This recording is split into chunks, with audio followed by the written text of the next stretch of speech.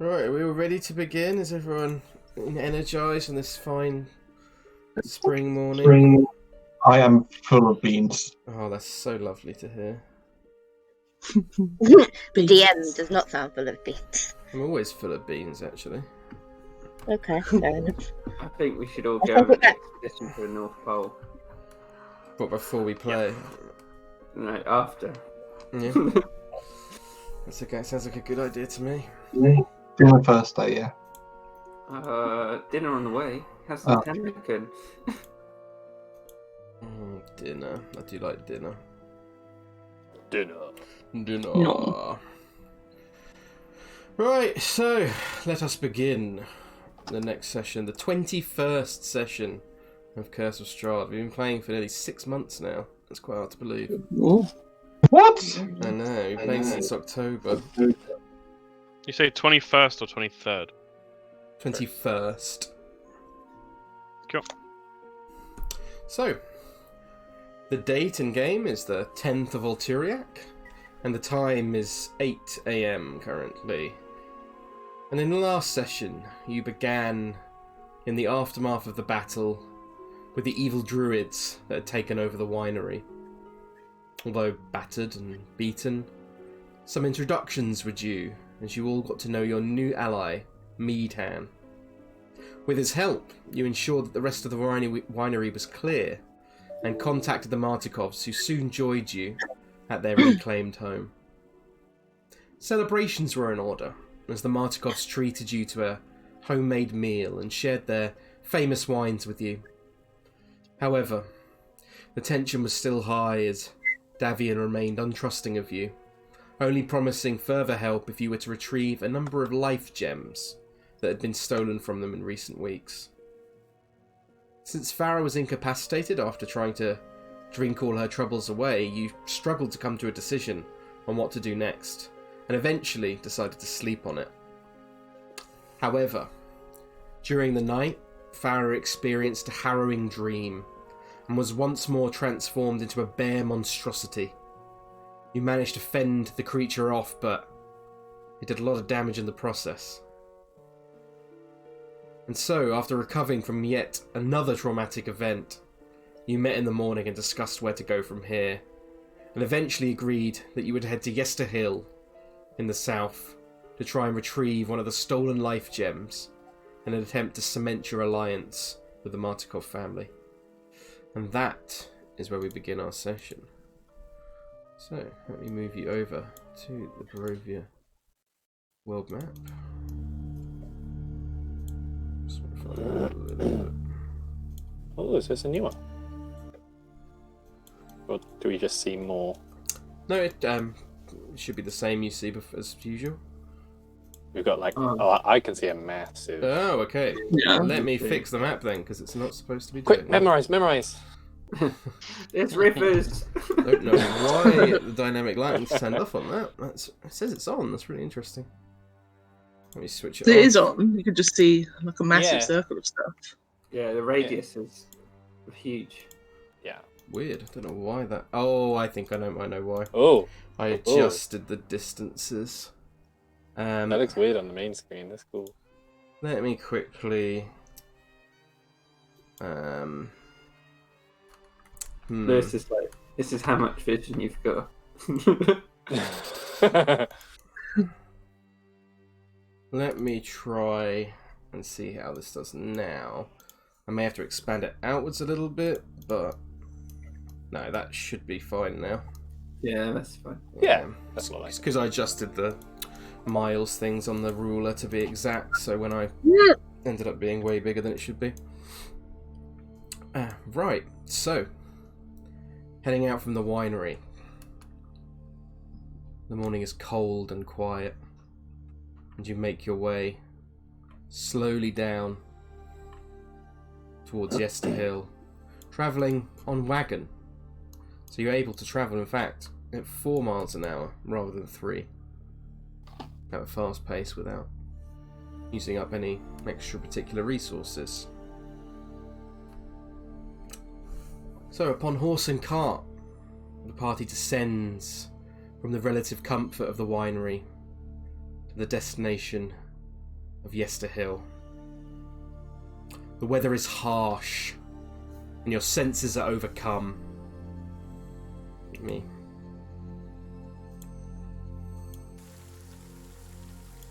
Yeah. The scent of a storm fills your nostrils, whilst the dark clouds overhead obscure much of your vision, and all you can hear is the beating of rainfall against the cold, hard ground.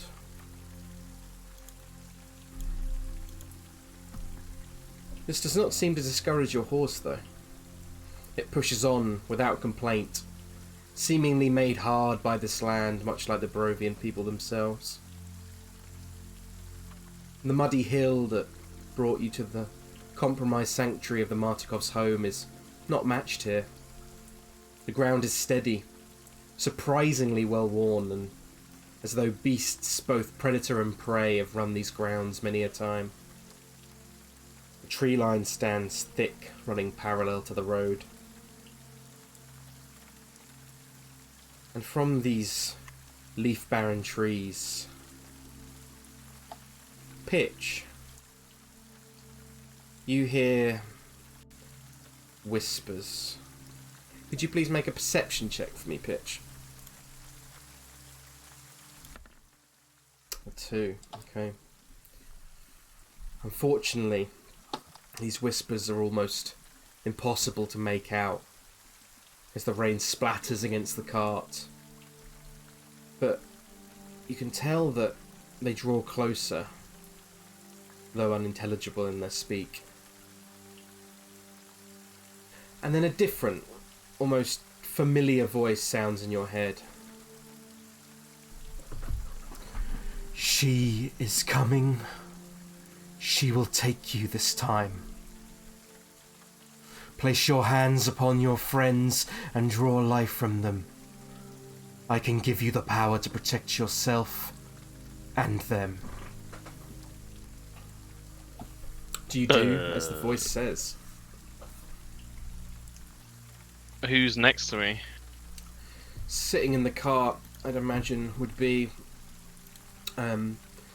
Farrah, maybe Osdred and Nigel, with perhaps Helen and Meadhan leading in front of the car. I was going to say Meadham would prefer to walk. I thought as much. Sure. I've got 2 hands. One goes onto Nigel's burly shoulder. One goes onto Osdred's meaty head. Osdred just looks at him like, bitch. Now's not the time. Both of you take half of this damage. Hold on. Oh. Good job, Tom. You're welcome. Oh, Jesus. So you both take 17 points of cold damage as Pitch places his hands upon you, and suddenly you feel this awful cold energy rush into you, almost draining you of your life force. And Pitch, as you do, you feel yourself imbued with this power. I have resistance to cold. But so you would take half of 17 then, so you would take 8 points of damage. Nicely done. The black ice fully forms in your hand, Pitch, as you ready yourself for the enemy that lurks behind the veil. Can everyone please roll initiative for me? It's just like, what the fuck, bitch? Pitch is just like, something's coming. He doesn't know anything else. Right, yeah. Let me move you over to Did anyone take the full damage? full damage. There was no full damage. Okay. Why would there be What full would it damage? Fallen. I don't know. Just don't worry. Okay. It's split between the two of them, and then Mhm. Nigel took half Exactly. because he has resistance. Exactly, yeah. Okay. Oh, Jesus. Well. Oh, my favourite.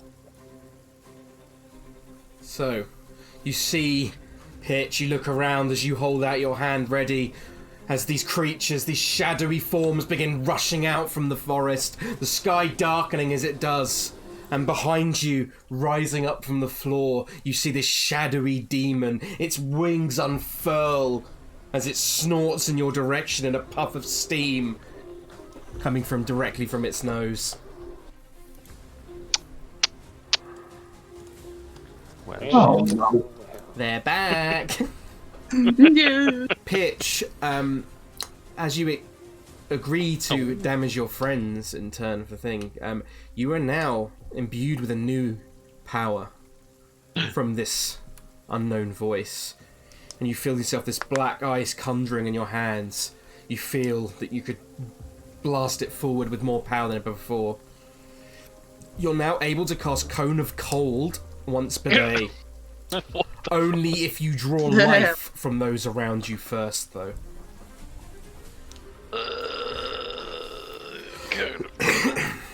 Once per day. Only if. Okay, now we're just going to need to stock up Pitch with little defenseless animals.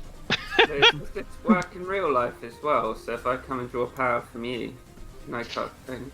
Yeah, sure, yeah. Right. Okay, holy fuck. Yeah, we're starting off with a bang this session.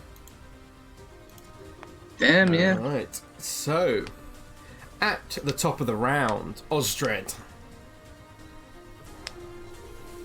This music, fucking hell. I thought I'd pick Awesome. a more specific violin song for Pitch's Demons. Oh, nice. Yeah. Just trying to work something out. What is it, 2 Steps from Hell or something? I got it on. Found it on YouTube. It's called "Leaving Hell" by Supreme Devices. Oh. I look them up.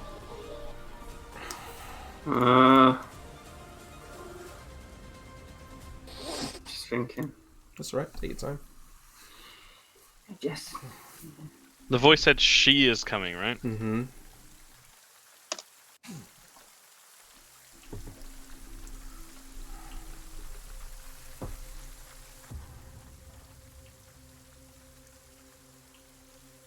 Jesus. Cone of Cold's a big boy spell. It is. Scared. It's gonna.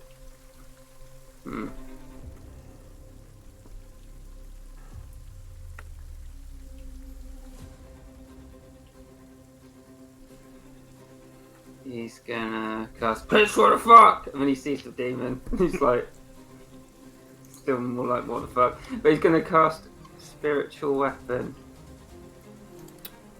Okie doke. Let me just take the damage off you as well, Osdred.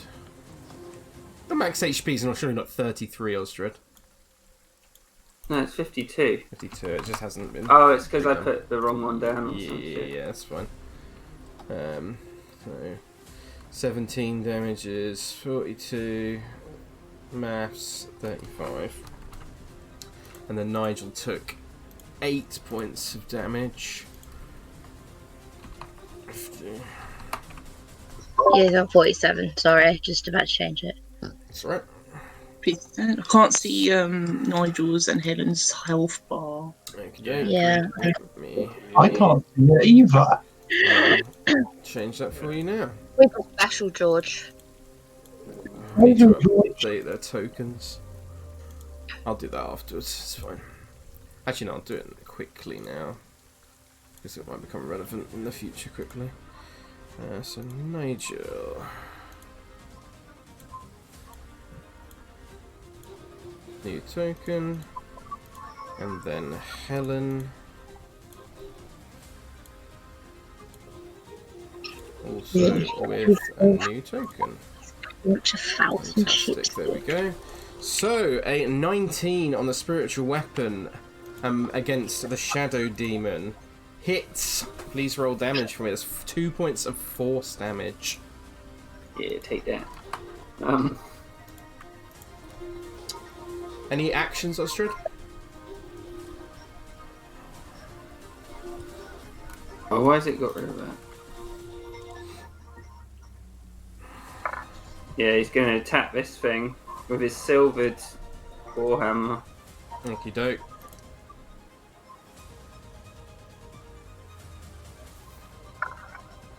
Unfortunately, low.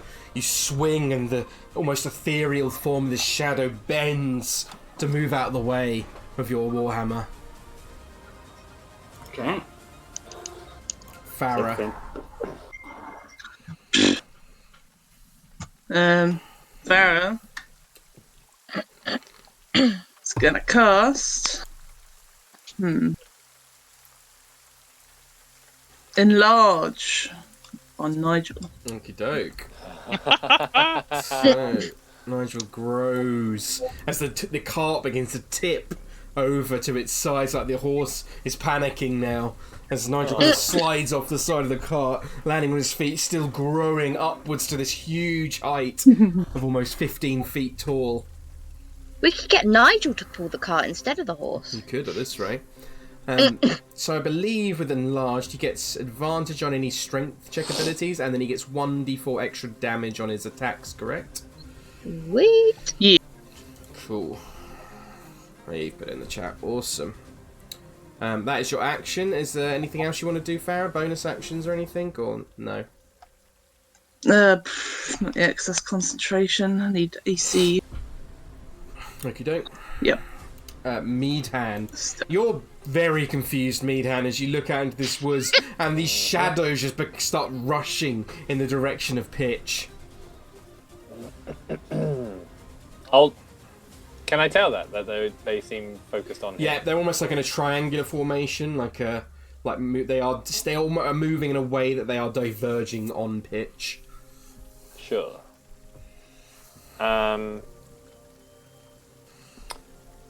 Oh man. He's gonna run on over here. What would he do? What would Meadhan do? He'd take a swing at something, hold an action to take a swing at something when it comes closer. Okie doke. Pitch. Oh god. Tell him to go home. Yeah, back off. My mum says I can't play.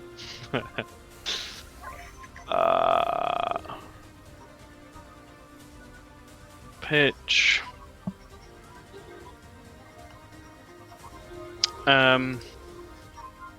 We'll call out and say, I'm sorry. But he will go.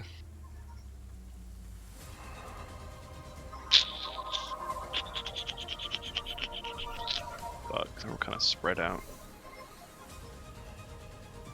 He will back up. He'll go in between these three guys. Mm-hmm. And he'll cast.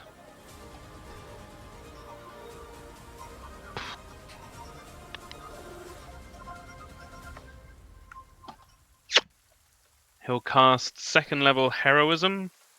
Okie doke. One on Osdred and one on Meadhan. Okay. Oh.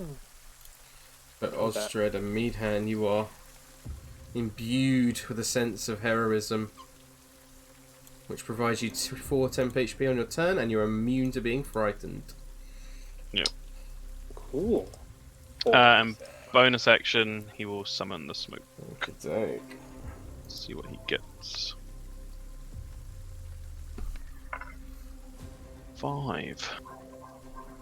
But he can't use it this Yeah. turn, so he can move on. So, the Shadow Demon's turn. It begins, almost it dips out of existence and then reappears up next to here. And then it's going to swing out against Pitch with its Can I claws. try and swing it as it approaches? Yes, you certainly can, so make a...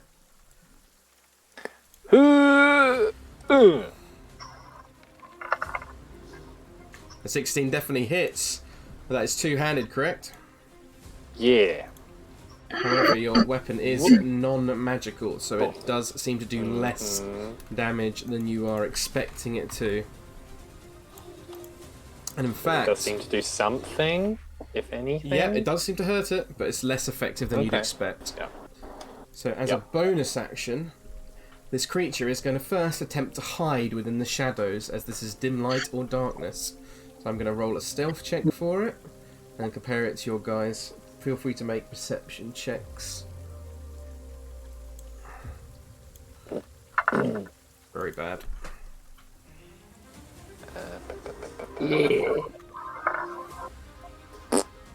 Okay, most important target there, Pitch. You still manage to see it, even though it blinks out of existence into the darkness, so it does not get advantage on you, which is important. It's going to swing out to try and hit you.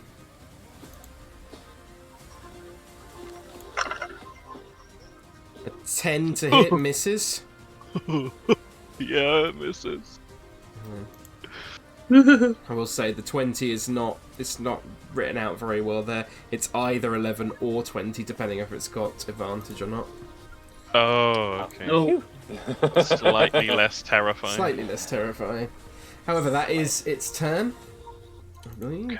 Yep. Helen. A familiar sight for you, Helen. As these shadows come rushing out towards Pitch, and your aim is to defend him once more.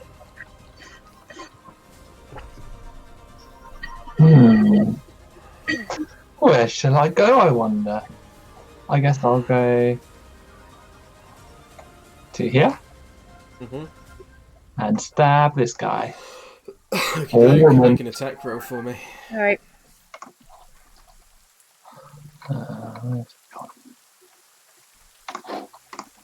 16 definitely hits.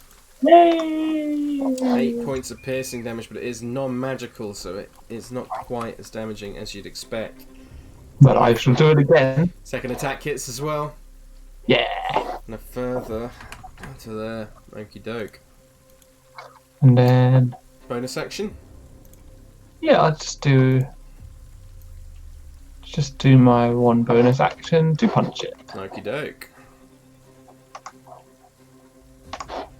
18 definitely hits. 9. Okie doke.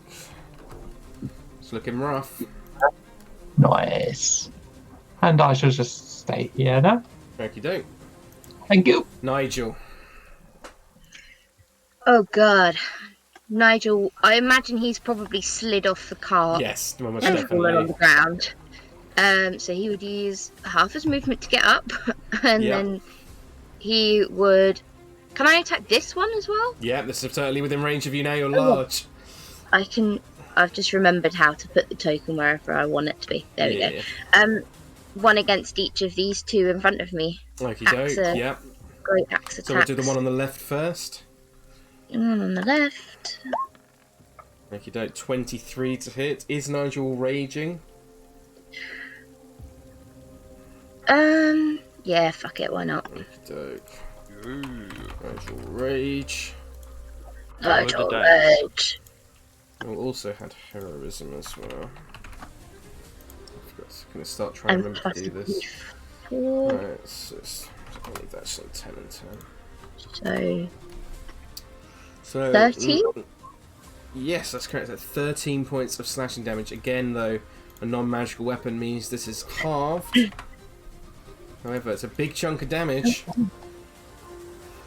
Roll the dice. And then the second Oh, yes, you one. get to roll your dice on your rage, which can make a Oh, difference. So D8, isn't it? Sorry, I ask Yeah. that every time. it is indeed but- a D8. Yeah. It could actually make your weapon magical. 5. 5! Whenever a creature hits you with an attack roll before your rage ends, the creature takes 1d6 force damage as magic lashes out in retribution. Okey-doke. So you got crackling magic across your buff bod. Nice. Sweet. And then the second one. Oop. Rubbish. Rubbish, but it does actually hit. Oh, sweet. That, and then 8. 6. What's the point in that? That's the D4. Another 4 up to 10. Okay. 12. Would that not be? No, you're right. 12. Yeah. Rage, yeah. Okie doke. Again, not quite as effective as you like, but a big chunk out of both these shadows as they kind of like almost hiss out at you. Oh, God. The shadows turns. Right. I'm going for pitch. This first one. We'll do them one at a time. This first one is attempts to slash out of you. Pitch. Yep. A 18 to hit. That hits. You take 13 points of necrotic damage. And your strength is reduced by 3.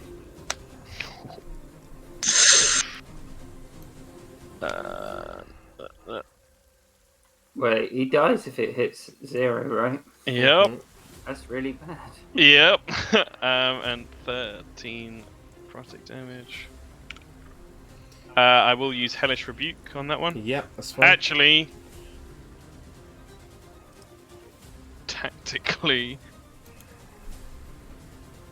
might be better not to. It's up to you. Oh man. Also make a con save for me. See if you can keep heroism up. Nope. No, so heroism is down off of you guys. Okay. Take that symbol off of both of you and Osdred.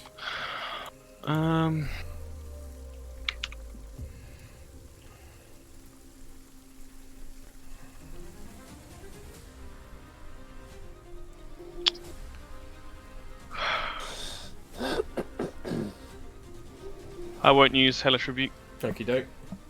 This one will go around past you, Helen, to get into this space, so feel free to take an attack of opportunity if you'd like. 14 hits. 5 points of piercing damage, okay. It's still standing. And it will make an attack against Pitch.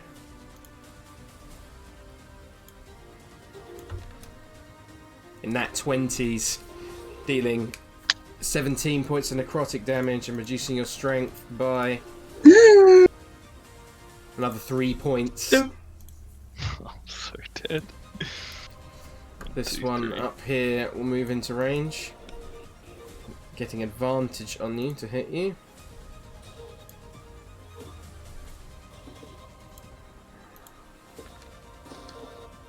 A 20 to hit.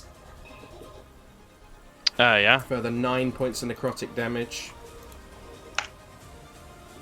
And a further 3 strength reduced. Yep. Okey-doke. The rest begin to move up.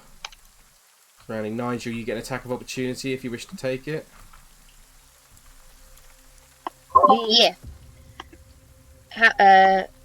Against that one. Yeah, no, it would have been this one up here. Okay. Yeah. Failed my injury check. Okey-doke. We will quickly do that then. There's necrotic damage. Injuries.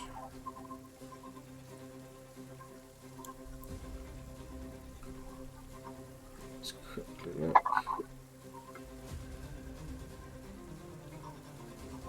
Yep. Necrotic D10. Okie doke. It's kind of a funny one. Oh no, sorry, that was a. Yeah, could you roll a D20 for me, please, bitch? Yep. 2. Oh shit, that's a bad one. You see Pitch as he begins, his eyes sort of roll back into the back of his head as this necrotic energy moves up his arm. His red skin turns to black and his hand withers and falls away. Pitch, you can no longer hold anything with 2 hands. You've lost your hand. You can only hold a single object at a time. What the fuck? That's so bad. You're never going to be able to play violin again. Nope. That's a very, very bad one. Okay. This one, 20 can't actually get past me, Tam. Which hand is it? Just for my... Shall I roll for it? Roll or... for it if you'd like. 1, 2, 3. Well, 1, 2 left, 3, 4 right. My left hand. Okie doke. That is the Shadow's turns. Osdred. Osdred's like, Farrah, heal pitch, and he's going to cast Spirit Guardians. Okie doke. Hey. So they make wisdom saves, I believe. They do at the start of a turn, not now. Okie doke, that's fine.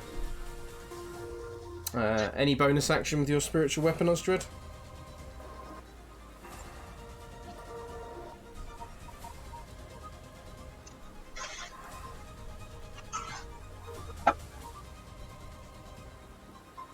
And the Spirit Guardians look like little dwarfs drinking out of wooden kegs like a glockenspiel as it goes through. That's amazing. That is awesome.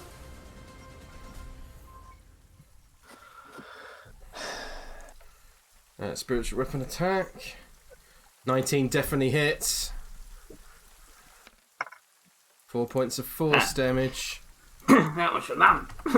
Okey-doke. Farrah.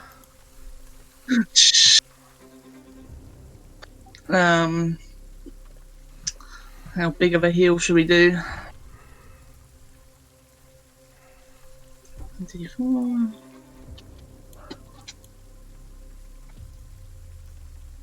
Does when you lose strength, does that reduce your healing, your health as well, max health, or is that just a No. vampire thing? That's just a vampire. Okay. Okay. Let's do big heals. 3rd level, cure wounds. Shit. Okay. Thank you very much. And she's gonna. Oh god, it's not gonna do much good though.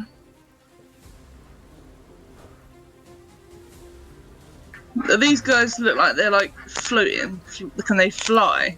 They are like incorporeally just like floating towards pitch, but they're not moving up above the ground beyond. Is this that, guy though. the kind of same or not? How do you mean? Oh, Is he, like, again, yeah, floating Transparent. above the ground, floating? slightly incorporeal. Yeah. Okay. Yeah. Okay. Won't do anything yet then.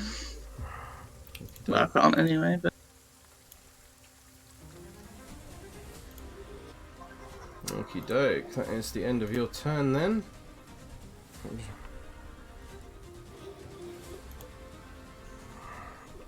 Just replying to Steph quickly.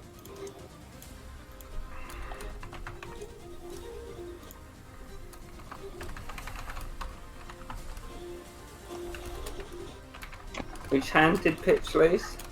His left hand. Left. Is he sinister-handed or not? I didn't imagine him as left-handed, no. Okay, that's good. Meadhan, it is your go. I mean, it's not good, it's better. Yeah, it could be worse. Did you say we can't see the spooky demon one? You can see them at the moment, yeah. We can see him. Let's go for him again. Yeah.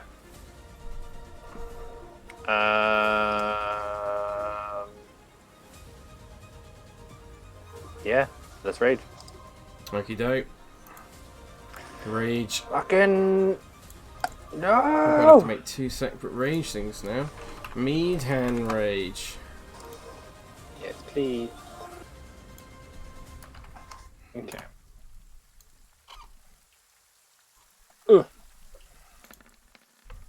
15 definitely, 21 definitely hits, rather 7 points up to 9 points with Rage. Add. Yeah, I was gonna say.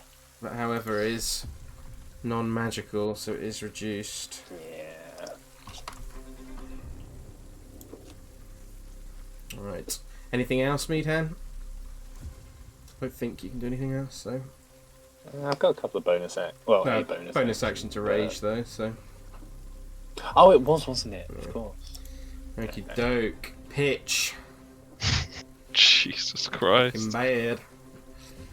Wide-eyed staring down at the stump of his left arm now. Is it basically like, what do you call it? Fuck. My brain's gone dead. When you're up in the snowy mountains and shit starts going black and nasty and...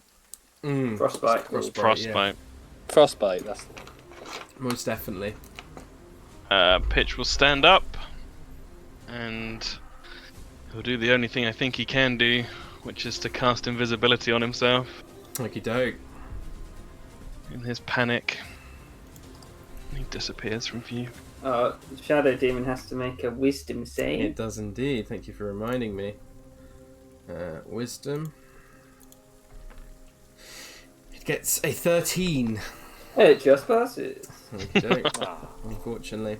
Damn. The Shadow So Demon. it takes half damage. Yep, so if you... What was the damage again, or do you roll... I roll it.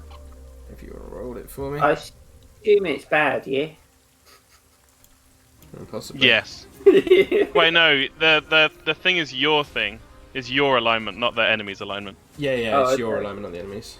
Still. Holy shit. Nice. That'd be for all of them So, as well, yeah. I think. So Yeah. half of that, because it's a 10, however, it does seem to, as this radiant energy blasts into it from your spirit guardian circling around Pitch, this creature like hisses out as this radiant light consumes it, dealing full damage.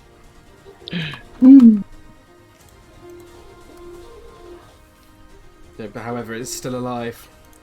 And it's going to make an attack at disadvantage against Pitch. However, first it will try and bonus action to do its hide, as it is dark around here.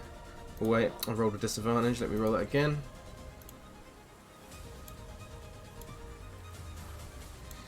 Please roll me a perception check, Pitch.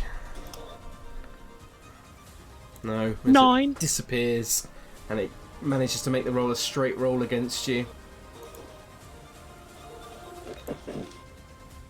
However, a natural 1's on the roll, so it misses you. It's disadvantage on its next one. Heroism is gone. Helen. Me. Well, let's get this guy. Okie doke. Stab. 16 definitely hits. Yeah. 5 points of piercing damage. Reduced. Let's stab it again. Okie doke. Definitely hits. Yeah. Okie doke. Punch it. And punch it. Definitely hits. Okie doke. Low rolls, unfortunately. All ones on the damage dice. Poor Helen. Let's punch it again. Okie doke. Flurry of blows. Yeah.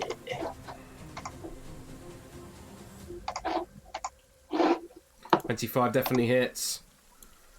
8. Okie doke. It's looking pretty rough, but it's still standing.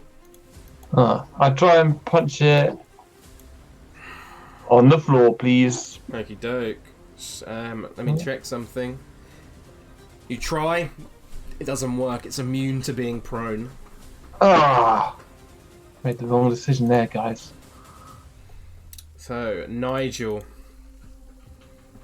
Looking around, seeing Pitch being consumed, is this shadow energy reaching into him, almost like a Dementor in Harry Potter, like sucking this energy from him with each time they come close to him, sucking the energy, this necrotic energy going through his hand up into the air itself and disappearing. I suppose I can't go into that spot there, can I? No, 'Cause the that's where the horse is horse there. Yeah, you have to move around, I'm afraid. Nigel gonna make. I will say, I believe enlarge might increase your reach. Am I wrong? I might be wrong about that. Ooh, I don't know. Let's have a look. Let me have a look. So weight is multiplied. Gross means large. No, it doesn't say they do, so never mind. Okie doke. I think he'll make his first attack against this one and then see how it goes from there. Yeah, that's fine. So Definitely hits. 7, 9, and with that, 11. Just cleave it out of existence, desperately trying to get towards your friend. Sweet. And then he'll hop up on here, Yeah. on the car. Probably not a good idea. And then make the next one against that one that's in front of Pitch. Mm-hmm. That'd be an advantage, right? So Helen. It would get advantage indeed. It hits anyway, but see if you get the nat 20. Definitely could make a difference. It doesn't, but you still hit. That's a lot of damage. 16 plus 4, 20. The shadow out of existence once more as Nigel, just this whirlwind, this huge hulking form, desperately trying to protect his friend. However, here's the shadows goes. His first. You'll have to make wisdom They do saving. indeed. So let's start from the bottom right. Wisdom save. A 10 is a failure. The one up from that.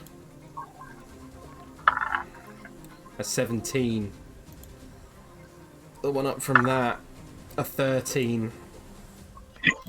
One up from that gets a 2. The one up from that gets a 16. It's not one up from that. The one along left, sorry. And then the one above Osdred gets a 13. And then the one left of Helen gets a 9. And the one below that one gets a 10.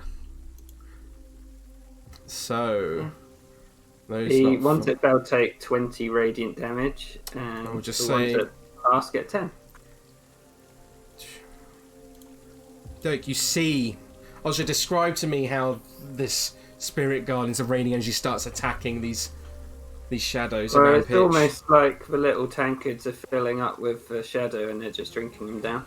Okay, you see that moving around faster and faster, pouring the shadow. You see the shadow struggling, resisting against Osdred's spirit guardians as they pull away at the necrotic energy, and slowly but surely, boom, boom, boom, boom, they all Oh my drop. Oh my god. Holy fuck, Osdred. Radiant damage is good. Indeed. And then he'll do a Bonus action with- attack, yep. yeah, disadvantage. No, it'd be with just a regular roll, wouldn't be disadvantage. I thought he's invisible. No, he'd, well, actually do a perception check, that's a good point. No, because he hid and then he attacked. But you'd see him with an actual 20 anyway, so he's not hidden. The red is for his disadvantage. Oh well. But it does miss, unfortunately, as Dumathoim is with you in one moment, but then not so much in the next. Farrah, it's your go.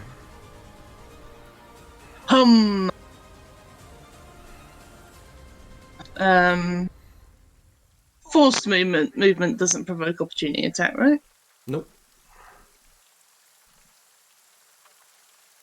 Oh, it's Pitch's turn next anyway. It's gonna drag him away.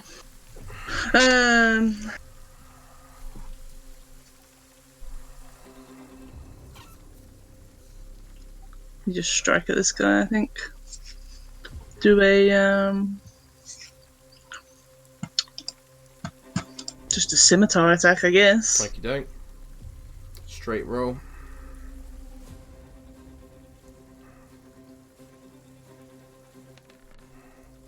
$19 definitely hits. 8 points of slashing damage. However, it's not quite as effective as you thought. There's only Yep. 4 of that goes through, slashing in. Every time you slash in, you expect it almost to cut in and be this like bloody creature in front of you because how corporeal it looks. But every time it just slashes in, you realise that this creature is sort of partially incorporeal. Meadhan.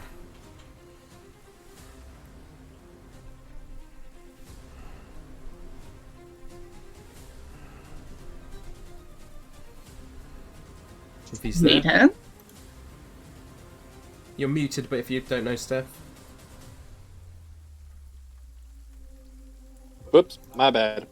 I was saying from my previous attacks, can I tell if it's physically there or if it's more like an ethereal thing? It's physically there, but it definitely does. Like, you can see it in front of you, but every time you slash in, it does seem to have this kind of incorporealness to it. Like you're slamming into something like almost like water. Yeah. Obviously not literally, but that's the closest thing I can think to describe it as. In that case, I won't try and grapple it.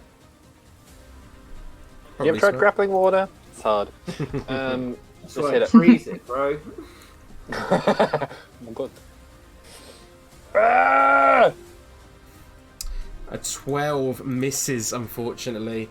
As you swing down, can't quite connect with the tune hammer. And it just gums off the side of the wagon. As you just... Rage ticks down once more, unless you've got any bonus actions, Meadhan.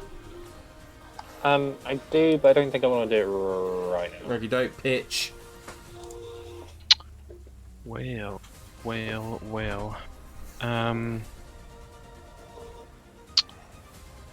Just check invisibility real quick.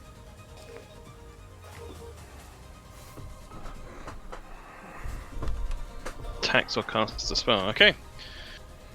He is not attacking or casting a spell. I think if I run away, this thing's just going to follow me. How long does invisibility last? An hour. Oh, I don't know. Yeah. I mean, maybe running away would do something. But then I'm also far away from people. Oh. God. People get opportunity attacks, because Farrah and Meadhan attacks isn't a huge deal.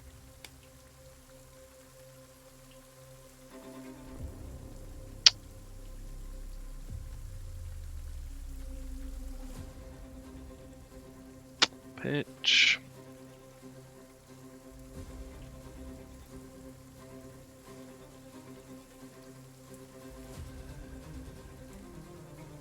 Pitch is terrified.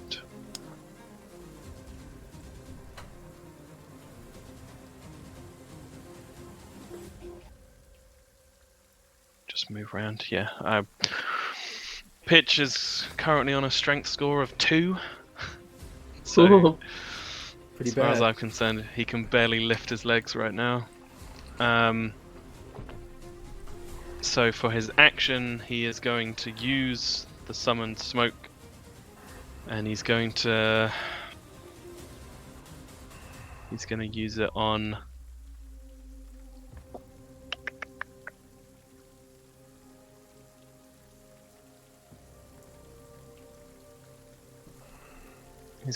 Farrah. Mm-hmm. And the smoke image of Kendall appears next to her. Mm. Farrah, if you see an enemy harm a friend, you can use your reaction to deal force damage to the thing that's doing the harming, basically. Nice. Means your yeah, invisibility. I think Does you can roll that for it. drop your invisibility? No. No, if you don't. But I mean, as far as I'm reading invisibility, it says if you do Spells an and attack, attacks. Yeah, so or if you do a spell, So, yeah. which this isn't. And that's my turn. Okie doke. Demon, at the start of its turn, takes a further 20 points of radiant damage. That's it. Yep, Spirit Guardians keeps going. That's to roll, right? To see if it. Oh yeah, that's a good point. Well, actually, let's see if it fails then. And then finally, the mugs go round once more, the tankers absorbing up this creature into it, and it just lets out this horrific scream. and as it is Ooh. absorbed by Osdred's spirit guardians. And with that, good timing with the music. Combat Ooh. is over. It's the first when it enters for the first time. It doesn't say anything. Or starts its Or turn. starts its turn. Oh, okay. Oh, it doesn't have a comma. Pitch flickers back into visibility and just fucking falls to the ground. Yeah. Into the mud, clutching his left arm. Farrah will try and help him back up. He's... As you try and help him up, his legs just aren't supporting him. They're like shaking up beneath him and he just... Nigel would stumbles pick him back up like a big baby. down. There you go, that'll work. Giant Nigel. Yeah, and after you do that, she'll drop the enlarge on you, Nigel. Hey, was enjoying yourself. Yep. Boom, boom, boom, boom.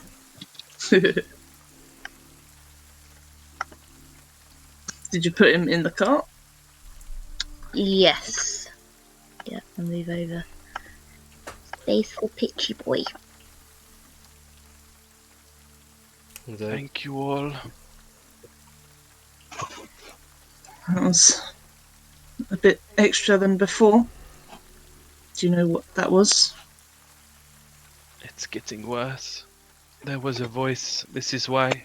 Osdred, Nigel, I'm sorry. The voice said that I needed to draw life from my friends to have the power to fight back.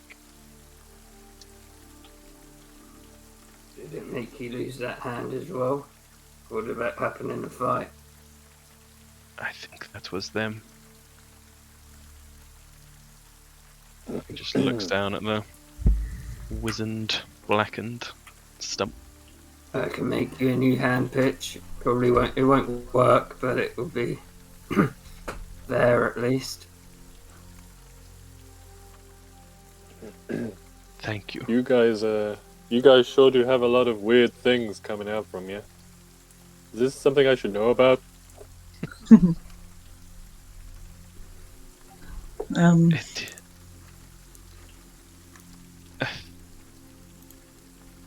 It, thank you for helping to defend me, Meathan.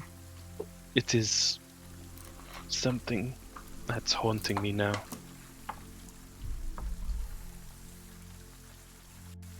I mean, I get that we all have our demons, but one of you's a bear, the other one's got ghosts. It's safe to be around you guys? Probably It's not, like to staring be at honest. each of you. Well, you never know, Meathead. Maybe the devil will take interest in you, and then you'll have your own set of demons to haunt you. I sure hope not.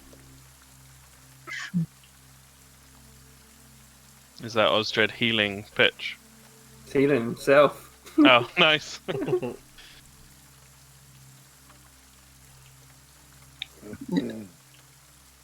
So you stand around as the rain continues to fall around you.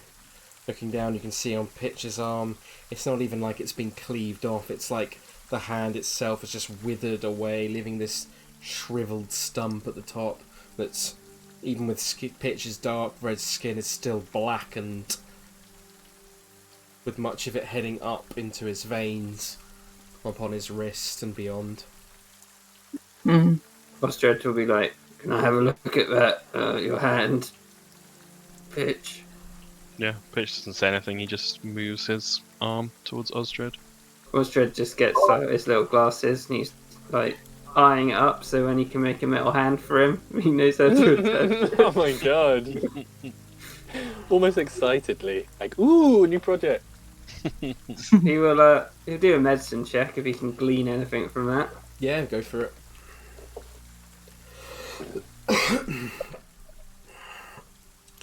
you do not glean anything with a natural 1. You think, as much as you know, you think it looks like the necrotic damage is just completely shriveled and just completely ruined the hand. This doesn't look like.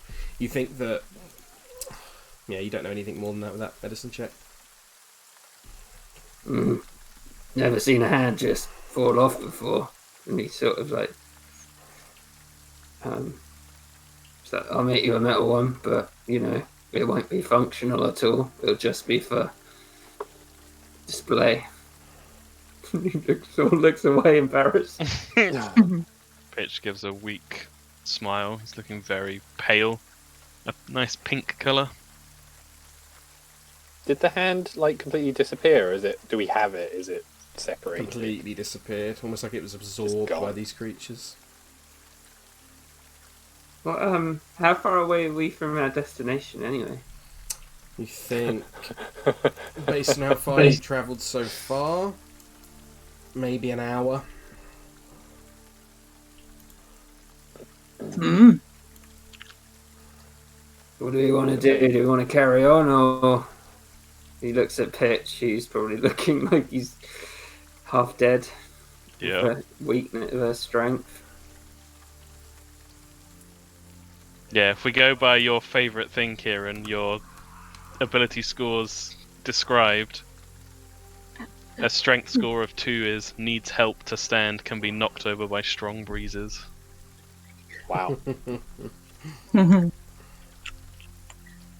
Wait, does restoration restore the scores? Let me double check. I don't think so. I think last time it happened I just had to sleep it off. Oh no. Otherwise the reduction lasts until the target finishes a short or long rest. Yeah. Okay. Short or long. Just let me sit on the cart for a bit, I'll be fine. Pretty harmless, really. Ha ha ha ha ha. So, you pushing on? Gonna wait Or are you going to wait? on the road. Farrah looks around, doesn't say anything. Let's keep going, surely. Can I rest on the back of the cart for an hour? Yeah. Okay, well then, there you go. In Nigel's arms. Yeah, Pitch will gladly pass out in Nigel's arms. If it's in that time, Osdred would set up a little ritual so he can turn one of his weapons into a metal hand for Pitch. Okay, yeah. What? You can do that? He's a Yeah, forge he's cleric. got It's your chain of divinity, right? no, yeah, Artisan's blessing. Awesome. So, the Make it so the middle finger's always sticking up. I will say the horse would have broken free from the cart and ran off into the trees, but No, fuck. with some, you would be quite easily be able to bring it back to the car for a short time. It hasn't run too far, and it's a trained horse, so you manage to rejoin it to the cart, and then slowly but surely the morning starts out badly, but you head out back upon the road towards your destination. Bring you back onto the map. And you push on through the woods another hour. May I take my short rest? You may indeed take your short rest, and anyone in the back of the cart may also take a short rest. Pitch, during your short rest, Yes. the voice echoes through your mind once more. And it just says, "Well done. But she will return." Before going quiet It's again. just kind of fading in and out, but he would say that to everyone as soon as he hears it. The voice came again. It says this isn't over. That she will come once more. Who is she? I don't know. I've seen things in visions, but some of the visions have been different. There was I am remembering this right, I think, dear. There was a woman obsessed with her appearance. Yes. He saw that in the orb, right? He did, yeah, in the orb. So yeah, Pitch would say about that. Who was also taken by shadows, similar to the other members of your family. Yeah.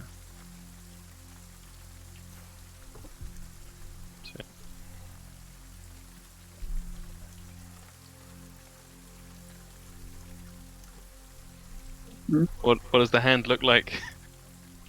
I assume it's got a bit to attach to the hat to his arm. Yeah. As well. I don't know. What does it look like? This is it like dwarven? Yeah, I'd say, yeah. You feel free to describe what it looks like to me. I don't mind. Pretty much just looks like Osdred's hand, his right hand, but made out of metal with sort of. It's right hand. Really small. Well, is it the wrong hand? Is it backwards? His left hand. He's got a backwards tiny hand. Yeah, his left hand. And, it's got like sigils of Dumafoin on it, I assume. Makes sense to me. You would find that comforting. Thank you. His strength return. Okay. Just quickly grab something. I was hoping it would be like one of those sporting foam hands. Oath number 1 written on it.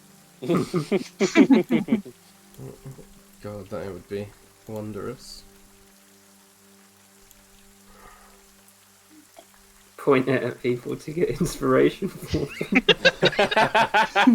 You got this! So, the trail through the thick woods eventually leads to a hill covered with dead grass and cairns of black rock. Dark, ominous clouds gather high above, and a single bolt of lightning strikes the hilltop.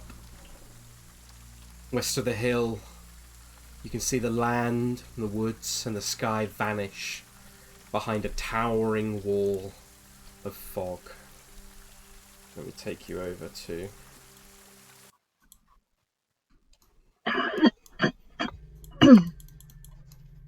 This is the scene you see before you as you leave Cheerful. the safety of the woods. Beautiful.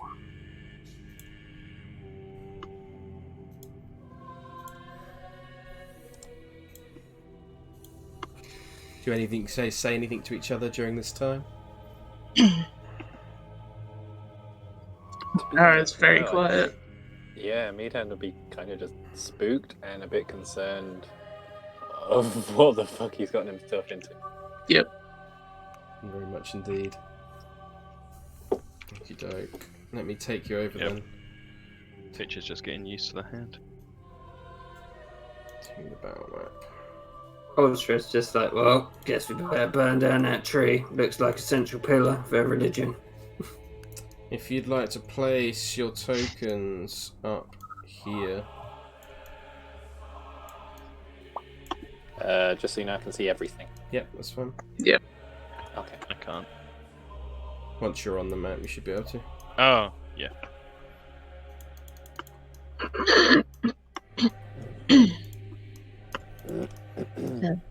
Okie doke. So, the hill stands before you, as you've been instructed to help the Martikov family retrieve one of the life gems stolen by the evil druids. What do you do? Did they give us any information about this hill? Any at all? Did- Or they just like, it was taken? Said it was taken to here. They know about as much as you do, so...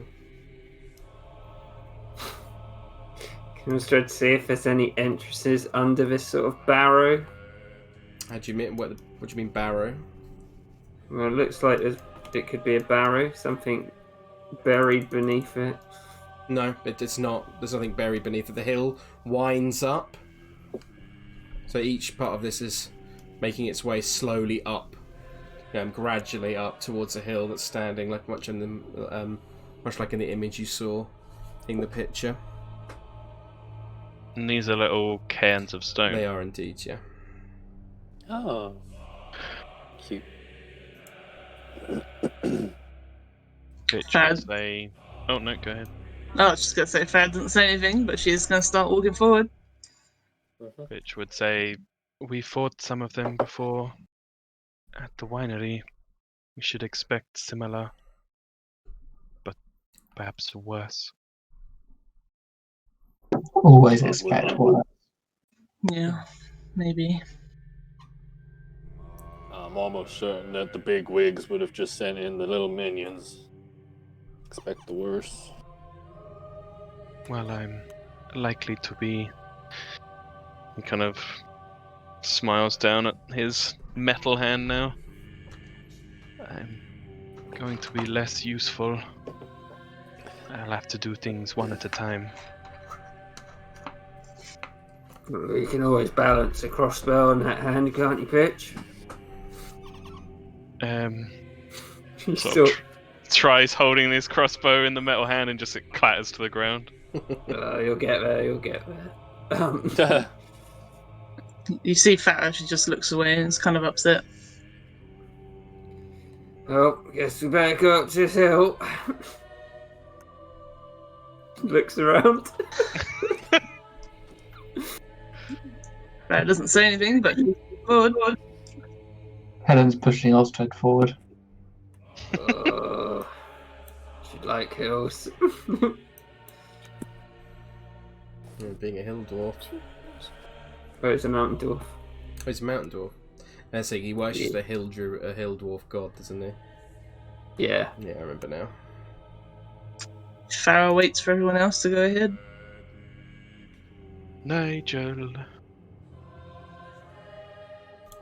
Yes, that's me. Sorry. Then I think we can expect Farrah. You're a druid here. We might think in similar ways. She shrugs. Animals. There's not many animals in Barovia, though, as you've said before. No. I don't know, Osdred. The things we fought before were constructs of plant matter. It might be trees, vines. Yeah. Well, I don't know. Thanks. Druids Spec have magic. altars, things like that, where they put their artifacts. I don't know, that could be where the stone is. Would Farrah know anything about that? About what, sorry? If they have, like, altars for stuff. Do a history check.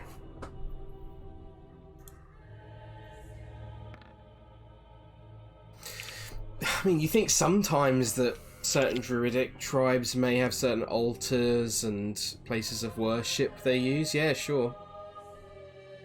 They have effigies, certainly different types of things, definitely. Like Some might. There's a variety of wild magic gods. Some might not. I guess at the top of the hill within a clearing around the forest seems like a holy place, so I guess what we're looking for is at the top of the hill. And he strides forward. you don't. As you make your way up the hill, Osdred, you can see these dirt trails run along two concentric rings of cairns that encircle the hillside. Each cairn is about 10 foot high, and it's like a mound of slimy black rocks. Does it have any sort of plant matter purposefully placed within the rock, sort of like ceremoniously? Not particularly, no.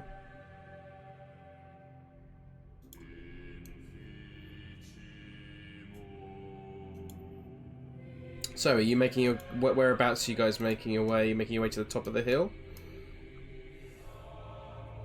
I was following Osdred. Yeah, it's just going up the hill. To the top.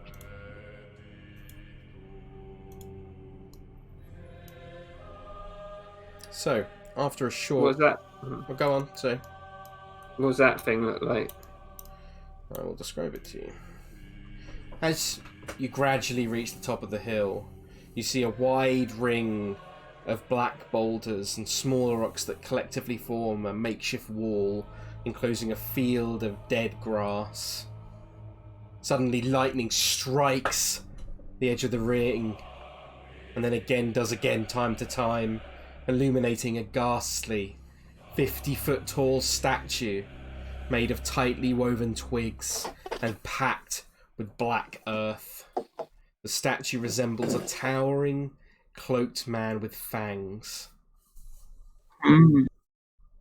Just beyond the statue, you can also see a number of standing stones. And Farrah, as you begin to walk and look upon this hill once more, it starts to look very familiar to you.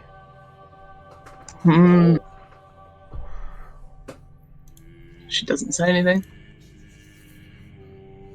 Can we all see that straw man then? Yep, almost definitely. It's, like I said, 50 foot tall. It's like, I wonder if that's an effigy. Maybe we should light it up, I don't know. What did they burn? What did they burn? I don't want to anger them more over some twigs, do we? Probably means more than twigs.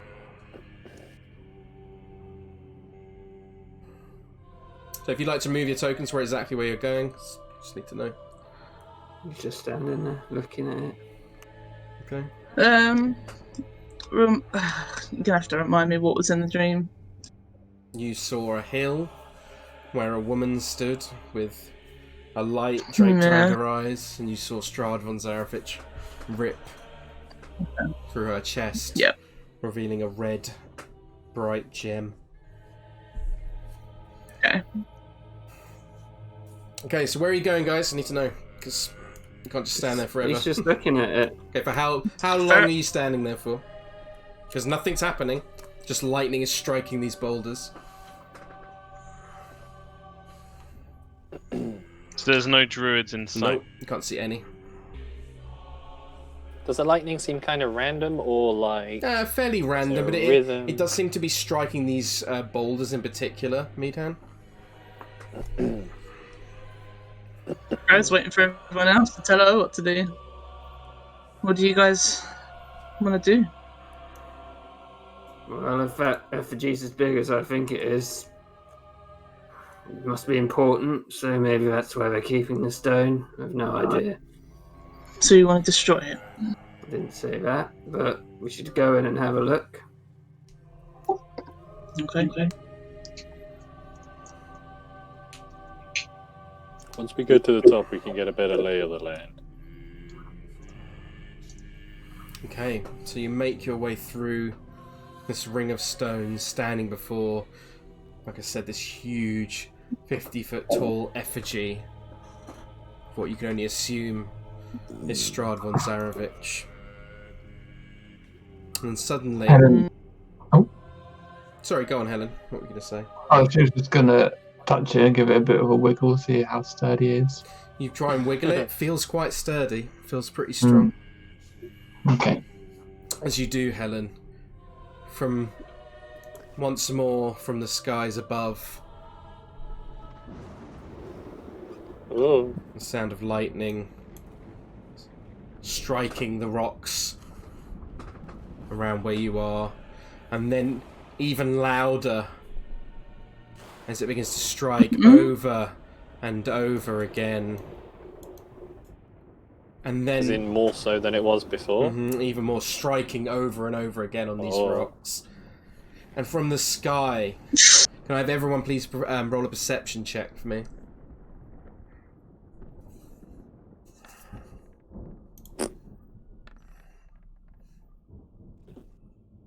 Okay, shit, natural 20, nice. Could I have quickly had Meadhand do an investigation on this thing? Yeah, of course. What were you looking for? Just see if we can tell like exactly what it's made from, what's in it, that sort of stuff. Yeah, it's doing 12. You can see that it seems to be made of like tightly woven twigs and packed inside like black earth. Okay. Almost like they constructed this like over. It looks like it's taken a bloody long time to tie all these twigs together in such a pattern and gradually fill it all with black earth. You think this must have, with that investigation check, you think this must have stood for a decent amount of time at least. It would have taken maybe a week minimum to construct this statue. Okay. So, as the lightning strike over and over, the dark clouds hanging overhead, you see as one particular bit of lightning strikes down, Osdred, you look up to where the source of the lightning came, and you see the clouds begin to split. And from above, you see a figure riding through the sky at an incredible speed atop a black nightmare. Oh, what? Oh my god, it's that horse again! And upon it, you see a familiar figure sitting above, looking down at you with a grin across his face. Strahd von Zarevich sits above you all. And as he does, as he sits there looking down with lightning continuously striking around you, you look down, Osdred, you're the first to notice it with that natural 20. But from the black cairns, many of them begin to rise a number of figures out from the dirt. And quickly. Who's this guy? Bear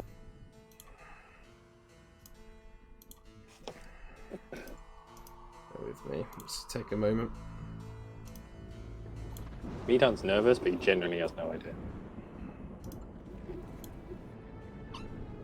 Radical horse, bro. Would the Marcots not have told him about him? Oh yeah, he would have heard of him, but he's never met. Oh yeah.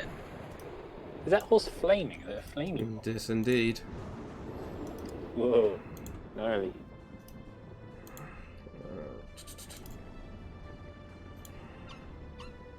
Have I got them all? This map is far too big.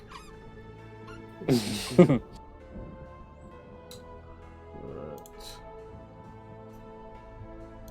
I believe I've got them all. So, you start to see,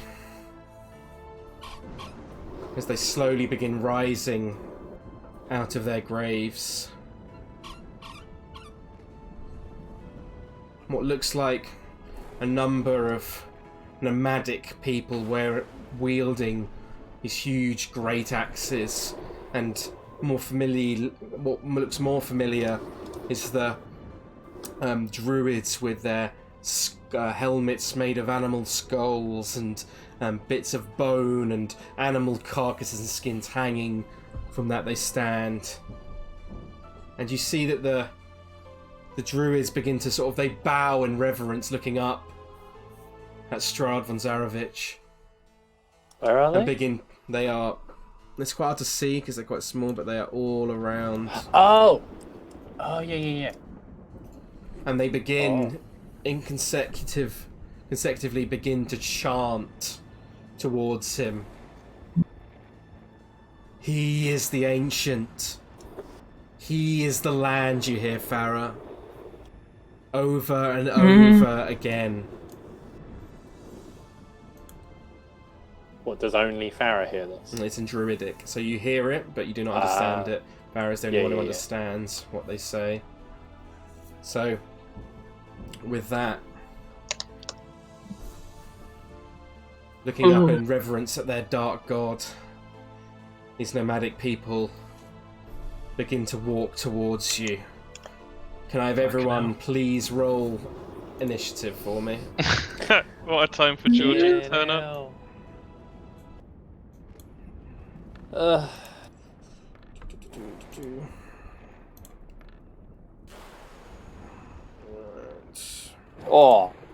Hooch. Good.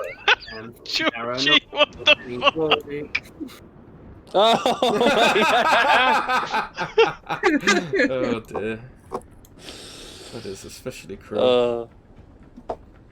I would do the thumbs up emote, but it's a left-hand thumbs up, so I can't. Well, that was like the perfect injury that could have happened to you.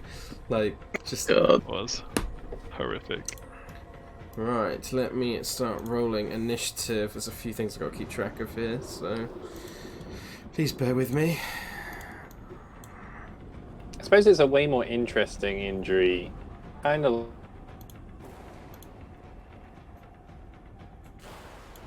Cut out for me there, Steph. Can't wait. I'd say it's one of the more interesting injuries. Definitely. Oh, really? Interesting, is it? There's an interesting one. Yeah, Can't wait to get. Speaking of injuries, is Osdred still poisoned? He is indeed. Yeah. Oh. Every time it gets taken out, it gets rid of the poison. Yeah. Just... I'll let you choose I a won't symbol save the for me, poison, Kieran. Hopefully it won't last forever. Osdred's not happy with Farrah. Well, Kieran's not happy with Farrah. Not telling us, warning us. Game. Oh, that's a bad roll for them. Let me quickly roll for... Can't wait until Tom feeble minds one of my characters and realise it doesn't actually make a difference. Armitage funnel cake gets feeble-minded. It only makes him stronger. God, it seems like such a horrible thing to do to players. It's a horrific spell. It really is. You can just do it with Greater Restoration, you know? Yeah. Yeah, Shit, but not there's like- nothing stopping you from starting it off in a campaign. Like, Whoa. little...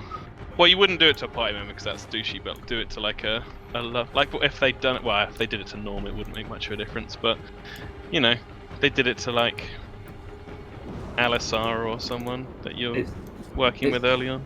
It sets your intelligence to 1 and you can't cast spells. And your charisma to 1. Yep. You basically become Okay. a brain vegetable. What can you do about it? Greater restoration spell. Oh, thank God. But if It's you just stuck. if it was with the arrows, if I got Bungo with it, who's the cleric who knows greater restoration, then he can't cast it on himself because he's feeble-minded. They do move around and like protect you, but they don't really say anything. They're just Yeah. like, whoa. Yeah. It is horrific. But just play a 1 intelligence barbarian anyway. Yeah, Farrah's worried now because she didn't think that this was a prediction of Strahd coming up.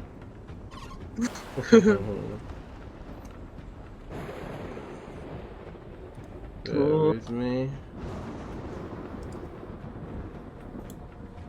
Sorry, Which I is just annoyed got a with bunch Strahd of 'cause shit he's at the back like- of the ground. We don't even have Irina with us. Why are you hurting us now? You said we'd be safe. It used to be like, she's at the Martikovs. Yeah, send him round there.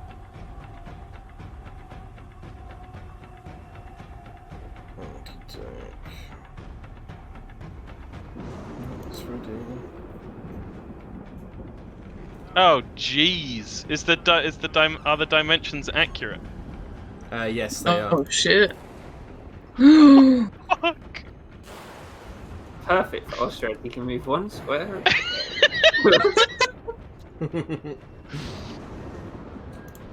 Alright, so... I vote we fucking dig hell, down, Farrah, what's bury that ourselves, initiative and score? just deal with it. It's a great initiative. Alright, hopefully that works. Not that I know what to do with it. Why doesn't that work? I'll just do it manually. Cast Destroy Vampire Lord on Strahd. If only. That'd be nice. Right, so, at the top of the round, Farrah, you begin to see these berserkers slowly but surely marching towards you all. Yeah. Fucking loads of them. How tall are these rocks? We can see past them, right? You can. They are. Let me quickly double check for you. They range from about 5 to 10 feet high. Some of them are above you, but there's certainly some of them dip down to points where you can sort of see out of them a lot easier. Okay. You could also climb over it, I guess? Yeah, especially the 5 feet ones, definitely. I will say also, at the south end of the hilltop is a sickly copse, a grove of dead trees and shrubs with a huge, misshapen tree at its core. Hmm. And in the dream, the stone was here, or was it in the by the tree? It was in. It wasn't either. It was on top of the hill, and all you remember seeing is the Strahd plunging his claw through the chest of the woman, and then holding it outwards. But none of this stuff was here. Okay. No. That is correct. Oh, I don't really know.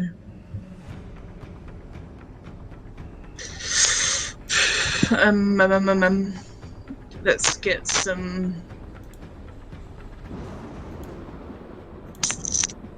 more or stronger. Probably more.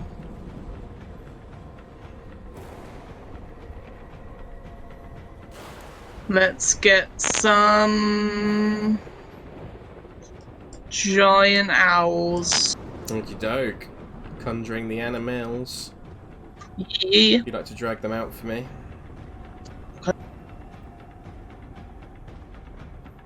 Bring out the owls.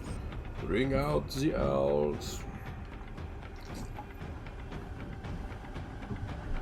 Okie doke. What's the range on them that you can place them? I can put them 60 foot away from me. Okie doke. Let me hold out a thing so you can put them. The token should probably be small as well, It right? should be, yeah. Unless they're 50 feet across ours. Yeah. It's hard to get them exactly because, fucking massive. like I said, the dimensions of this map are a bit funky in my opinion. Yeah. So 60 foot away. Somebody do that from me, if you could. Okay.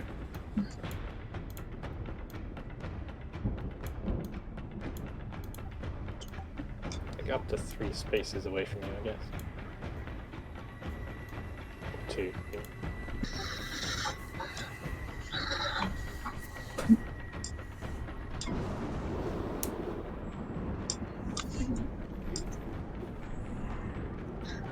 So what about on the other side? How far can I get on there? They get 60 feet from you. Yeah. So you know, Meathound's well impressed. You go, owl lady. Try not to place them on top of other stuff if you can. Yeah, I'm just trying to get them. It would be like that. Okay. Because it's to the centre of them, it's not to the edge of it. Okay. I sure hope they don't all get struck by lightning.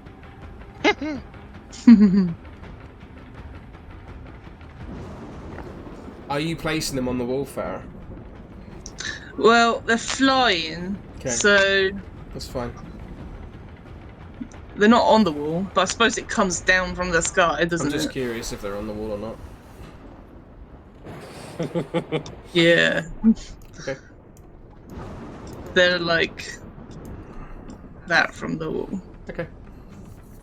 Anything else? Any more bonus actions or anything like that? You are concentrating as well? Bonus action.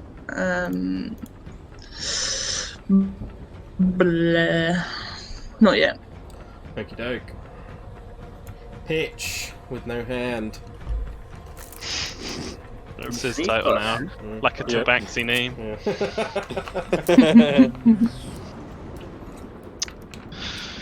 Yeah. Yeah, he'll actually shout up at Strahd. You said we'd be safe. You wouldn't attack us again. You lied. Doesn't respond. He's so far away and through the how loud the lightning is. I'm not even sure he could hear you, but Like, what? shout out I into the cannot void. hear you.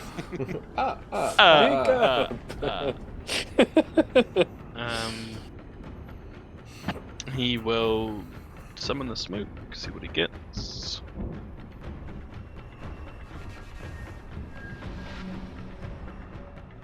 Great.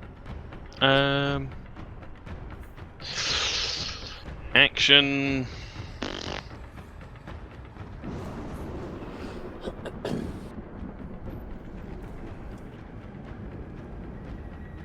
Action.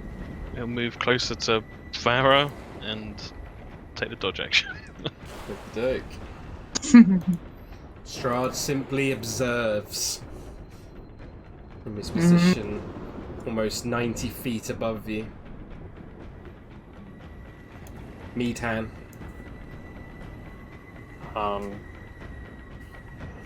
Sees everyone looking nervous, standing guard. Who's this dude? Otherwise, I will say, Meadhan, from your position, you can see a number of these druids are now like on their knees and they're just like bowing towards, and they seem to be just chanting over and over again, bowing in reverence to Strahd. I'd also say just everyone roll a perception check for me, and Farrah, do it with advantage. Osdred do it at disadvantage. You would, yeah. Because he's a poisony boy.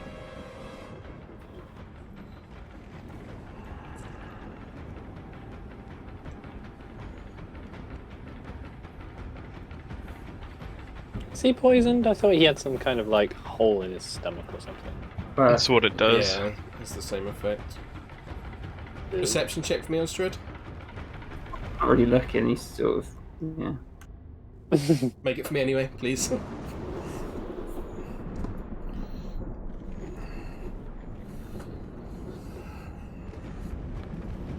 Cool. With disadvantage? Yeah, thank you. I'll say roll. Nice. Ah! So Farrah in particular, but I'd also say Helen and Osdred and Meadhan, you'd all like look down at these druids and you'd notice that these druids seem to be almost like, it's almost like ritualistic the way they're chanting towards Strahd. And Farrah in particular, I think you'd notice that it almost looks like they're chanting towards some kind of magical ritual. When you say the druids, do you mean the druids or these guys? The druids, not the axes guys as with well? not the guys with axes. Okay. They're just gradually walking towards you. Sure. And then she would use her reaction to say that then? Yep, that's fine. Okey-doke. So Meadhan, what are you doing? Farrah's just shouted out towards you. Yeah, I mean you can see it as well. Yeah, you can see it yourself.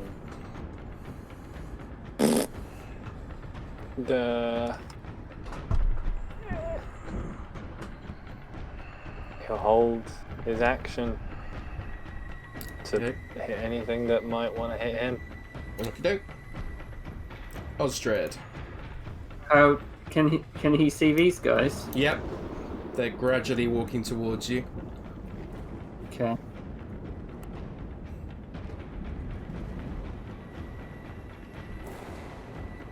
Yeah, that's it. I need 2 reactions. How high up are all the boulders that surround us? So they vary from about 5 to 10 feet high, sort of going up and down as they go. No more than 10. Then. No more than 10, definitely not, no. Yeah, I think it's out of range, so. Okie doke. Helen. Well, interesting. I'll probably just wait, but do a dodge action. Okie doke. The Berserkers. They're moving up into range at full. They can move 60 feet up. So. It's so hard to get the exact amount. I'm not a huge fan of the way this map's designed. Turn the grid off. Yeah, that's a good idea.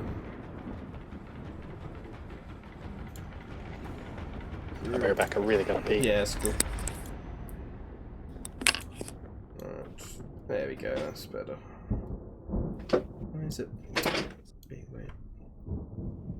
Fuck, why can't I see the distance?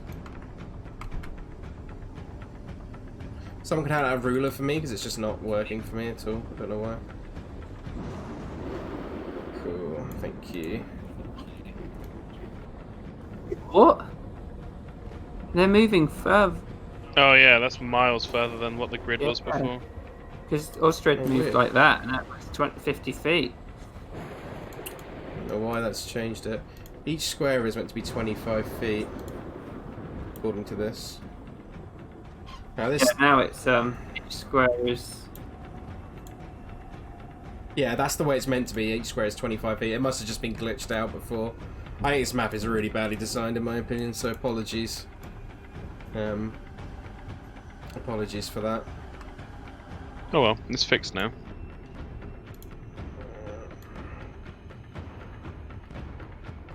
Frick.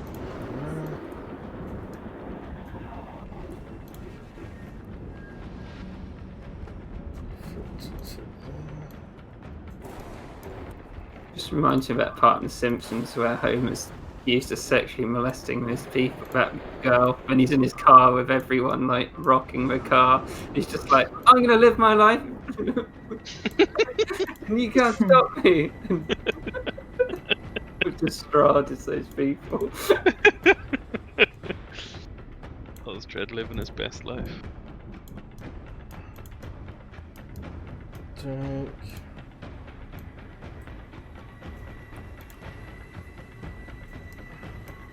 How do you reload a crossbow with one Is hand? The berserkers go.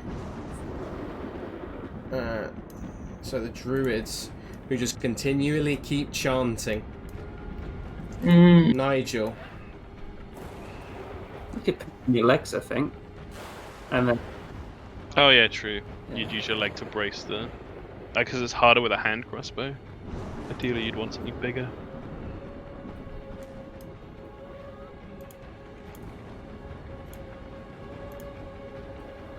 Nigel. Oh, he's be right back.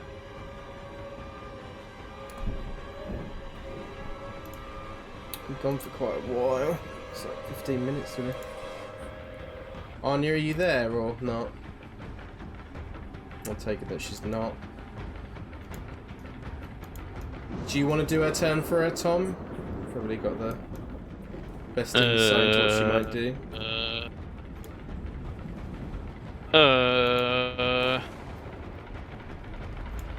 I'm gonna say, for now, she closes ranks. Okie doke.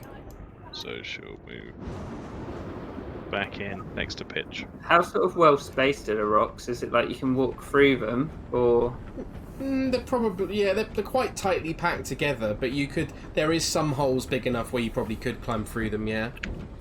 okay. We'll say that's Nigel's go then. Okay, cool, that's working. Farrah.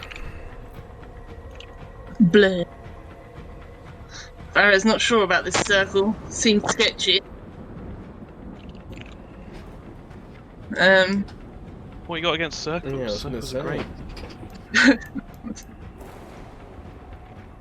great. Get to the edge. Right there. This is-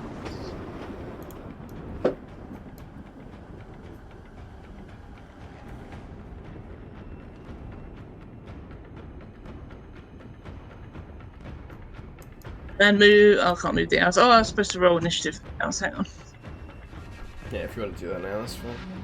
Oh, that circle is so satisfying. A perfect circle.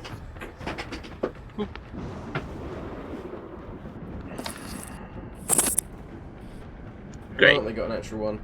Which actually meant they would have gone after Nigel. They would have only moved anyway. Yeah, so feel free to do them on your turn this time. I need to pee Yeah, as I'm well. taking this. BRB. And Oh, Farrah it's me next, is Dusty. gonna- Got to time it right. Um,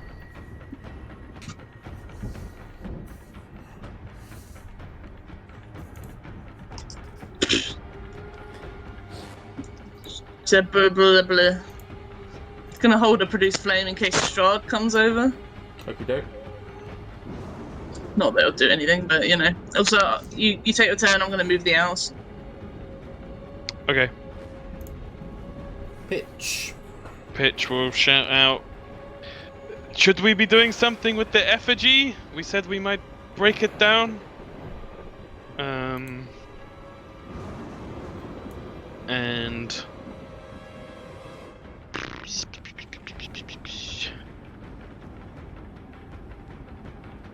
he will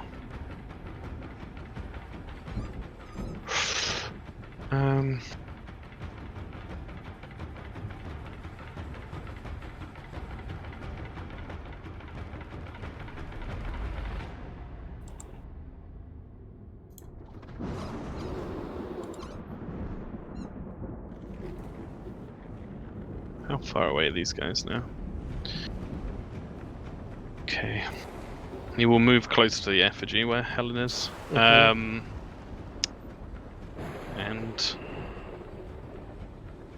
he will take the dodge action again. Okie doke. Strahd simply watches down from above as lightning continues to strike all around you. Meadhan. Was that whilst away? Did someone discuss about breaking the thing down? Pitch shouted it out. Just a minute ago. Mhm.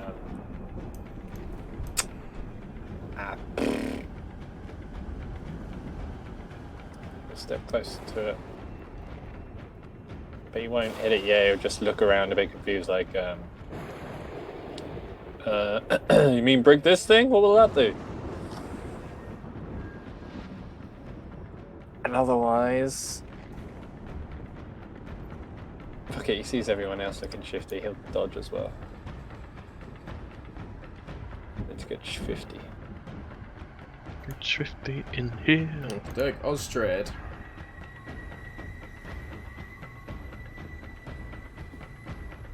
Osdred will cast Heat Metal on that guy. Okie doke. Can you put that in the chat for me?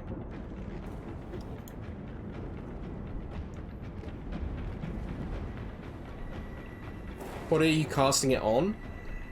Axe.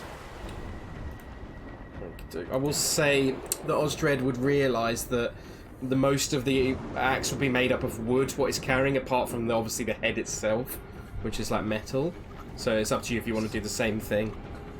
He just made his attacks worse. They're not wearing any armour.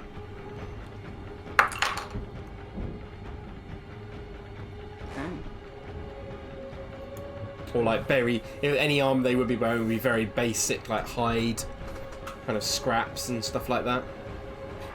No one in this goddamn world wears metal armor. But he does have nipple piercing.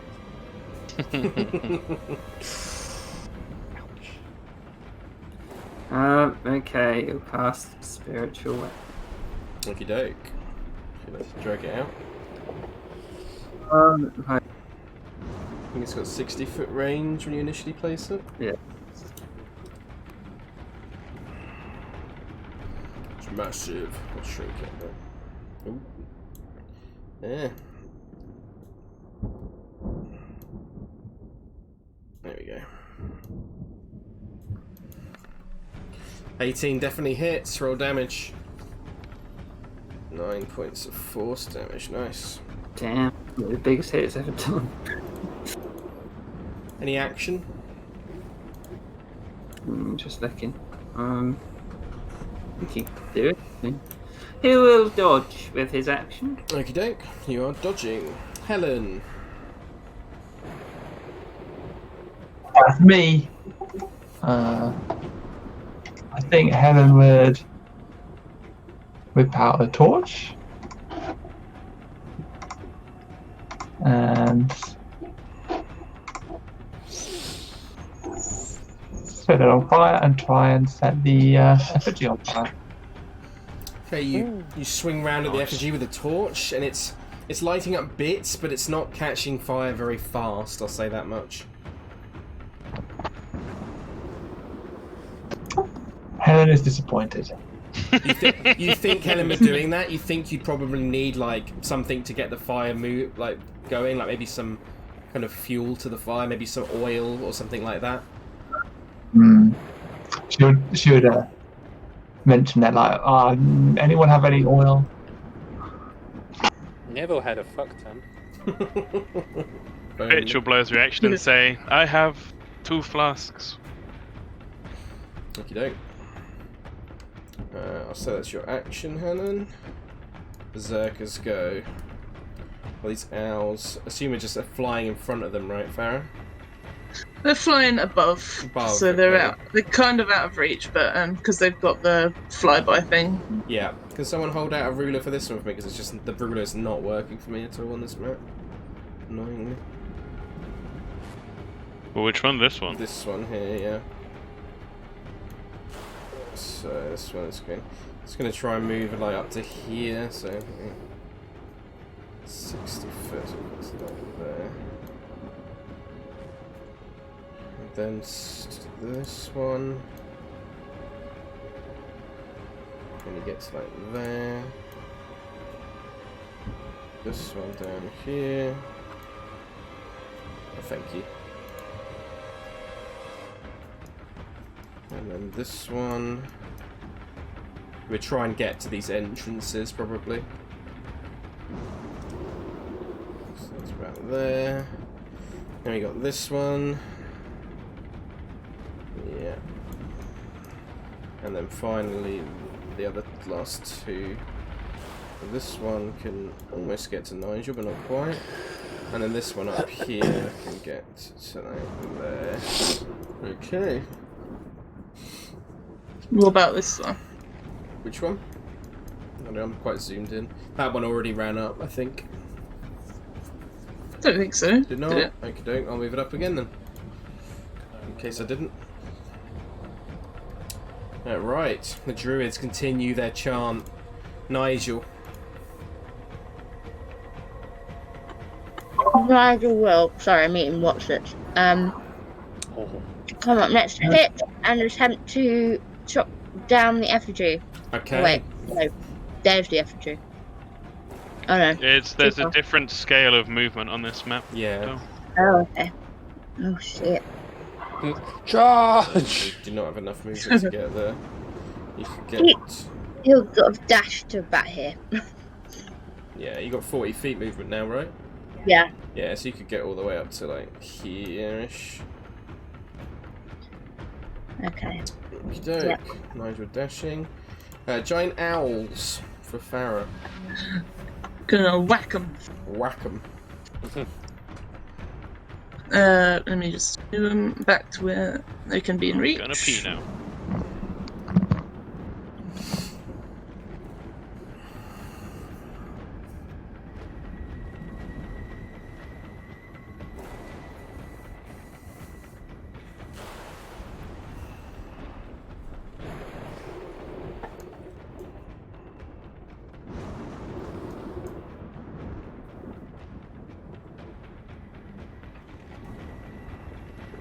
That one dashed, the other 4 alright.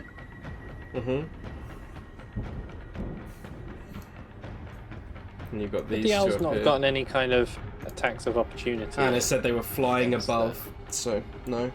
They're flying out of reach so they can get their little flyby thing. Okay. So most of them are going to attack, except for this one down here. Okie doke, make the attack rolls for me and ping exactly which ones you're doing as you do them. So we're doing clockwise from the one next to Strahd. Okie doke. So 2 attacks That against one. him. Yep. Okay.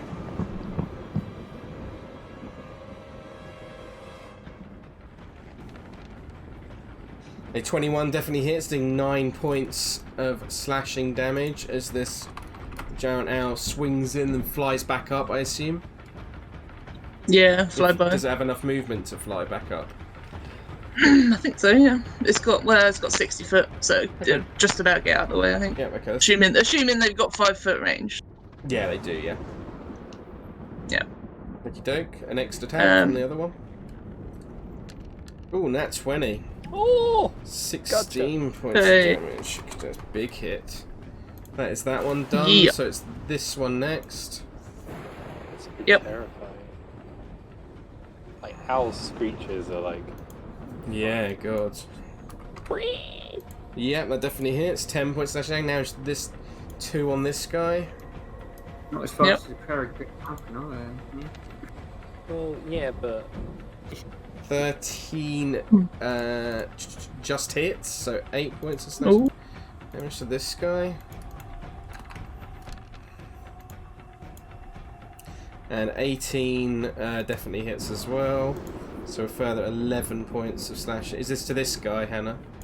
That's and then there's this one and this one left. Okie doke. So we'll do this one next. Yep. 16 hits, running well. And the last one. And then Damn, running really well. 19, yeah, really well. 11, okie doke. Cool, that is done. Farrah, your go after that. Farrah is gonna.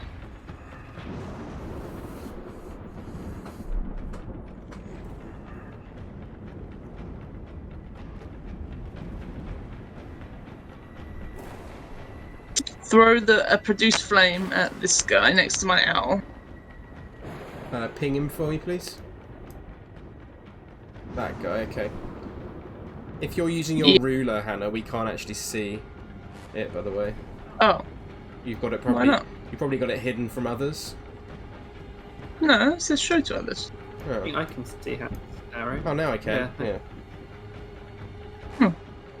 I think it may be because yours and Kieran's colours are so similar that I get confused. Well, maybe. Okay, so yeah, produce flame on that guy. So make an attack roll for me. 25 definitely hits. 13 more points. Fire damage. Does he go down? Nope. Damn it. I want to walk out. Is That's that fine. your turn? That's it. Pitch, if he's back. He is. Fantastic. Yeah, he will use his turn to. He's got 2 oil flasks. He's got 1 hand though, so he'll reach into his bag and hand an oil flask to Helen. He doesn't really trust himself doing dexterous stuff right now. That's all right. Yeah, that's fine. Bonus action. Oh wait, no, I can't do that as a bonus action. So that will be my turn, and he'll hand one to Helen, and he'll say, "I have another if you need it," and that will be his turn. Okie doke. Strahd, having seen that Pitch is passing the oil over, is going to cast. Oh, no you don't. Already cast. Let's have a quick look at it. Looky. Destroy right hand. You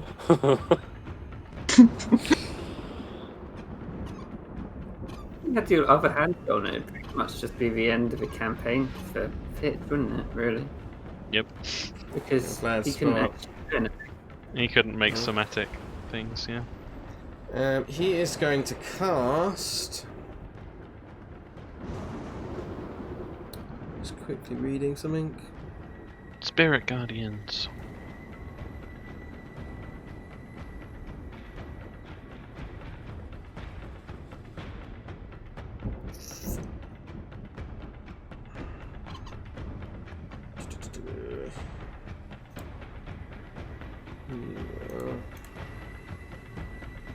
Sorry, bear with me.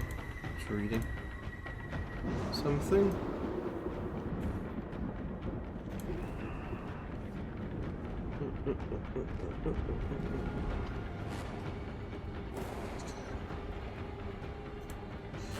He will cast Dominate Person on Helen.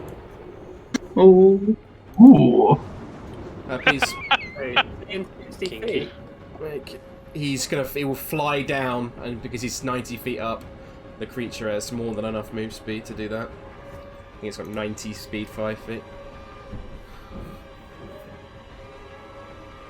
So he will fly up to here then. Above Helen, and then fly about 30 feet down.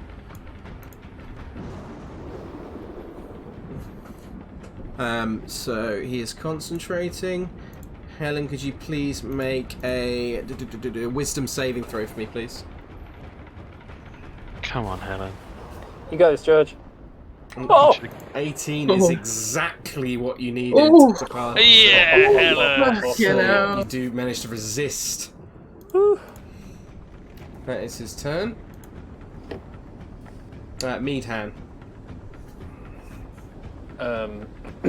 Okay, sorry, so how high up is he now? About 60 feet up, yeah. 6 feet above.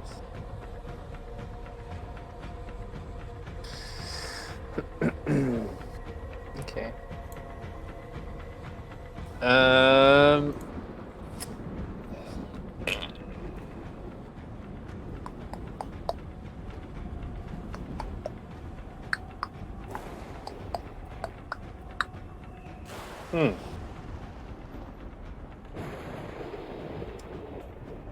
How quickly were the? What did you say they were? Not barbarians, berserkers. How much movement could they do in one turn? About 60 feet with dashing. Yeah.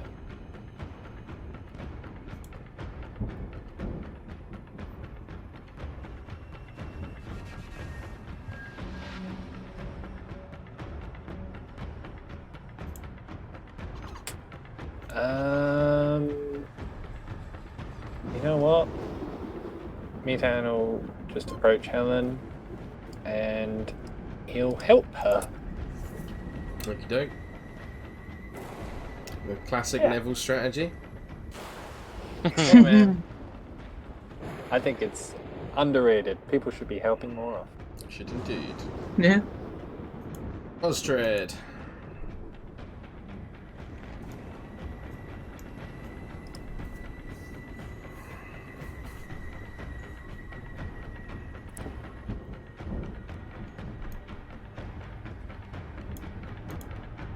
Can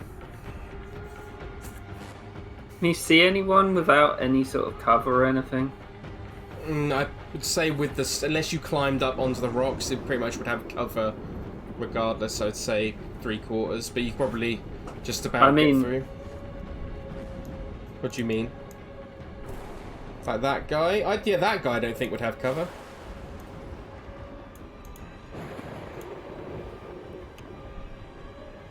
Right.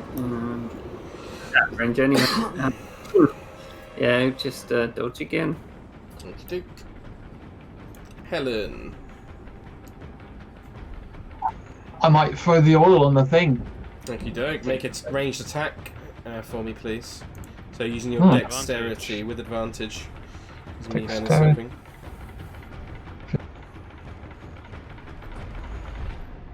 Definitely hits as you throw the oil onto the effigy, which is now covered in oil. That would be your action.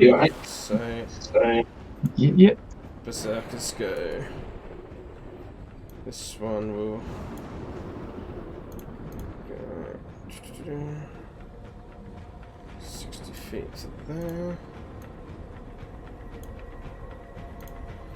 This one will go up to here. This one will go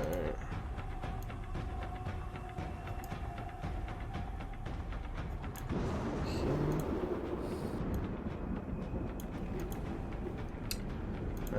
then we've got this one down here, which will move up to... Oh, thank you, Tom. And we've got this one up here. Oops. There, you can get next to Farrah but can't attack. Then we've got this one here. We can actually get up to Farrah, I think. 30 feet. So he will make an attack against you, Farrah. He is going to Reckless. So it will be with advantage. Okay. That's bad. 12. I believe he misses you. Yep. So I'll do this little. I'll do just an orange for Reckless. That one up next can get up to here next to Farrah. And then finally this one can get... Right, not quite that far. Like here, I'll say. I think that is all of them. Druids continue chanting. Nigel. Nigel will move up. I'm assuming he has enough movement to If you press... move up. If you use the ruler, it should show you how much... Yeah. He's going to go up to the effigy and take 2 attacks against it. Yep. Go for it. So the first one... Oh, God. Hits. Oh, Nigel would be raging too, by the way. I forgot about that bit. Okay, I'll allow it. Roll of the dice. Oh, yeah. Meadhan wants nipple beams. Hey, now that Meadhand's here, Nigel's got to add something to the party. Until your rage ends, you are surrounded by multicolored protective lights. You gain a +1 bonus to AC, and while within 10 feet of you, your allies also gain a +1 bonus to AC. Damn, that's good. Nice. So I'll 8 take it. points of damage to this thing. Okie doke. First attack hits. Goes through the damage. 21 hits.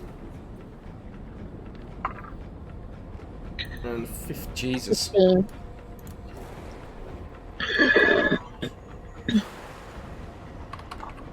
Okie doke. That is your turn. Giant owls. Giant owls. Right.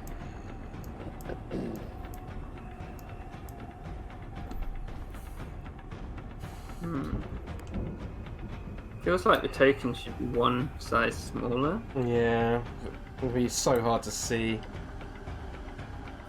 It messes up the ranges, isn't it? Yeah, I'm not a huge fan of the way this map's been done, to be honest with you. But hey, yeah.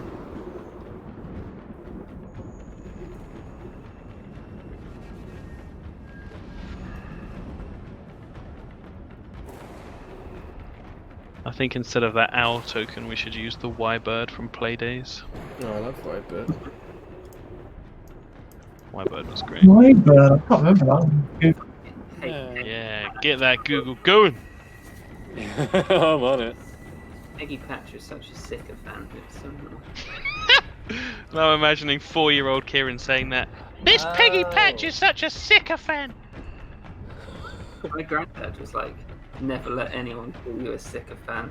It's one of the worst things people can call you. And I was like, okay, Dad.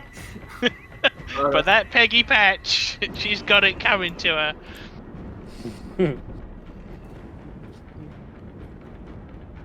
Okay. The one next to Osdred cannot do any attacks. And then there's one up here that can't do an attack. But they're all in the way now, and they're all in range, and they're not moving out of range, so they will get an opportunity attack. Okie doke. And 1, 2, 3, 4 of them get an attack up the top here. Okie doke. It's a bit of a clusterfuck up Yeah, there. it is. So I'm not a huge fan of the way this map's designed. But here you go. Farrah likes Cone of Cold. One misses, so this one on the left gets disadvantage on its next attack. Yep. One below that. 14 hits this guy. 11 points of slashing damage. At 15 hits, and this guy dealing 5 points of slashing damage. How many is that? 1, 2, 3. That's 3, so one more you've got up here. And a 14 also hits, dealing 8 points of slashing damage. Okey-doke. So this one and Yeah. that one get an attack, but not the one next to Osdred. Yeah.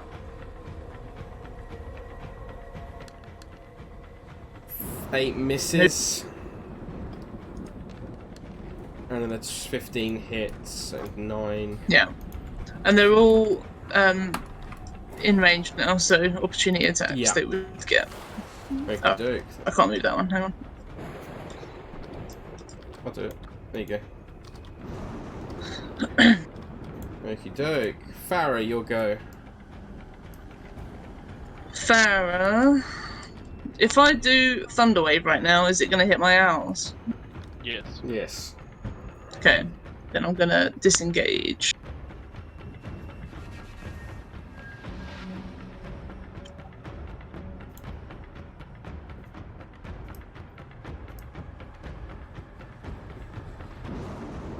Get to about there. Yeah. Yep. Okay. Yeah. Is that your turn? Yeah, that's it. Okey-doke. Pitch. So what stage are we up to with Helen? Helen's thrown the oil on. Oil's on, so it's covered in oil, but nothing else yet. And Nigel's just lumberjacking Yeah, it. he's just lumberjacking it. Which doesn't have any fiery spells, I don't think.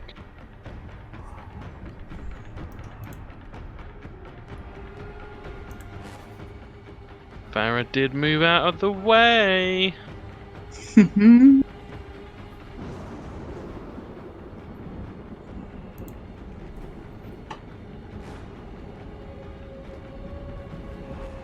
of the spells. I will remind you that you have to siphon life from somebody, so you have to be touching one of your allies to cast it. Even though I did it before. Yep. Every single time. But I didn't cast Cone of Cold before. I'm confused. Every time you cast it, you have to do that again.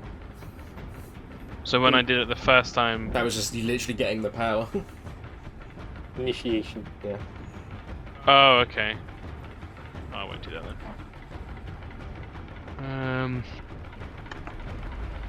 Yeah, I was just wondering, does it have to be an ally's life? Yes. Okay. So essentially someone willing, I guess. Mm-hmm. A willing creature, yeah. I think that's the word, would it? 60 feet. Could you charm someone and then do it? Yeah, I suppose you could, yeah. Ooh, You'd get become some a willing synergy going on. creature, yeah. He'll use his action to cast his once a day ice knife Mm-hmm. at the one that Reckless. Okie doke. So, I think all of them... What's the range in Ice Knife? It's 60 feet and then a 5 feet explosion. 5 feet explosion, okay. So, what is it, a dex check or what's the save? Well, he has to roll to hit the guy first. Okey-doke. He gets advantage because Yeah, because he's the reckless. guy Reckless. Yeah, that's fine. So it'll be a spell attack roll. With advantage. With advantage, yeah. Cute. Does hit. So that deals 1d10 piercing. 3. Points of piercing damage. And then it is a dex check for him and for anybody within 5 feet. Which I believe would be... Let me zoom in. His Just that guy. Yeah, just that one guy, I think. Okie doke. So, dex check for him, and that one of the guys are 2 dex saves. Yep. DC 15. 13 and a 15, so he fails, but the guy next to him does not. Yeah. 7 points of cold damage. Does the other guy take half, or...? No, I don't think so. Okay. Strahd. Unless you got anything else, sorry. He'd move back towards Nigel a bit. Yeah. Okie doke. Strahd will. Oh, and Yep, go on. sorry. That's right. He'll bonus action. He'll say, "Light it up, Helen," and he'll give Helen bardic inspiration. Okie doke. Just normally. Gaze inspiration.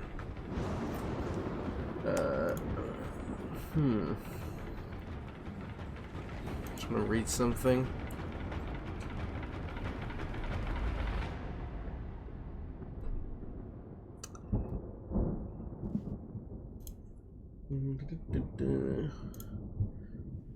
Let me just measure something.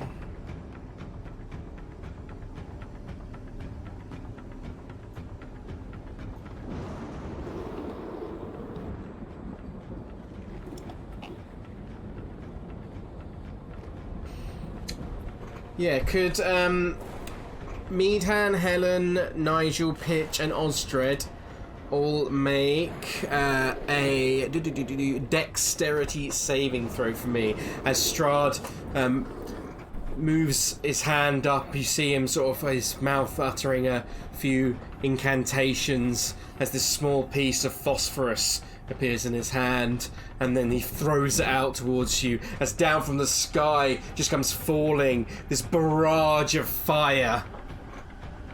Nice. So I've got the thing that says advantage on dex against effects that you can see. Yeah, I'd say that I'll would be able to see this one. 100%. So Nigel has that as well, Yeah. so you can roll again, Nigel. Also, but we're Osdred's dodging. So Dodging doesn't affect. Throw. Don't think it affects that, as far as I'm aware. No, it doesn't. No. No. Alright, attack. 19. You can see that. Oh, it's only attack rolls. Mhm. Then you can get Yeah. advantage. Yeah. Shit. So advantage for Pitch passes. Nigel fails. Osdred fails. Meadhan, you pass. And Helen fails. So anyone... That was a low roll, Jesus. Anyone who failed takes 16 points of fire damage. There's this huge wall of fire, and anyone takes half of that.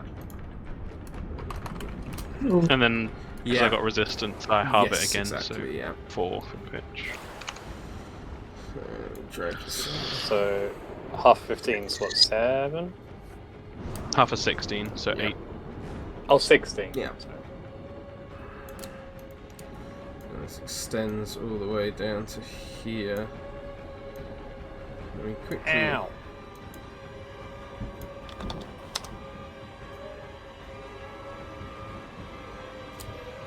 And then the Fall of Fire itself... Let me quickly Does it come from the read. horse? It does not, no. Just shits out a line of So fire. it's 60 foot long, 20 feet high, 1 foot thick. The wall is opaque and lasts for the duration. When the wall appears, each creature must make a... Yep. On one side of the wall selected by you when you cast a spell deals 5d8 fire damage to the creature that ends its turn within 10 feet of that side. So he will pick the side that has the effigy on. I think that's how it works, right? Am I reading that correct? One side. Wait, of the which is the damaging side? the next to the effigy. So this, well, the side, this side. They're not going to burn the effigy as well. It's only 1 foot thick. Oh, okay. So we're safe on this side, Mm-hmm. but if we try and walk through, we get burned towards the effigy. Pretty much, yeah. Okay. Gotcha. All we should do is run at it, catch fire, and jump on the effigy. And hump it for extra friction.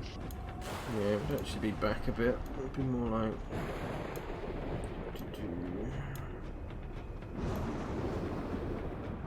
Yeah, it'd be like that, because otherwise it would catch fire to the effigy. Has to be within 10 feet, so it has to be a bit further away. Pretty sure it can hit all. Depends where Osdred actually is, I think. Yeah, I'm just trying to position it. Yeah, I think he has to put it on the other side then. So he's going to put it on this side then. So if you end your turn within 10 feet of that side or inside the wall. It says a creature takes damage, so I don't know how... DMs rule it differently, don't they? Because some DMs will say magical fire is not the same as normal fire. Yeah. Otherwise, anytime you throw a fireball, everything's going to burn the fuck down. Yeah, I'm going to... But others will rule it the other way. Others will go halfway, where it's like if there's enough magical fire, it will catch on fire. Yeah, I'm going to say that this is still pretty far away as well, that it won't catch the thing on fire itself, because it's not directly on top of it. So, the heat from it alone would not catch it on fire, in my opinion. I think that makes sense. So he is going to put it on the side of the effigy, then, in that case. Dangerous. And he will fly up another 30 feet. As he does. So he's concentrating on that, right? He is indeed concentrating on that. Thank you for reminding me. Meadhan, it is your go. Okay. Nigel gave the FG a whack. He did indeed, yeah. Did it seem to do an awful lot of damage? Seemed to break into it a little bit, yeah. Okay. Meadhan's gonna run behind it and do like a shoulder ram charge into it. Okie doke. Make an attack roll for me.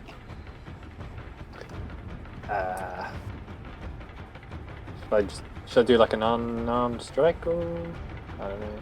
Up to you. Yeah, if you want to do an unarmed strike's fine if you want to do that. It's kind of more to just try and push over, basically. Yeah, do an unarmed strike for me, yeah. Makes sense. Yeah. Hit, so 4 bludgeoning damage. Okie doke. He's like putting all his weight into it. Yeah. Definitely seems to move it slightly. Osdred.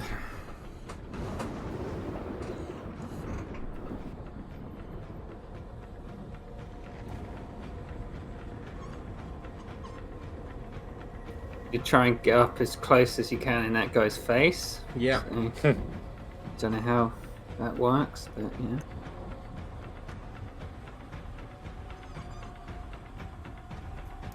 It's very homoerotic.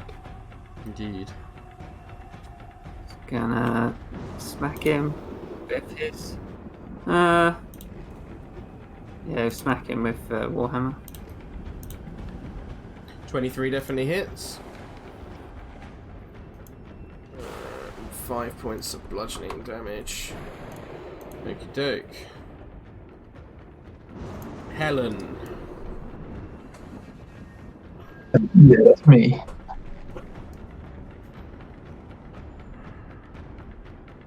So I don't really get this fireball. What's the deal with that? So if you move through it on your turn, or if you end your turn within 10 feet of it on the side closest to the effigy, you take 5d8 fire damage.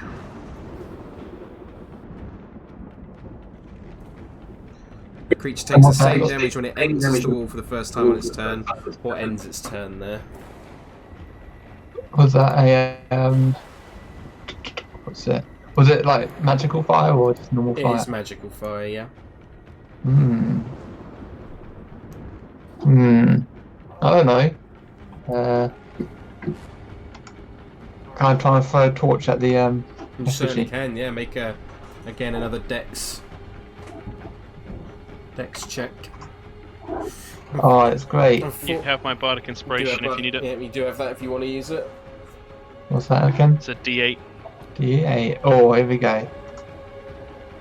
5, and with Pitch cheering you on, you manage to chuck this torch onto the effigy, and it begins to catch a light.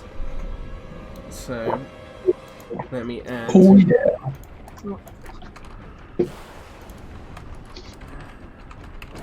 That's about it then. Can quickly add that underneath here.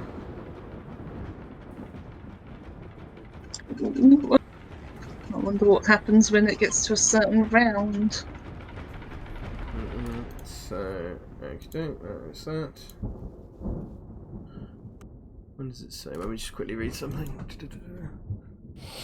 You might want to move, Helen, otherwise you'll be burning still. Oh yeah, I don't want that. No. And anything on the right side of the wall is safe. Not the wrong side. Not the wrong trousers, no. Oh, it's so confusing with the To the top of the Scale. round. Yeah, sorry. No, That's this is right. not the greatest, unfortunately. Okay.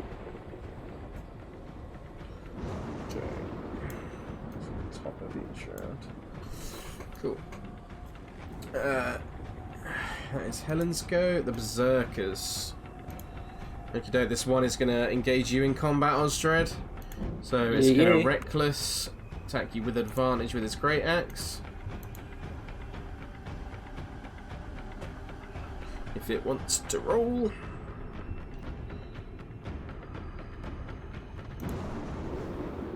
I'll click it again just in case it didn't work. There we go. So 19 on the first hit. Oh yeah, hit. So 7 points of slashing damage to you. These ones here. This one's going to strike out your owl, Farrah. Mm-hmm. Yep. Again, let me quickly make sure I've reckless these guys. So again, recklessly. With this great axe. 14. Yep. 10 points of slashing damage to that owl. Okay. Which one?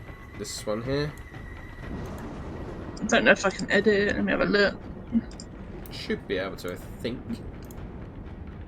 I don't know if I You should be able to, if I've got the option enabled. without editing the other ones. I mean. Oh, I don't think they should be tied. Let me try. No, they Okay, should- no, it's fine. Yeah. Yeah. I haven't linked them, so. Cool. This one down here will attack your owl as well. Again, recklessly.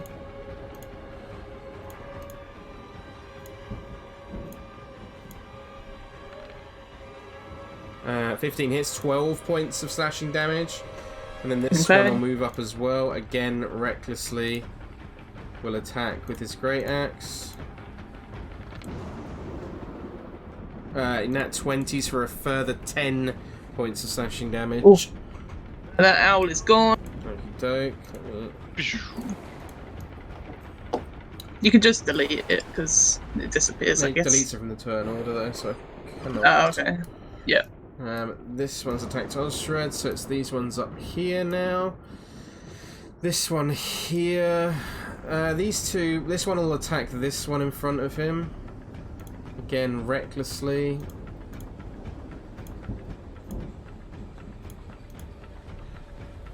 If it wants to roll. It's being so slow today.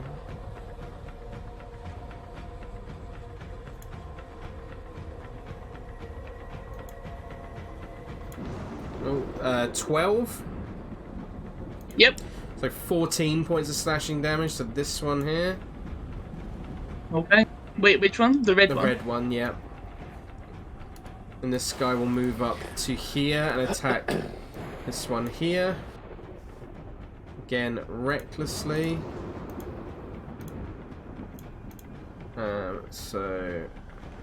23 for 4 points of slashing damage. Oh, that was a low roll. Then this one here will run up to this one and attack this owl. Mhm. Again, recklessly. So, 9 points of slashing damage to that one. And then finally this one here will attack the one adjacent to him here. Again, once more, recklessly. Dealing 15 points of slashing damage to that one. That is their turn. The druids are still chanting.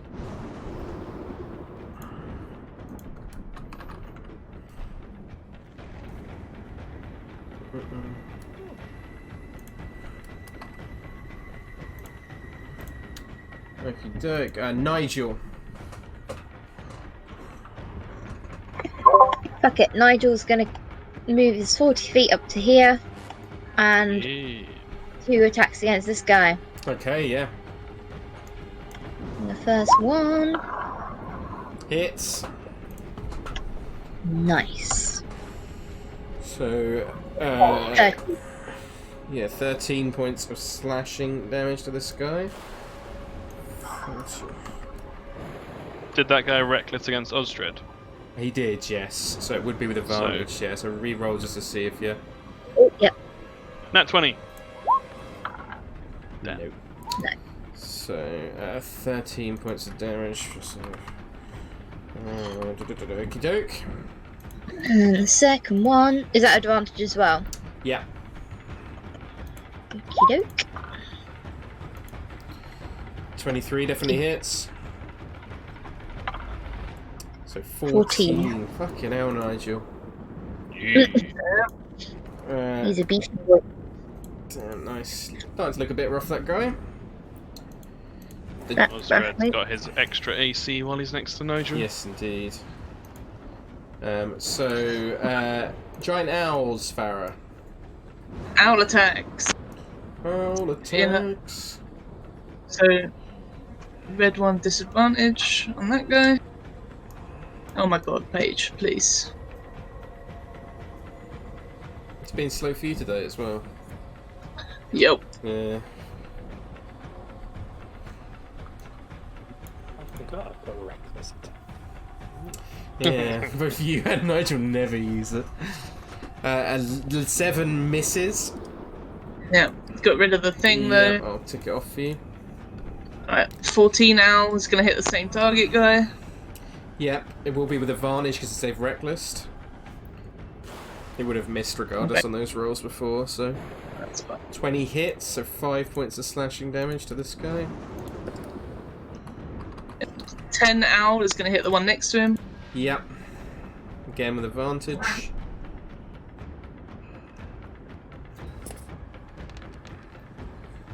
$14 hits, so 6 points of slashing damage. Looking a bit rough. 4 owl is going to hit the one that attacked it. Yep.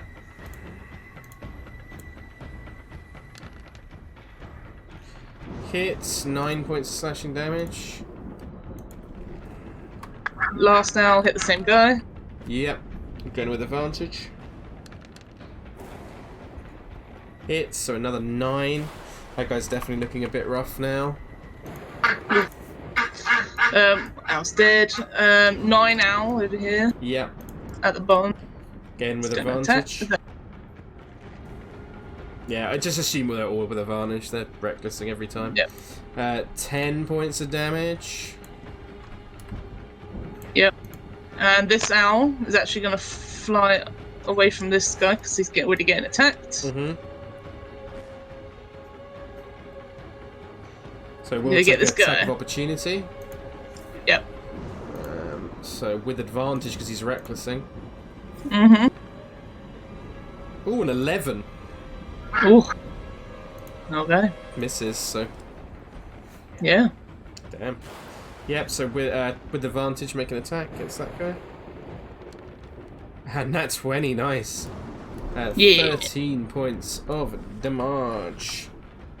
Okie doke, that is the giant owls go as the round counts up. The effigy takes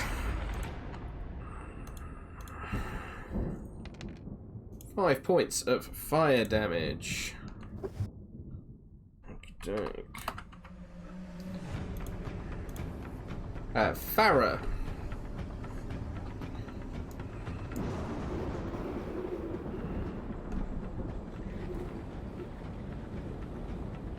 I was going to try and speed it up. Yep.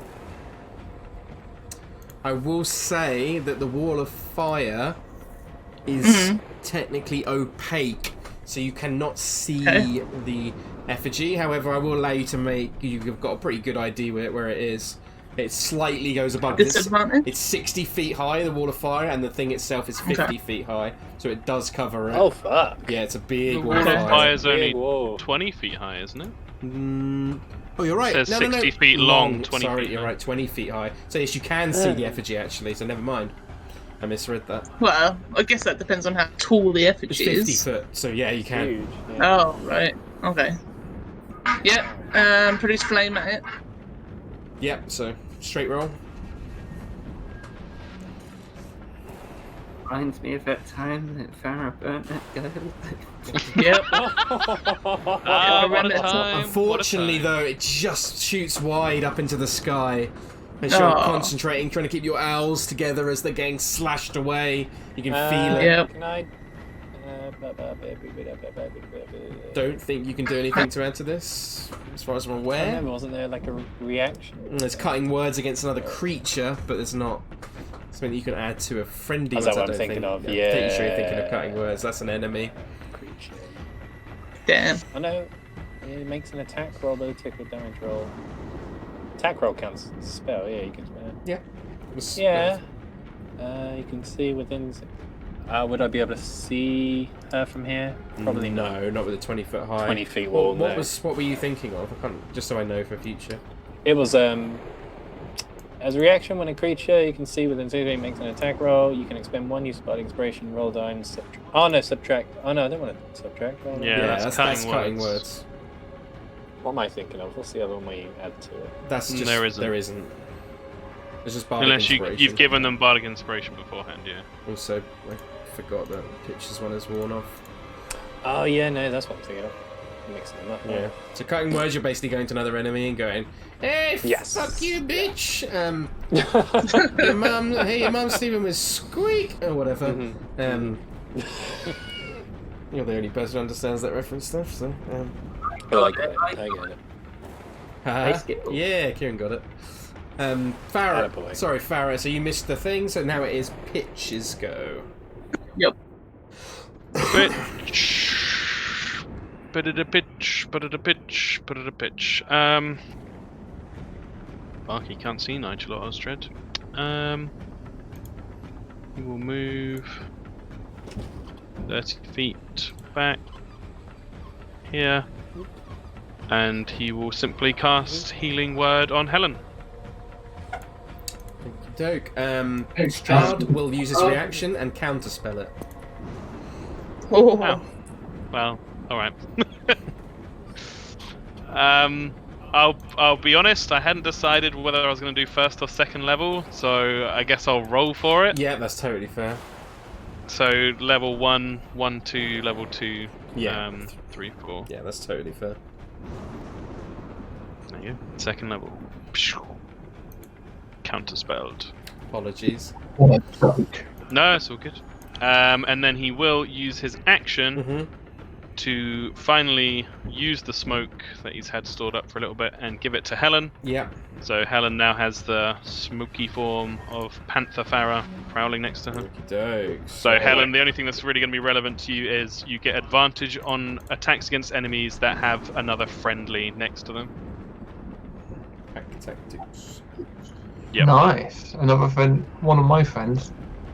Anybody on your side, so it would work for these guys because they've got the owls next to them. Yeah. Wow. There you go. That's my turn. Okay, Strahd.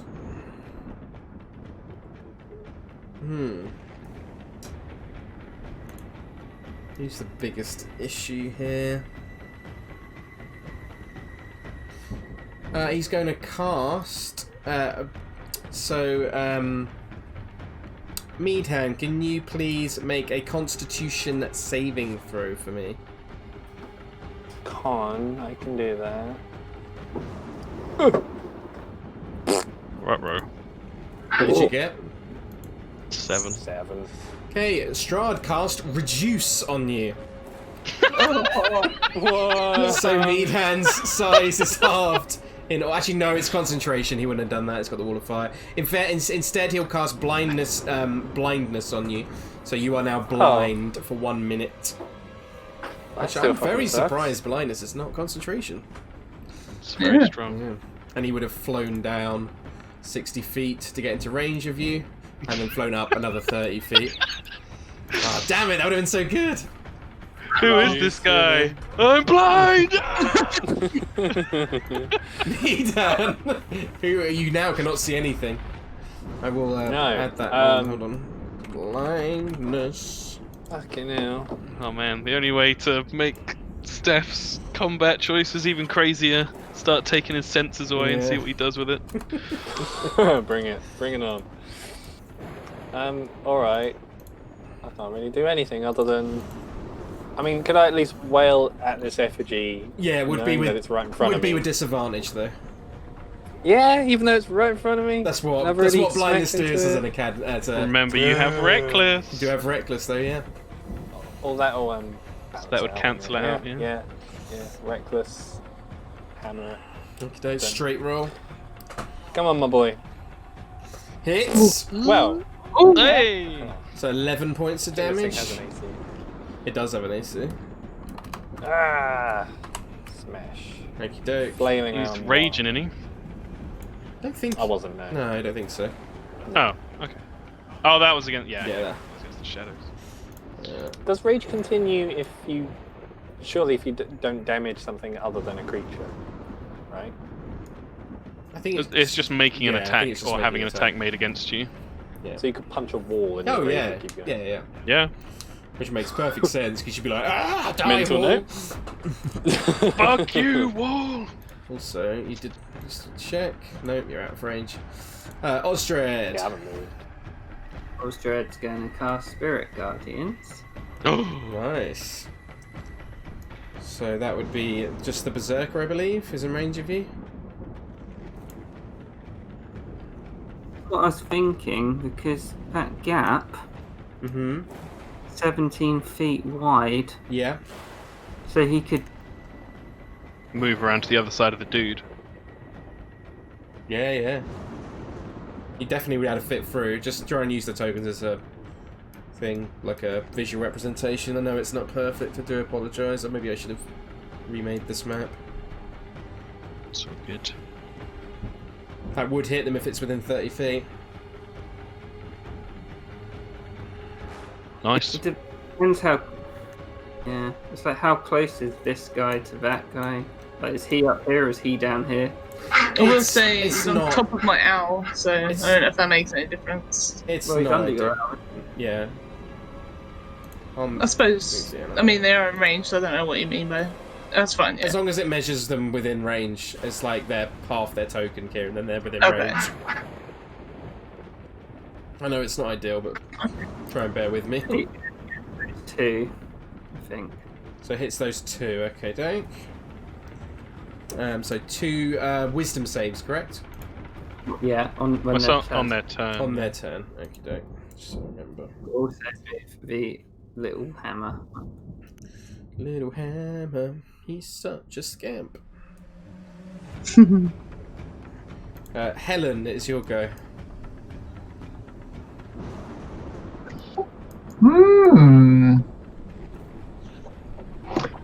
What are these things again, sorry? These guys? They're just like nomadic people, like covered in mud and dirt, like half like naked, covered in sort of rotting animal skins, and just wearing like skulls of different like humanoid creatures or animals, top of their head carrying these huge great axes. Well, they sound very appealing, but I might just have to head up there. How far are they? Or I could even reach them. Yeah, I'll go up there and stab at this guy here. Okie doke, Oh, yeah, with yeah. advantage because he's recklessing. Yeah. Time to reap the whirlwind. 14 hits, just 7 points of damage. Oh god, this is a clusterfuck. Okie doke. Second attack. 20 definitely hits. A further 7. Looking a bit rough.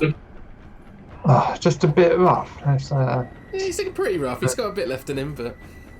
Let's do a sweet karate chop. Okie doke. Definitely hits. Further 9. Oof. Definitely looking pretty rough now. Oh, do one more. One more, okie doke. Flurry of blows. Did you see Helen just unloading on this one guy? 13 just hits. 6 more, he's barely standing. Oh, but I wanted him to be dead. That's not fair. Knock him over. Yeah, we'll see if he falls over at least. Okie doke, strength check. 13. Ah, that's a fail. Fail, so he is knocked prone. Does the Reckless do anything to that? No. Strength checks? No, it's not like No? it's not like Okay. rage.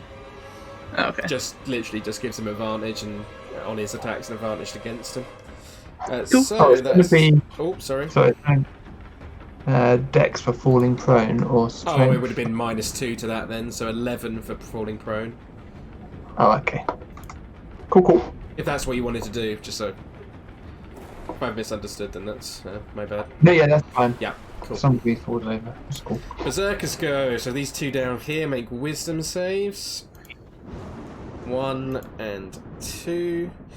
One gets a natural 1, one gets a 17. So I'll say the one up next to you gets a natural 1, and the one down below the owl gets a 17. Hey.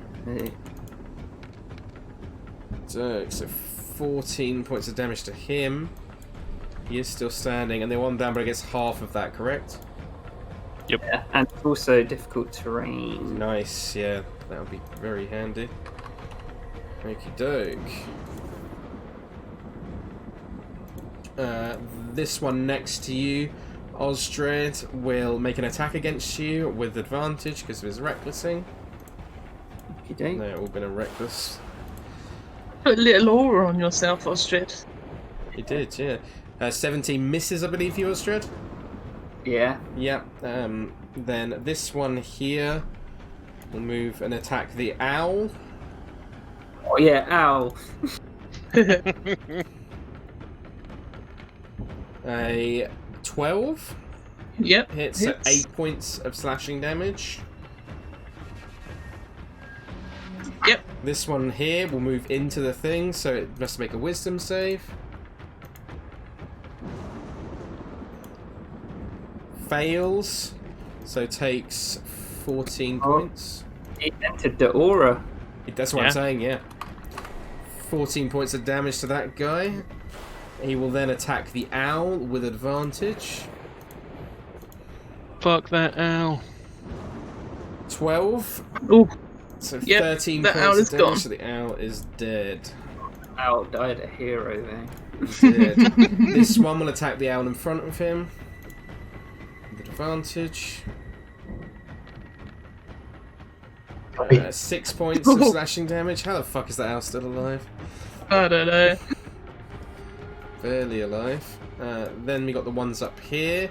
This one will stand up because he's prone. He is barely standing. He's going to swing into the owl with advantage. Onto his Which left. one? This one here, the 5 health. 15 hits, dealing 8 points of damage, which kills it. Get out. This Guys are on a crusade to unclutter the map. Yeah. This one will attack this owl. Tom, don't disperse me.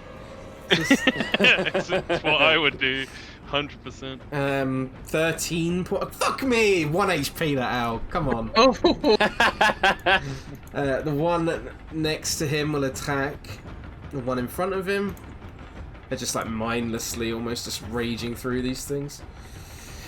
Hits, dealing 13 points of slashing damage, which kills this owl. And then with the final one is going to attack the one with a small amount of health up here. Hits and kills it. My allergies. Right, that was the Berserkers go. The Druids continue to chant. Nigel. Before I do anything, why have they got orange spots on them? Is it another thing where if I hit one of them, it's gonna ruin the spell? No, they've just reckless, so you got advantage against them.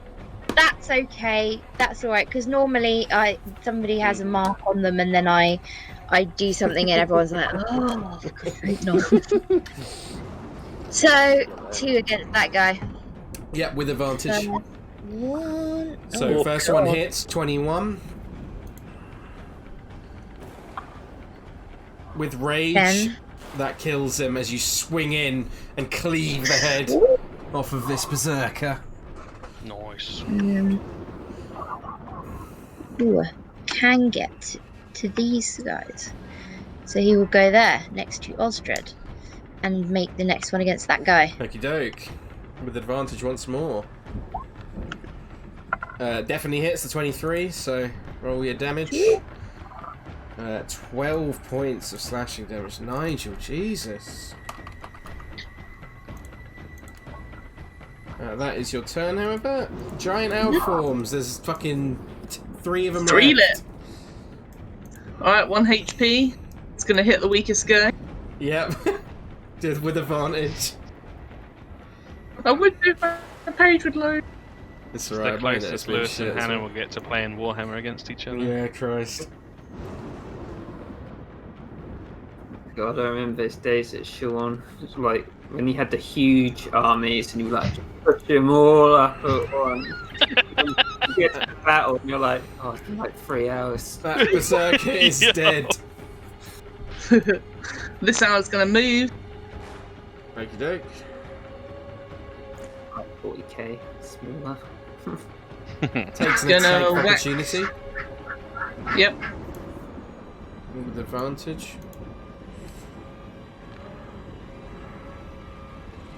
4 points of slashing damage to it. Choose that for you. Yep. Wax. And guy in it's front of him. gonna whack the guy in Yep. front. Yep. With advantage. But Oh, misses, unfortunately. Last owl at the bottom. Okie doke. 14 hits. Dealing 5 points of slashing damage. You can fly him out of range, by the way. Yeah. Yeah, but I I'll move the 3 and the 1 will get out of the way. 3 and the 1. Yeah, okie doke. The 1, I will say, would take an attack of opportunity because it's only against the target you hit. So these 2 would both take attack of opportunities because it's only the target you hit, I believe, that you... If I'm correct, I might be wrong. With flyby. Flyby just says the owl doesn't provoke opportunity attacks when it flies out of an enemy's reach. Never mind then. That's literally all it says. Never mind then. So you can fly out of the way. Okay. Okie doke. Counting up. 2 more d6 to this. Ooh, bad roll. Oh. For the 5 points of fire damage to this effigy. It's catching a light, but it looks sturdy. It looks like it's going to be hard to take down. Farrah.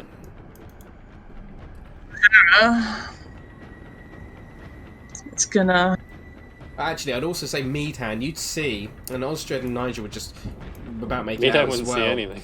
Oh, you wouldn't actually. You're right. Yeah, that's a good point. Never mind then. I would say you would have seen before that. From what you can tell, like it's hard to make out on the ground, but there seems to be roots that are coming all the way from this tree up to here that are wrapped around the sort of central pillar of this effigy, which seem to be giving it a more like sturdiness. Oh. Sorry, go on, Farrah. Sorry to interrupt you. I was just debating whether or not I wanted to try and pull it down, or whether I wanted to chuck another hum.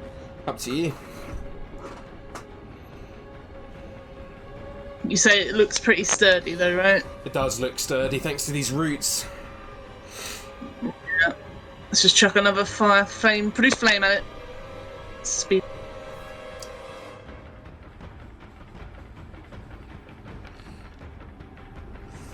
Okie doke, 9 points of fire damage to it. Yeah.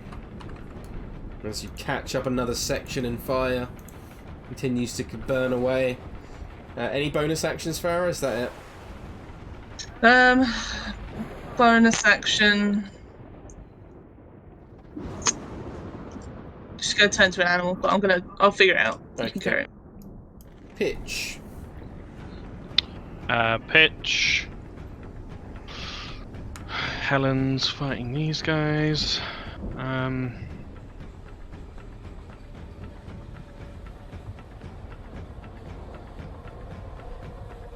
God, it's mad. There's a wall of fire. He can't see people on the other side. Farrah's here, tossing fire at the thing. Helen's fighting these things. Fuck it. Let's see if Strahd wants to do it again. He'll try and cast Healing Word on Helen again. This time at level 1, I'm declaring. Counter spells. Hit once more. Fuck. Oh, Thankfully, The spell falls out of Pitch's hands. That is a bonus action, so action.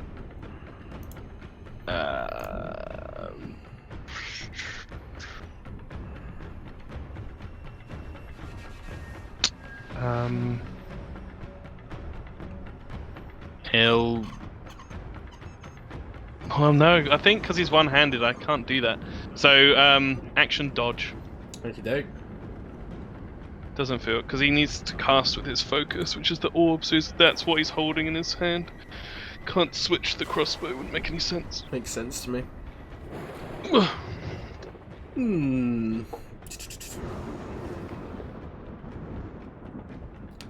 Yeah, Strahd is going to cast at 4th level. Oh. He's going to cast on Pitch, I believe. Yep, Pitch. Holy fuck. That's a big goat. There you go. reduce my. Let me give it vision, I was like, Hannah. what the fuck is he casting? Yeah, It wasn't same. me, sorry. Like concrete donkey and worms. So he's going to cast on Pitch Erupting Earth at 4th level. Oh Jesus! So Well, could you you could. please make a... Oh! That was a ridiculous roll. Look at those dice. Yeah.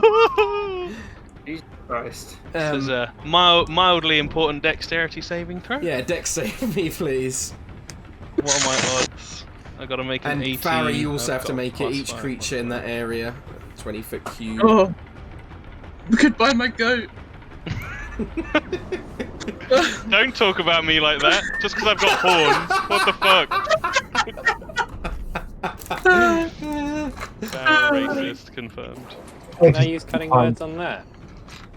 No, You can. He Yeah, can. can. All it does is reduce the damage, though. Yeah. So you could roll it for the reducing the damage. That's Oh what yeah, you yeah. do. That's Yeah. yeah, See man. that? Blind. Oh, true. Yes, And the wall. That's a good point. And the wall. Does it say you have to be able to see them? yeah, that you can see. That worked out Bye, great. bit. Huh! Both of you pass. Let's fucking go! So 21 points of bludgeoning damage to both of you. Goodbye, my goat. Farrah got a 17. Oh yeah, Farrah failed. Oh, Farrah Yeah. failed, so yeah, 42 points of bludgeoning damage to you, Farrah. So that does carry over. So minus 19 is, someone do math for me. 22. 23. 23, yeah. 93 damage to actual Farrah. Okay. 23 damage to actual Farrah, yeah. And For a then brief moment, there's a goat. the ground in that area becomes difficult terrain.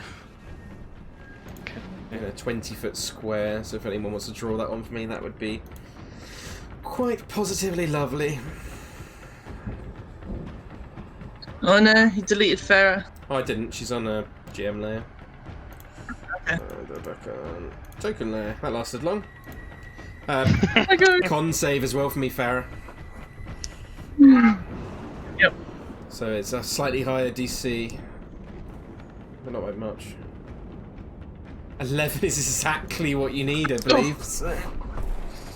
half the damage taken. Well, would it be half the damage taken to Farrah, Tom, or would it be half the damage taken to overall?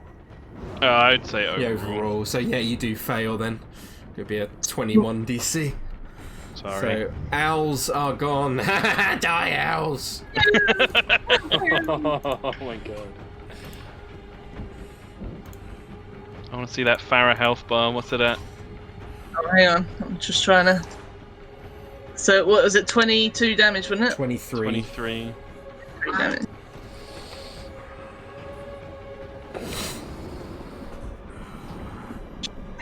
Fuck me. Pitch. Been in the wars. Yeah, even kind of fucked the session. I made it though. Fucking made it. I could not have planned that hand 13 thing or at higher. all. I know. Did not expect that to happen.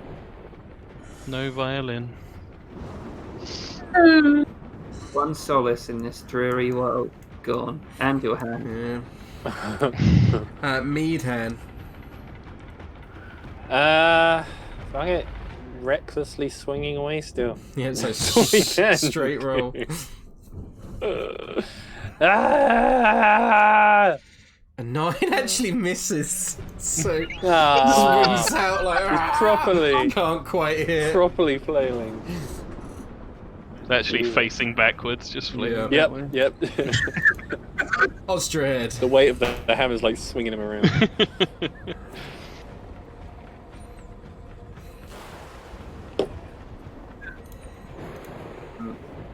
Step back a little bit, and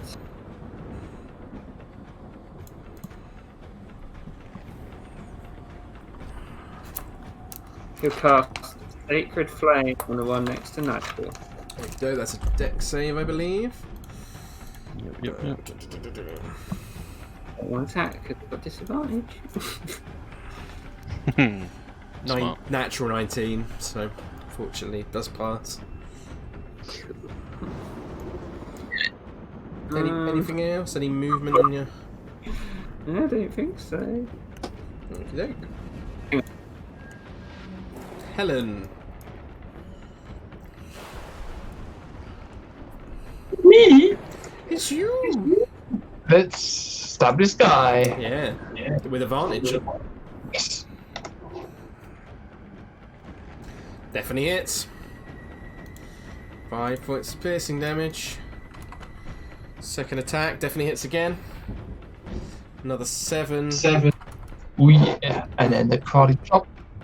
Kaya! Hits. Another 8. Okie doke. Big hit. Still standing Let's though. do one more. Let's do one more. Let's do one more. One more flurry of blows. With advantage again. Will we get a natural 20 at any point today? We have any, have we? 23. I got my perception check. Yes, you did. Just where we needed it.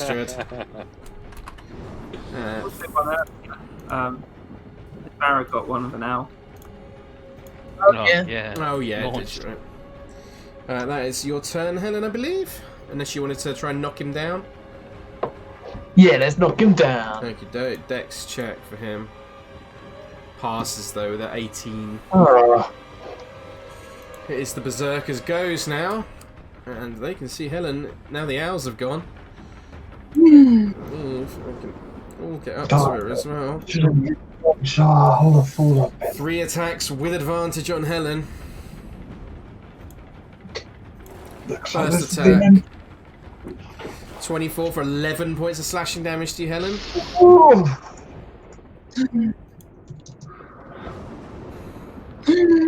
Second attack is a 20 for 4 points of slashing.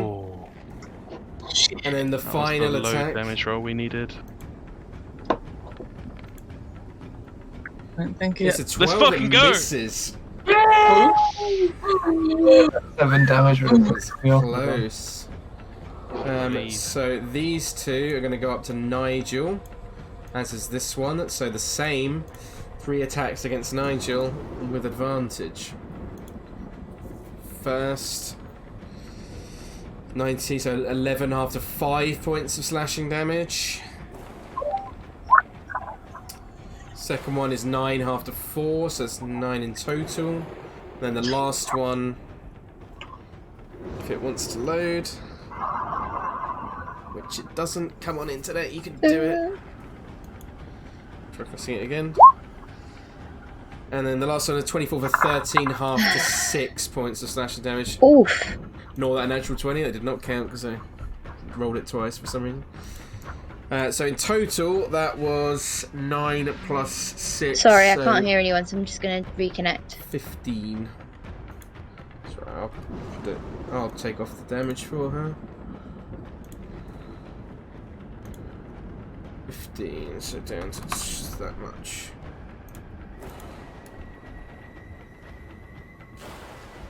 Okie doke, that is their turn. The druids are still chanting.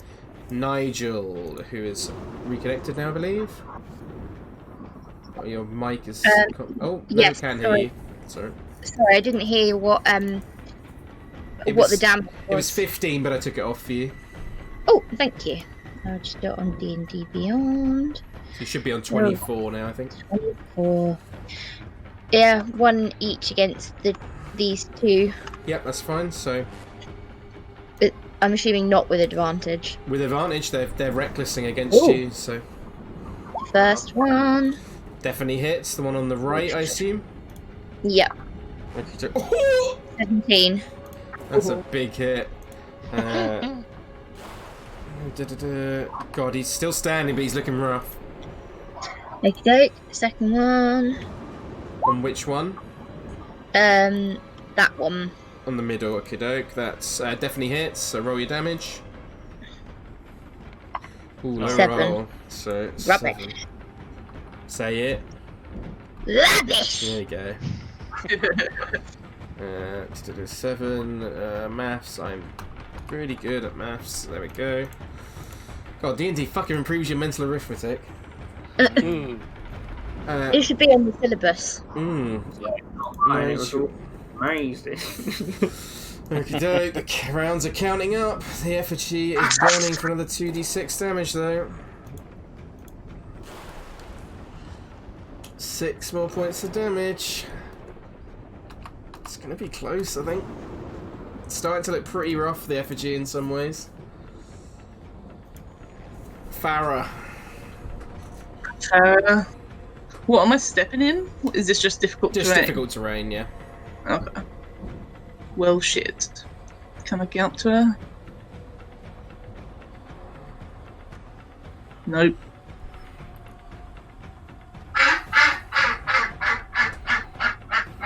Can't reach Whacker. her. Yep. I can't reach Helen, can I? Nope. No. Okay. So, gonna step out of the difficult terrain. Yep. Here. And she's gonna cast Enlarge on Helen. Oh shit, okay. Enlarged Helen.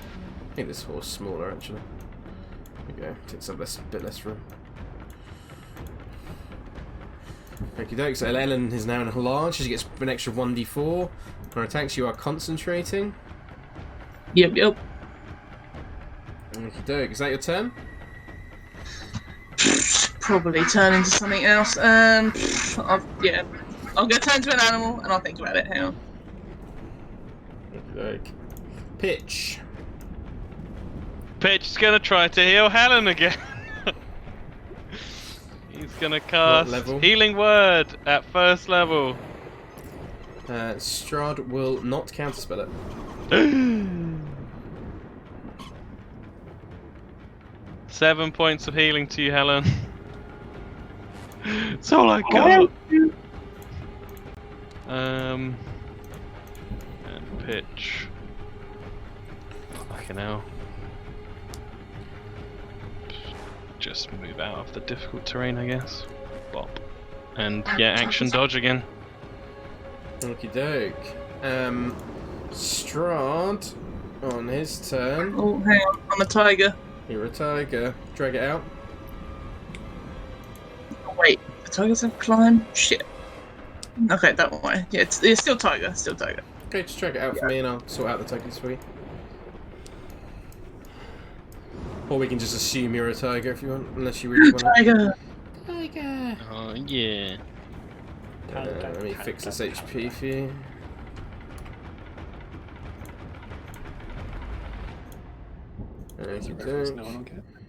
You are concentrating, and it should have vision as well.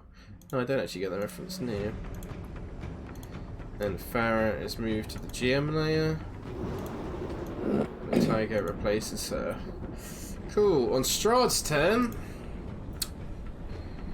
he's going to look down at Meadhan. No, don't do that. He's going to fly down 60 feet on his nightmare.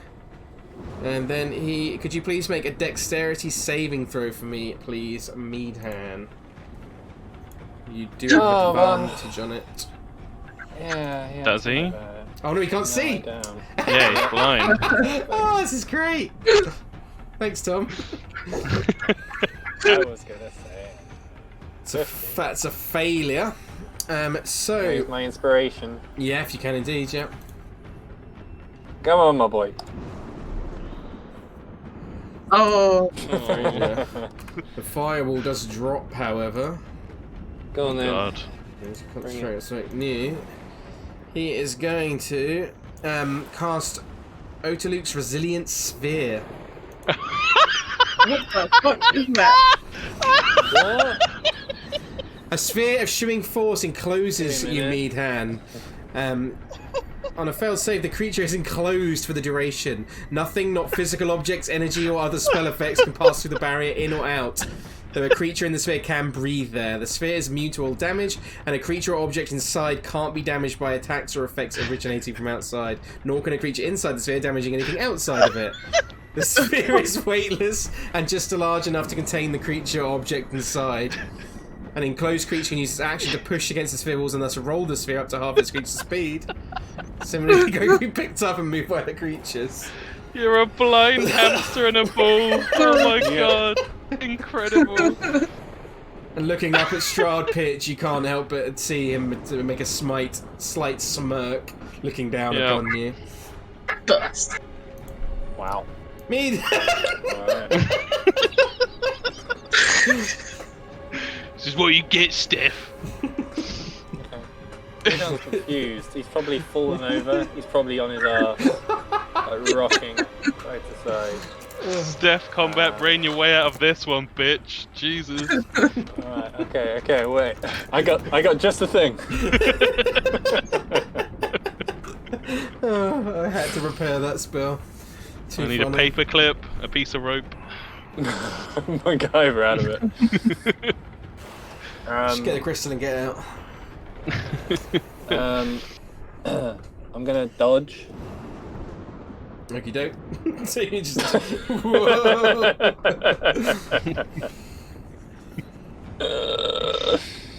Fuck you.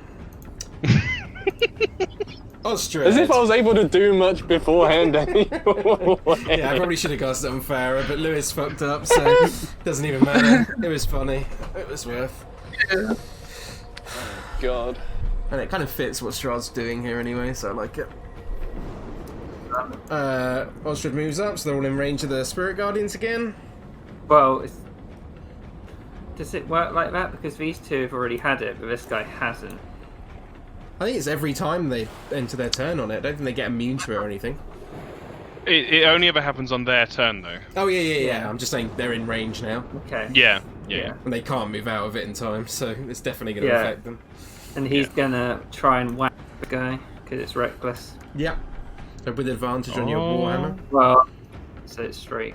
Oh, of course, because you're poisoned. Poison. Yeah. Sorry, wrong one. That's right. Let's now see the actual modifier. There we go. 17, nice. So 11 points of Every damage. time. Oh, You this roll guy higher on is one-handed. barely standing after that hit. Yeah. Tricky on it. Him off. Good shit. Helen. Let's go, Helen. Yeah, let's go. Let's keep stabbing this guy. With advantage. Indeed, with advantage. First one hits. Ooh, 10 points of damage to this guy. Plus 1d4. Yeah, there it is. There it is, so another 3. Okie doke. Second attack. How's he looking? He is looking... The one on the left and the middle, both are looking pretty beaten up and battered. They're still standing on their last legs. The one on the right is looking a little bit more healthy. Okay. Well, let's keep going for the same guy. Yep. Maybe let's do a punch now, mix it up a bit. Okie doke. Definitely hits. Oh! Another 10. It's looking pretty rough. Plus your d3. That's a d4. Gonna roll it again for me.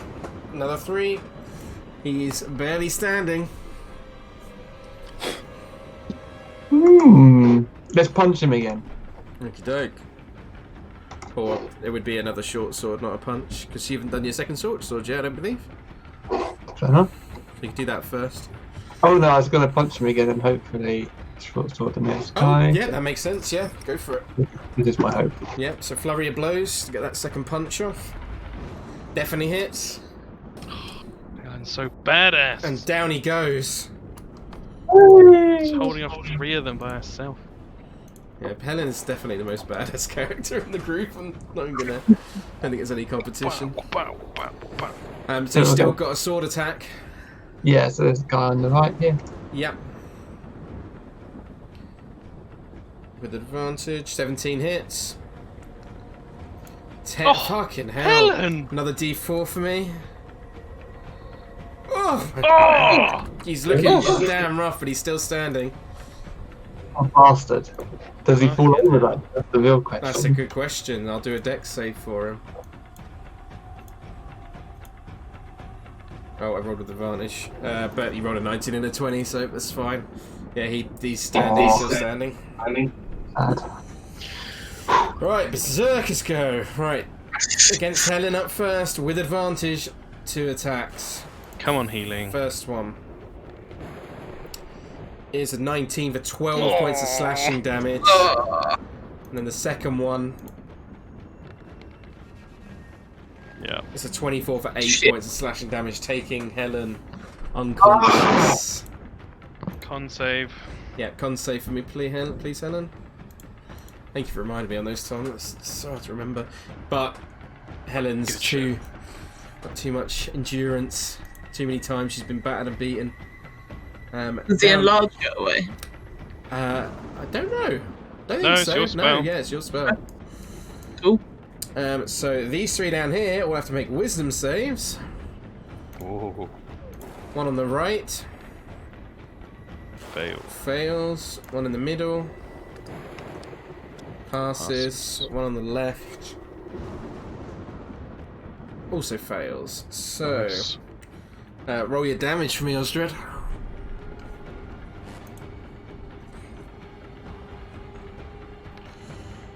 Ooh, low roll. 11 is enough to take this guy down in front of you. Nice. The one in the middle only takes half of that, so he only takes 5.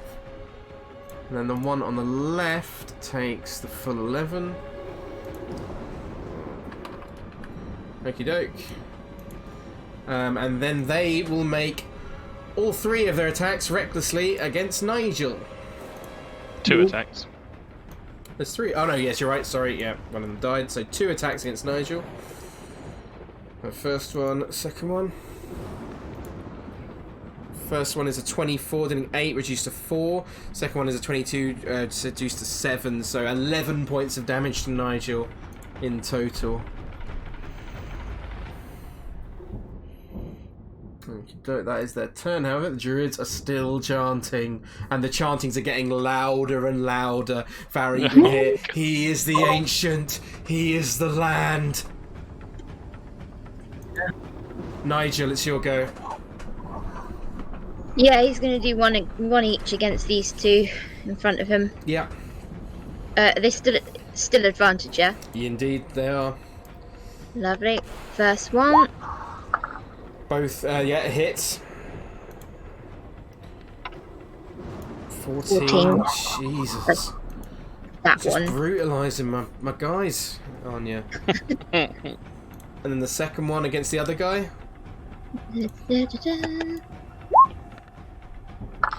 Hits.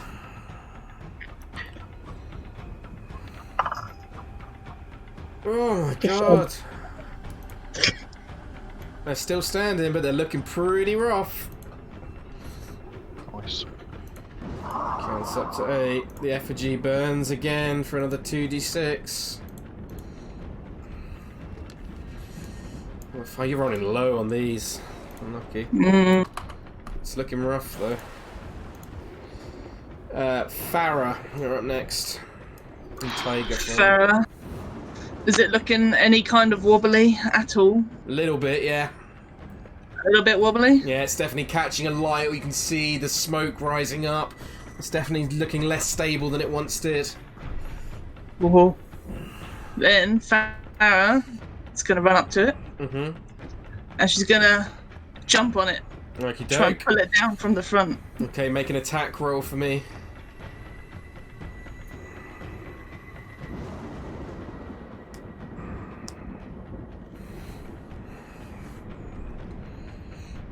Pounces on it. You can pounce on this. It does count as a sort of a creature in a way. Okay. That means I get 2 attacks. Well, that's kind of if it's not prone, it ain't getting prone. Yeah, it's not going prone, so but Yeah. I'll allow it. I'll allow it. I think. Yeah. If you're pouncing towards it, I'll allow it. I think makes Yeah. sense to me. Pouncing on it. Or grabbing onto it. Pouncing on it in the way that Mufasa jumps on the rocks in that scene. Yeah. Oh, Yeah. Literally thinking the same thing. Um. And how I need to make a Pumbaa character. They call me Mr. God, Pig. like a Oh minotaur. my god. Tom and I 20. had a thing where we were watching stuff together last night over FaceTime, and he must have said that 15 times in about 3 hours. Can't Oh, confirm. and 12 points on top of that. It's looking rough.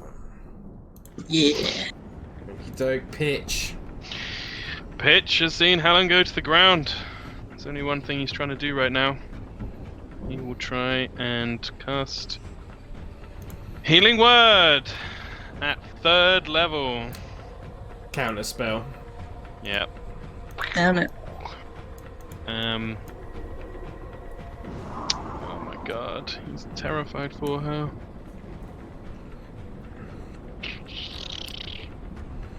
I need to take off my spell slot before I forget. There we go. Boop. He'll use his bonus. I should have done this first. That was stupid. But he'll use his bonus. No, wait, count spell as bonus action. Fuck! I get so fucked over by my own things. He'll move.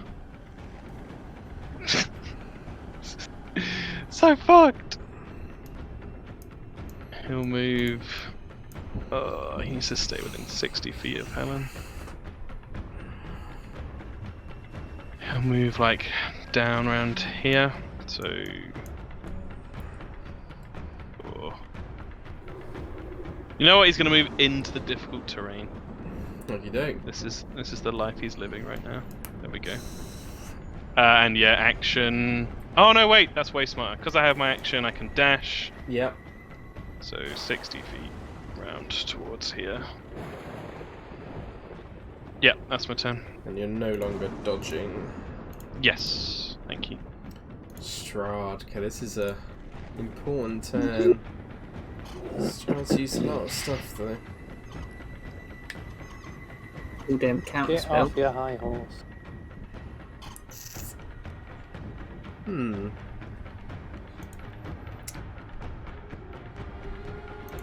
Farrah's the problem.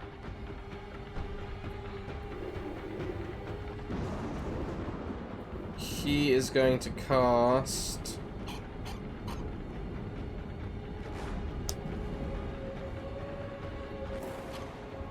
I have to actually think here. Another sphere around the first sphere. Turning Meathead into a gobstopper, layer by layer. That would be awesome, but no. How many licks does it take to get to the center of Octalix resonance? Meathand's gonna get out of there. Yeah, he's not got much chance. He's going to cast a Ray of Frost at Farrah. Ooh. Oh! Yeah. For 20 points of cold damage to you. Do I get a save? Or no save on that? Sack roll. Sack roll, yeah. Oh shit. Alright. 20 damage. I can't remember what you're concentrating on, if you are anything. Enlarge. Enlarge, so yeah, con save for me, please, see if that drops. Yeah. What's enlarged? Helen. Helen. Oh, she is. Still concentrating, though. It's his turn. Meadhan. Can't really do much, so rolling about. Am I right in thinking, like, even sound doesn't get through? It's like only light. I don't can think only so, see through yeah. Let me read In that case, it. I don't think it specifies, but it kind of just assumes so. It makes sense Yeah. scientifically. Yeah, I'm going to assume that, yeah, no sound. In that case, you'll just hear. That's terrifying for me, Ham. He's blinded and deafened, basically. Yeah. Like, his world is just silent darkness Gone. right now. Horrible. I'm out of the race. Osdred. Which one of these guys up here is looking? Pretty much the same. Move a spiritual weapon.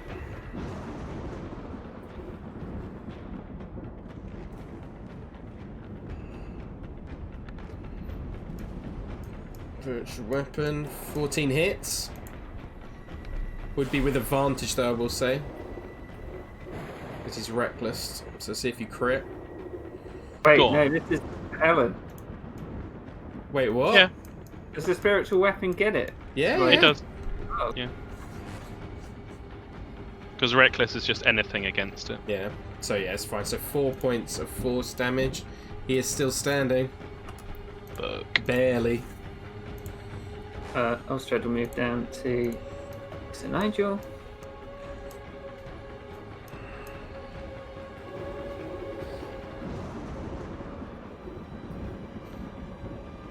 With advantage does hit, but see if you crit. I don't get some poison. Oh, of course, yeah. So No, good roll your shout. damage. Yeah, Every time. Time, Every yeah. fucking time. Looking very rough, this guy is. Helen, death saving throw for me, please. Oh, Helen. Nat 20. You know it's gonna happen. Nat 20. Kill both these guys.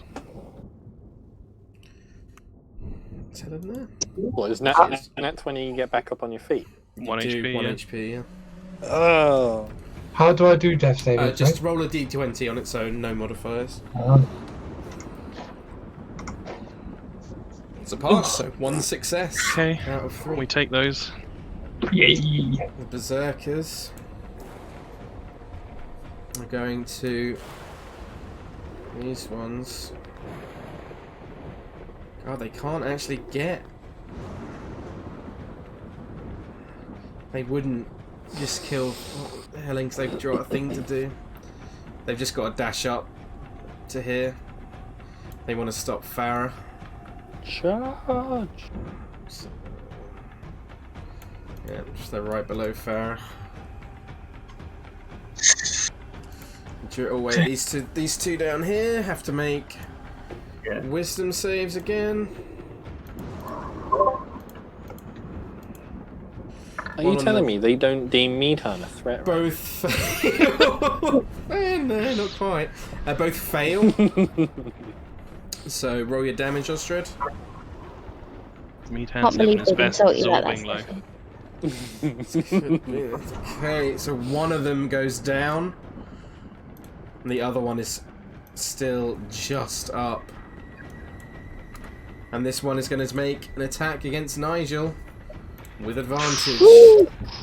Come on, Nige. an 18 to hit, so 5 reduced to 5. 2 points of damage to you, Nigel. Yeah.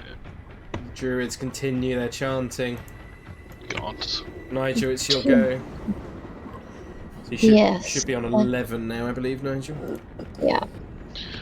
I'm sure 8 rounds of chanting can't mean anything bad, guys, right? They're just It's fine. this is their afternoon chant. It's just what they do.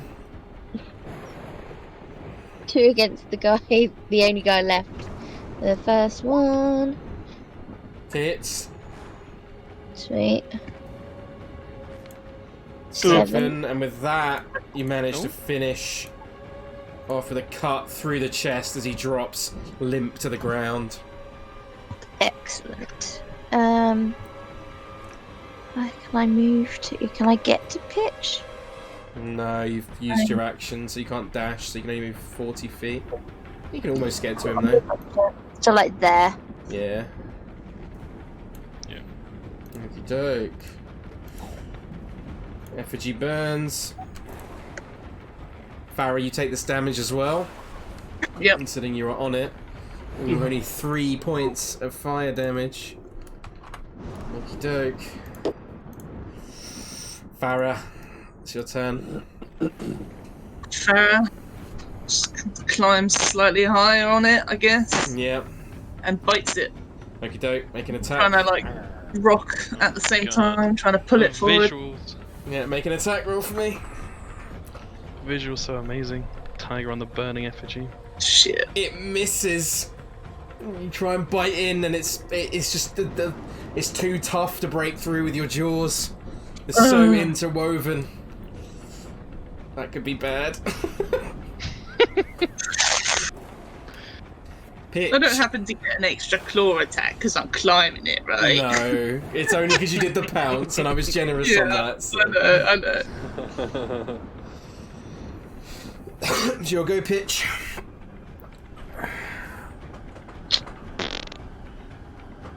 He's holding the orb. Oh, let's see if you've got another counter spell, you fuck. The narrator says he did. Second level healing word on Helen. No counterspell. I get to roll the dice.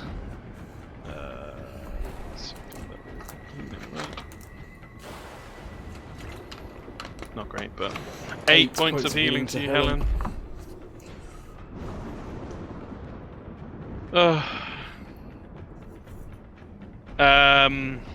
Action.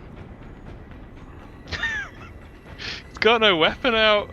He's Yeah. He's That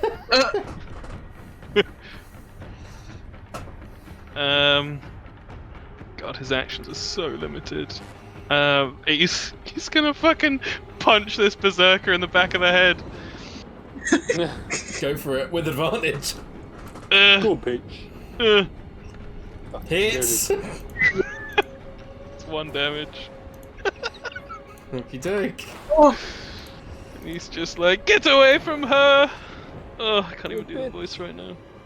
Strahd is going to cast Ray of Frost at Farrah once more. no. Okay. 12. I'm a... Yeah, it's a hit. Oh, God. 9 points of cold damage to you, Farrah. Okay. Ooh. And Strahd moves back up, he's like ducking and weaving on this nightmare, back up to the 90 feet. Everyone see the tiger health. No. I will Tiger health. Oh no. quickly show You can it. keep it a secret. I've done it now. Jesus. Meadhan is rolling about like a hamster. Osdred. You said that the thing's kind of a creature, right? Depends on the spell. Like, I'm trying to be as generous as I can with it, but certain things, obviously, if they don't make sense, then it doesn't make sense. Charm the effigy. Exactly. Hey, baby. Wouldn't let you charm it. It's like a construct. Dash up as far as he could. Oh, it's too late. I forgot my thingy. Fuck!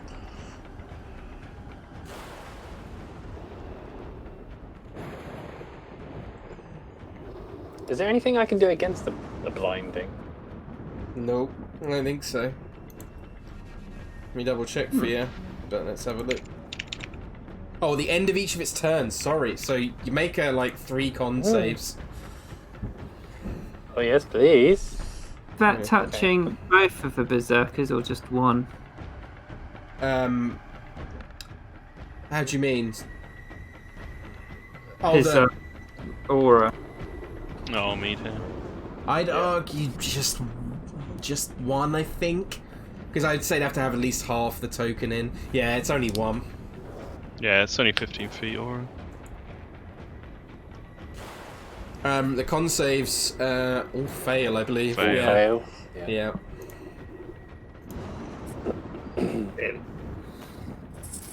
Is that your turn, Osdred? Yeah, he dashed and moved his thing. Okie doke. Helen, who is now back on her feet, barely still prone though. So I guess I'll run and attack these guys. If I can reach them. How far is that? You have got half your movement to get up because you were prone. So you've got 20 feet. But you could try using Step in the Wind. I could do. Also, the effigy is looking rough. It's up to you guys what you want to do.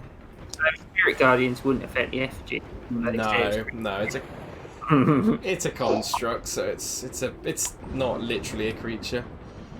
Yeah. Alright, I'm going to use my last key point for Step in the Wind. Last key One point. over there. Stab this guy. Okay, with advantage.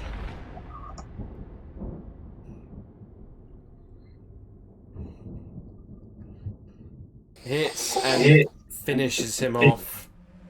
Yeah! Second Nice. attack. Yeah, other guy. Advantage again? Yep. They recklessin. Hits. 5 points. Still And, standing. And a cool karate chop. Okey-doke. Hits again. Oh, sorry. You wouldn't get a karate chop because you bonus action Oh, That's true. Yep, he's right. True. I hate it. Yeah. Right. The Berserker. Yeah, wisdom save. Indeed. I think it might not be enough regardless, though. Roll your damage now, Osdred. 12. Fails. Yeah. I think this is probably going to be enough. Osdred special. 3 1s. Yeah, I mean, it could happen. No! Oh, he did! Oh, he did! Obliterated. One of them just goes up and he's just like sucks him in instead of putting him in the glass. The druids are still chanting. Oh, God. Nigel. Go on, Nige! Wait, what? Go on, Nige. Yeah! It's all on you. Who's alive? I can't see. Oh, no. Oh, the effigy. Oh, yeah. Sorry, I'm on it. Gonna chop down the effigy. Doke. We'll try to. I have rolled it. It's just taking a moment. Hits. This could be it. This is important. 13. Nigel. No, I've got another chop. You swing in, cutting through the roots that break, and finally they break as the effigy begins to tumble and fall, burning, crashing down to the floor. Woo! And as Which way does it fall? Backwards or forward? Yeah, the falling could be very dangerous. let me, It needs to fall that way. 1, 2, 50 foot high. 1 north, 2 east, 3 south, 4 Okay, west. alright. Hit Meathead. Send the sphere shooting Yeah. off. And it does. West! Yeah, perfect! Oh god. Lands on the thing and it just smashes the ball into the side. The thing, and as the effigy falls down amongst you, you see that from it Oh god. rolls a shining green gem. And with Nice. that, combat is over. Oh. What about these guys in the trees down here? Or am I not supposed to have spotted that? Or are they not actually there? They are there. I don't know why they're not on the GM layer, but... What about this motherfucker? Well, The fucker. unless anyone wants to do anything against him, looking down at you, he just smiles and then rides off into the night. As he does hell. behind him, the weather begins to dissipate, almost following him as it does. You bastard. So let me Fucking quickly find That was hairy. appropriate music. 1 second. The funniest part about if Meathead got pinged was because this is on a hill and it's just mists over yeah. here. He would have just kept rolling on. Oh, like a Zolball. But... And with that, Meadhan, you're dropped out of the ball, no longer Oh, thank God. blinded. As I love the Strahd idea that rides none off of us into the actually distance. saw the ball, and so we just saw Meadhan rolling around on the floor. Just Out in the gibberish. on his own. Whew, guys, that was as down to the wire as it possibly could have been. If Nigel hadn't killed that, then something bad was gonna happen. If everyone wants to take a quick 5-minute pee break, and then because I need to pee myself, so Oh yes, big Oh P. no, what was gonna happen?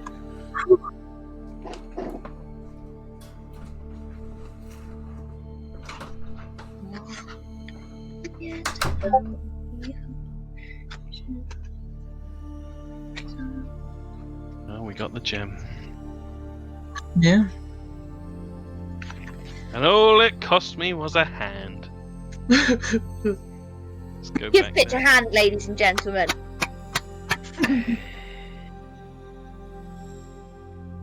Suffering. Will never be a Nigel and Pitch duet now. He doesn't have his music. No. Sad. I'm sure everybody's so disappointed.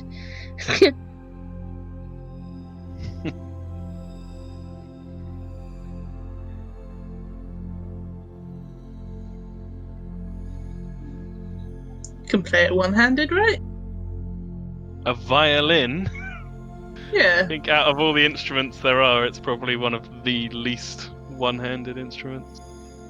Well, you could, you tie a little string thing to one stump and then use your other hand for the little, pressing down the things. Play it, but that guitar thing used to bash the guitar on the top. You can play it for violin. You have to learn to play the flute. Yeah. And you need to both Play hands. other instruments, can't it? You need someone to. How do you play the flute with one hand? You know what instrument only needs one hand? Banjo. The steel drum. Yeah, man. That's not where I thought you were going with that. I thought you were going for a harlot's Something type. lewd. Nah, he's still got his wank in hand. He's fine. Poor fucker, he can't even play the triangle. Can't even do Yeah, the other hand to make Can't it. even play the slide whistle. that's true. Who's gonna slide his whistle now? I'll slide your whistle any day, babe. Yeah, it's very fucked up for Pitch. Arguably, because he's a bard and his magic's meant to come from his music. If I hadn't been so heavily RPing the orb stuff so much, arguably he shouldn't have any spells now. That'd be really bad. you know, like how does Davy cast a fireball? Like, what's he doing? Well, exactly. No one really plays it, but technically, if you play in bards to the letter, like Davy should be running around with his lute, being like, "Plinkety plink, here's my firebolt, bitch." Imagine he's got a big clarinet and he shoots the fireballs out of that as he blows on it. Got a little tuba. Tom's not singing. I am back. Tom's not singing, but yes, you're right, Georgie. That is the best instrument. Oh, excuse me. Osdred would go and pick the gem up. What would have happened? I suppose I can tell you. Since it's not going to happen now. Yeah, I'm super curious. And Osdred picked the gem up before. TPK. Well, from this tree, you would have seen the gem go down from the effigy into the roots and move along, causing this tree to rise up as this creature, a tree blight, Very good. would have been summoned. Which is a pretty powerful creature, as the arrows may remember from Thunder Tree. I believe that was a tree blight. Tree bane, yeah. Yeah, it was. The blight stuff was just flavour. It was a tree ant, but I imagine. Oh, it was a tree ant. Okay, this is different actually then. This is a tree blight, which is a challenge 7 creature. Oh god. Would have been bad. Very bad. But Osdred picked the gem up. you can indeed. And you hold it in your hand as it shines with a bright green light. Farrah, are you looking down at Osdred holding this? It's Turned out. you. Ooh!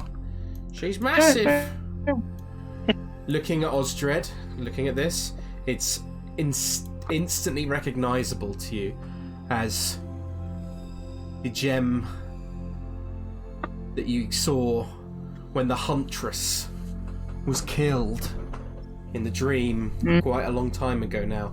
And Farrah, also looking around, you can see that amongst these stones are a number of standing stones similar to the ones you saw on that journey quite a while ago now. Monoliths. The monoliths. Sorry, Osdred, sorry to interrupt you. I just wanted to point that out to Farrah before you decided Can to he do get anything. out his jeweler tools and he get out his little loop and he'd have Yeah. a look at the gem? Mm-hmm. What are you looking for exactly? Like imperfections. It's basically trying to work out anything arcane about it as well. Yeah, just do an investigation check with me with your proficiency bonus if you don't have it already. Okay. I'll just roll persuasion. 17. It's unusual, Osdred. It doesn't look like any gem that you've studied in your life. It doesn't look like... It's almost like smooth. It almost looks jagged, but it's completely smooth to the touch. The fact that it's radiating this green light is like nothing you've really ever seen before, and it looks like it has no imperfections on it whatsoever. It's quite beautiful. And in just feeling it in your hand, Osdred, with the 17, you just feel that you get this sense of like wash over you, like it feels, you feel more alive, you feel more lively, you feel just a sense of life coming from it. Could he tell if it had been mined or if it's like naturally occurring or made or anything like that? I think with the 17, you definitely don't think this has been mined. And you think it's almost too perfect. I think with roll a religion check on top of it as well for me, with advantage, I'd say.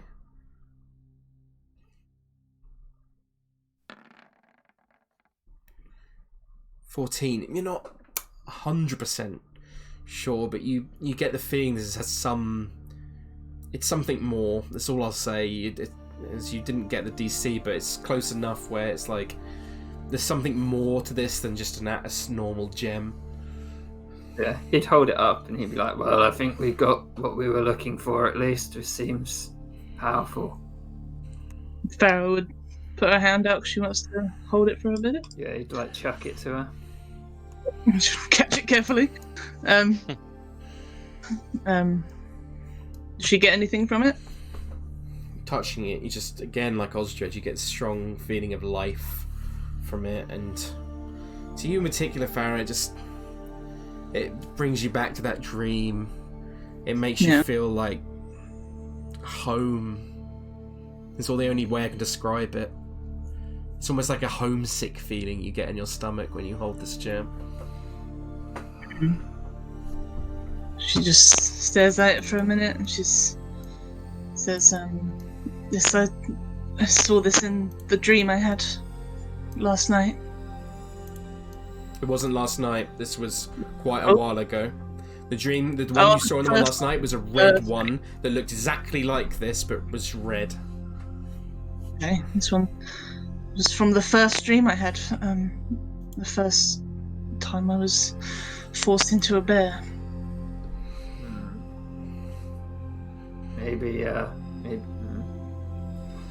How long has this gem been missing? This one, you're not exactly sure which one is. I know they did tell you actually. This one was stolen. Let me just double check exactly so I don't misspeak. Like 2 weeks. I think this one was more recent. I think this one was 5 days ago. 5 days ago, this one was. What about the other one? They told you that another one was stolen, like Stefan said. I believe it was. Let me double check again for you. 3 weeks ago, another one was stolen. When did you first turn into a bear? First turn into a bear was... Let me quickly get the calendar up. Oh, I have it up already. I'm a genius. She first turned into a bear on the night of the 1st, so it was 1, 2, 3, 4, 5, 6, 9 days ago. Okay, so it's not that related. It could be. Well, maybe after achieving this, Farrah might halt with transformations for a while. They seem to line up, not perfectly, but a little bit. Maybe. In any case, I was thinking these might be important to Strahd, or why else would he be here? But then why would he have just let us have it at the end? Perhaps he's toying with us again. Oh yes, undoubtedly. He'd look at Meadhan and he'd be like, that was the devil, or Strahd von Zarovich. He's been messing with us since we got into Barovia. Have you had any strange dreams? I don't believe he would have Lewis? He's not had any. You may have experienced more nightmares than you usually would have had, but they would have not been nothing prominent enough that would have been outside the realm of usual nightmares. Yeah. No, I'd guessed as much. He looked like a pretty mean dude. Does he often mess with you guys? Yeah, he's the root of all the problems we've had here in Barovia, so yes. Well, quite the company. Farrah, I'll say, as you hold this gem in your hand, you look around at these standing stones, and much like when you travelled past them after the windmill, you get this sense, a call to go to them. Yeah, she does want to read them if they've got druidic on them. You look around them and you can see that much like the first one you found, that there's markings in druidic all over these standing stones, these megaliths, but this time they are less faded, more clear. And you can see that this one seems to be dedicated towards an archfey.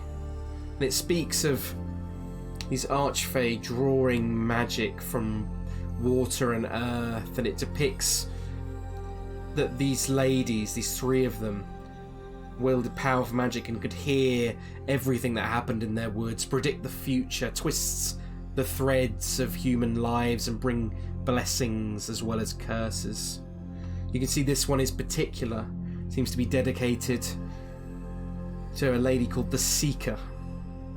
And most importantly, there is beneath the Seeker, which has like an image drawn, like carved in, of this woman with her eyes covered. It's hard to sort of make out, they're very crude drawings. And below you see a number of sort of almost like stick figures, like bowing to her and worshipping her. And underneath is written in a very clear script.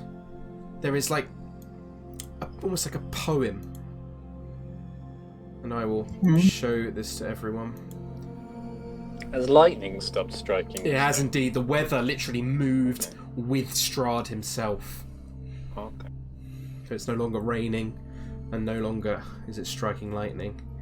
So you can see that the note reads, "Where is my lady, with a face so bright, with eyes like stars and a bow of light?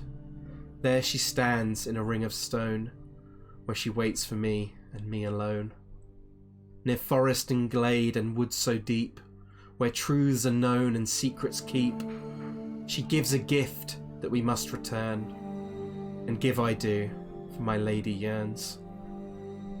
And the second passage, "Where is my lady, with piercing eyes, whose is oh so kind and oh so wise? There she stands in a ring of stone, where she waits for me and me alone. Through hill and mountain and highest peak, where storms rule strong and life is bleak, she gives a gift that we must return, and give I do, for my lady yearns." And then finally, the last passage underneath reads, "Where is my lady, playful and sly, with a laugh that's light and a step that's spry? There she stands in a ring of stone, where she waits for me and me alone. Through swamp and marsh and lonely bog, where death comes slow as a creeping fog, she gives a gift that we must return, and give I do, for my lady yearns."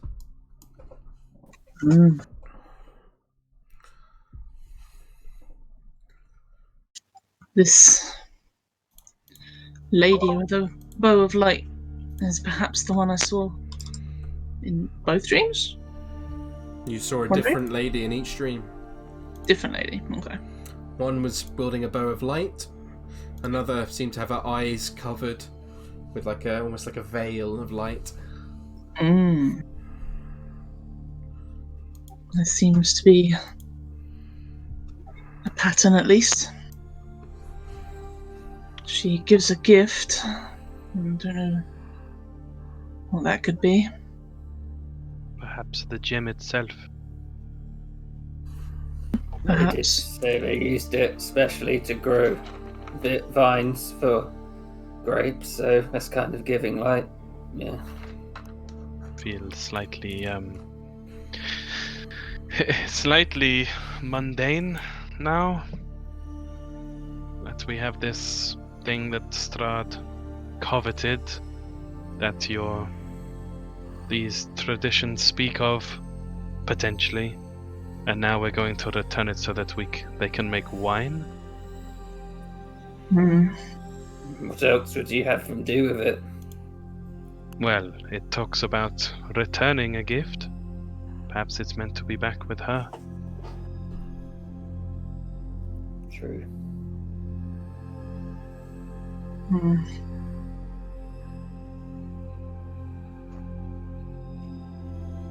A ring of stone. Osdred would be like, "How is that hand in battle, bitch?"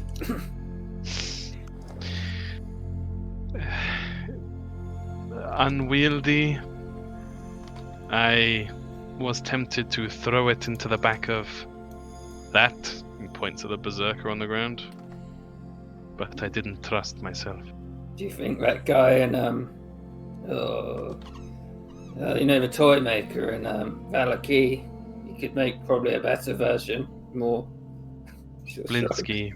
Yeah, Blinsky. It's no fun. It's no Blinsky. Maybe, but it would be wooden. True. I wondered whether you could either fuse it to a sword that I could wield, or perhaps even take the glowing rapier and melt that down to be a part of the hand instead. The least it could do is shine some light, but I don't know if it would keep its properties. I could make you a hook hand. You could have different attachments. A hook hand would be preferable, yes. This one just gives the best image of what has been lost. When I have the time, I'll try and make a few so you could swap them in and out. Thank you, friend. Comes closer to being Patch every single day. Oh no! Lewis's scheme. Here comes the peg leg. As long as I can hold the orb, cast my magics, I can at least still be useful to you all. As long as I have one hand left for Kendall, I don't mind. That's a good impression. Not to be insulting anything, Pitch, but are you gonna learn a new instrument when we get out of here? I am. I'd rather not think about it right now. Ooh, you could play the harmonica, apparently. What's that? This place is kept me from playing most of the time anyhow. I'll simply keep thinking of it in that way. I think Farrah is upset at the conversation. She's going to turn around and she's going to look for other stuff to look at. You don't find anything more than what I described, Farrah, but I can imagine you over the course just determining different sort of druidic signs on these standing stones. Are the druids still hanging about? No, I would have said. I was going to say I didn't forget that. They would have, as Strahd retreated, they would have run off into the forest, no longer to be seen. Hitched up their skirts and pegged it. Pretty much, yeah.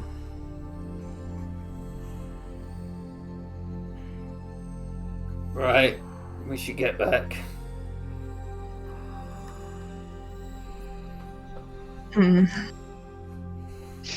Is there anything interesting about this tree that she's looking over at? And you're welcome to go look at it if you'd like. It's pretty far. How many hands is he holding that harmonica with, Anja? I googled it. It said you could play harmonica one-handed, Tom. You can also play the trumpet one-handed if you want perfect. to. Pitch at the back. You could play a single maraca. Osdred, I need a maraca attachment for my other hand. You could do it, actually. Osdred just like, I better get some ball bearings then. Oh, you get a little rainmaker. Stop googling. Don't need that in this instruments. fucking land. Jesus. One of those things that you turn upside down, it goes. Fucking slide whistle. Fuck that. You can play the The theremin. thing that makes it sound like an alien. The plastic pipe. I can't. thing. I'm not. Sure, I've actually got a Blinsky little could bit make of that one. post-traumatic stress disorder from slide whistles because of fucking Stefan's old dog who. Oh, yeah. Yeah, hero. Oh god. Yeah. What happened? He was quite aggressive and Stefan yeah. had this slide whistle. Go on, Steph. You sell it. Well, yeah, so you can slowly turn it up and upside down and it just goes whoop whoop. But if you shake it furiously, it just goes whoop, whoop, whoop, whoop, whoop, whoop, whoop. The dog goes absolutely mental at it. That was fun. You Anyway, have to tell the tale. so what are you guys doing? Are you making your way back towards the winery? If Farrah's finished with the tree. Yeah, she's not going to go. It's like quite far away, isn't it? So I will say, I have a few things. Looking out towards this wall of mist that just covers the west side of this valley, just unending wall of mist. Let me quickly get my thing back up. Yeah. In my head, Canon Mead's hand still rolling down that fucking hill right now. He's still rolling to this day. That'd be great. Like, he just rolls out back into Faerun. Yeah. Let me just quickly get this up because it just crashed my 420.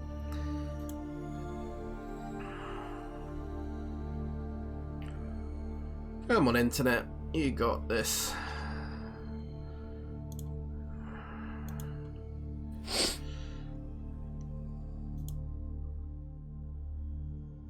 Sorry, guys. Internet's being shit. No worries. Alright, there we go. As you look out to this curtain of fog, you see a white fortress on a hill above a great city. The city appears quite distant, maybe a mile away. The fog obscures all detail, but you can hear what sounds like the echo of a church bell. What the Do fuck? any of us recognize it? No.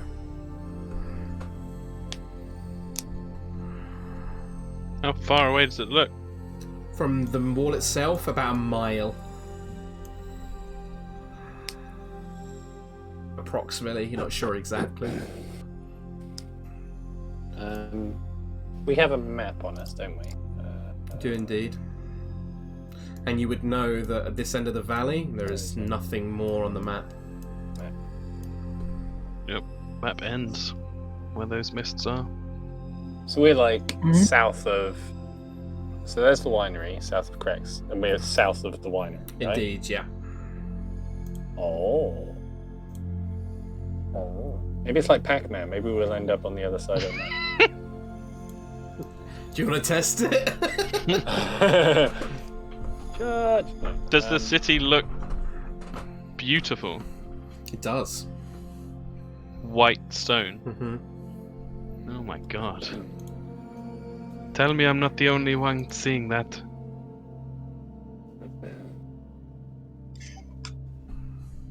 No. It's probably just See like Cloud City. You say that casually. Cloud City? Just something you've seen often? Probably just an illusion to drag people into the mist and kill them. Maybe. But we gotta return this stone anyway, so we should probably get a move on. We're losing daylight. Should we not? Only sounding more and more risk- like Patrick Warburton. Hey, Peter.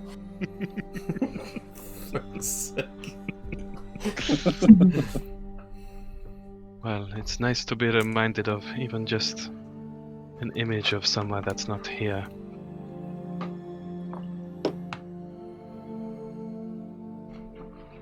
But yeah, pitch turns, Okay. starts walking back. Nigel, Let's go. as you get to the edge of the ring of stone, Uh-oh. you hear a whisper, a deep voice carried on the wind.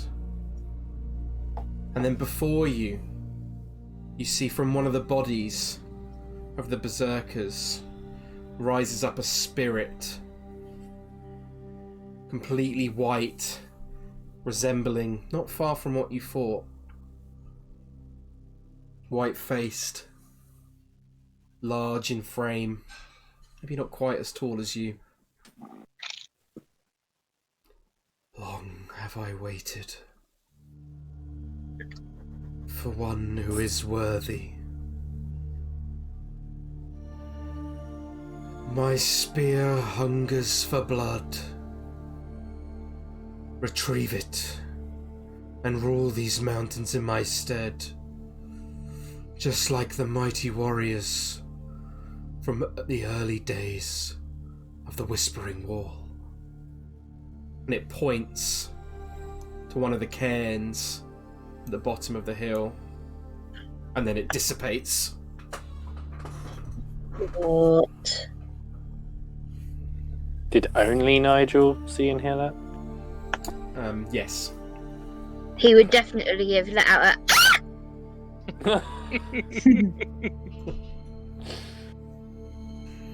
Anybody else see that See what, Nigel? No, Nigel. big scary ghost man? No. Is You he say- still there? He's no, he say you worthy, you go get spear and be king of mountains.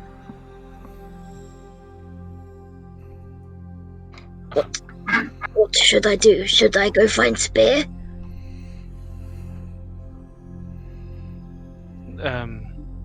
Did he sound like Strahd? No, not think so. I mean, did he? Nope. No, he didn't. No, he not sound like Strahd. He looked like Berserker man.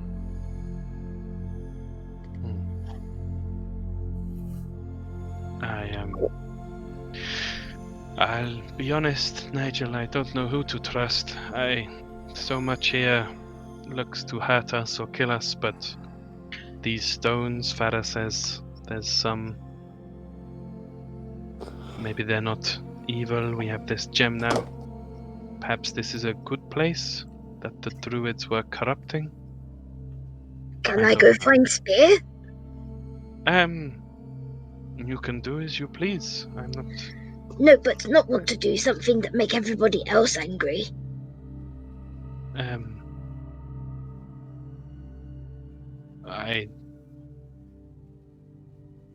Question is open to floor.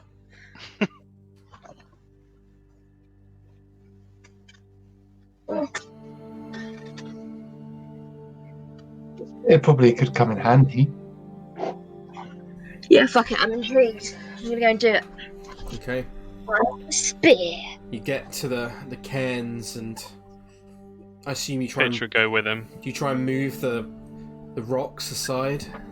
Uh-huh. They're heavy, but together you would be able to roll these aside. And underneath you see a grave, dug maybe 5 feet deep. And looking down, you see the skeleton of a humanoid, mouldy bones, and amongst it you see a large spear that is dripping with blood. Ooh. He did say spear hungry for blood. Right. That would have been a good detail to hear before we came down. You can't expect me to remember everything, Pitch. True. Hungry for blood doesn't sound great, but I suppose if a spear is going to be helpful... Oh well, got it now. And Nigel will pick it up. As you pick it up, it feels magical in your hands, Nigel. Oh. Power, Nigel. Now this is the perfect time to unveil the way I'm going to do magic items from now on, because I was discussing this with Tom and Kieran the other day. Let me quickly get the rules up. I've got... Osdred does have identify, but he is nowhere near whatever they are. He's just waiting with his. Didn't know clerics could learn identify. Is Got it, mate? that a forge cleric? That is cool. I did not know that. Can Nigel do detect magic to see what kind of magic it is? Yeah, of course. Yeah, you could. Yeah. Detecting it would reveal that it is enchantment magic upon it. It's enchantment magic, Pitch. That's not too bad, I think. Alright. Well, you have it now. Perhaps we should bring it to Osdred. He's the weapons master. Nigel would go sort of skipping back to the group, just saying, I got the spear! I got the spear! Is there a trail of blood behind him as you're skipping along? Probably. So I've put a identifying magic items. I'll put it in under magic items itself. It's related, but it's not. Yeah. And it should. Yeah, that's freaking me out as well. Yeah, it's because I copied it from Facebook. So yeah. So any common magic items, anyone can make a DC 15 Arcana check to determine what the magic item is. If you're proficient in Arcana, the DC becomes 10. Alternatively, you can focus on this item for 1 uninterrupted hour during a short rest to learn its properties. You must be in physical contact with the item during this time. For any uncommon magic items, anyone can make a DC 20 Arcana check, and you get the idea. For anything rare above you, and you can only make it if you're proficient. And anything very rare and legendary, they have to be identified. Here's something I didn't feed back to you, Lewis, which has come to me now. Mm-hmm. How would half proficiency or expertise? That's a very good point. I'd say being a bard, you get to be half proficient in fucking everything. Yeah, I would say half proficiency would maybe get the DC up by half of that, so maybe up to like a DC 12 for the initial, or DC, yeah, that kind of thing. Or expertise might even make it even easier, sort of thing. Can Pitch make a half proficient Arcana check? You can indeed, yeah. Oops, not even sure I pressed it. I did press it. Oh! What is 20. the overall? So the DC would be slightly higher for being half proficient. So unfortunately, Pitch, I'm not sure. I had a real good look, Nigel, but it's beyond me. Osdred, can you help us? Well, Osdred's at the bottom of the hill. It's just... Fucking get your asses down here. I'm gonna haul myself down the hill. Nope, Nigel, wrong way. Oh God, it's all hill. Where am I going? North, It's all north, Nigel. hill. Come to my voice. It's all hill. Is Down Helen trail still behind. huge? Nah, surely they would drop by now. No.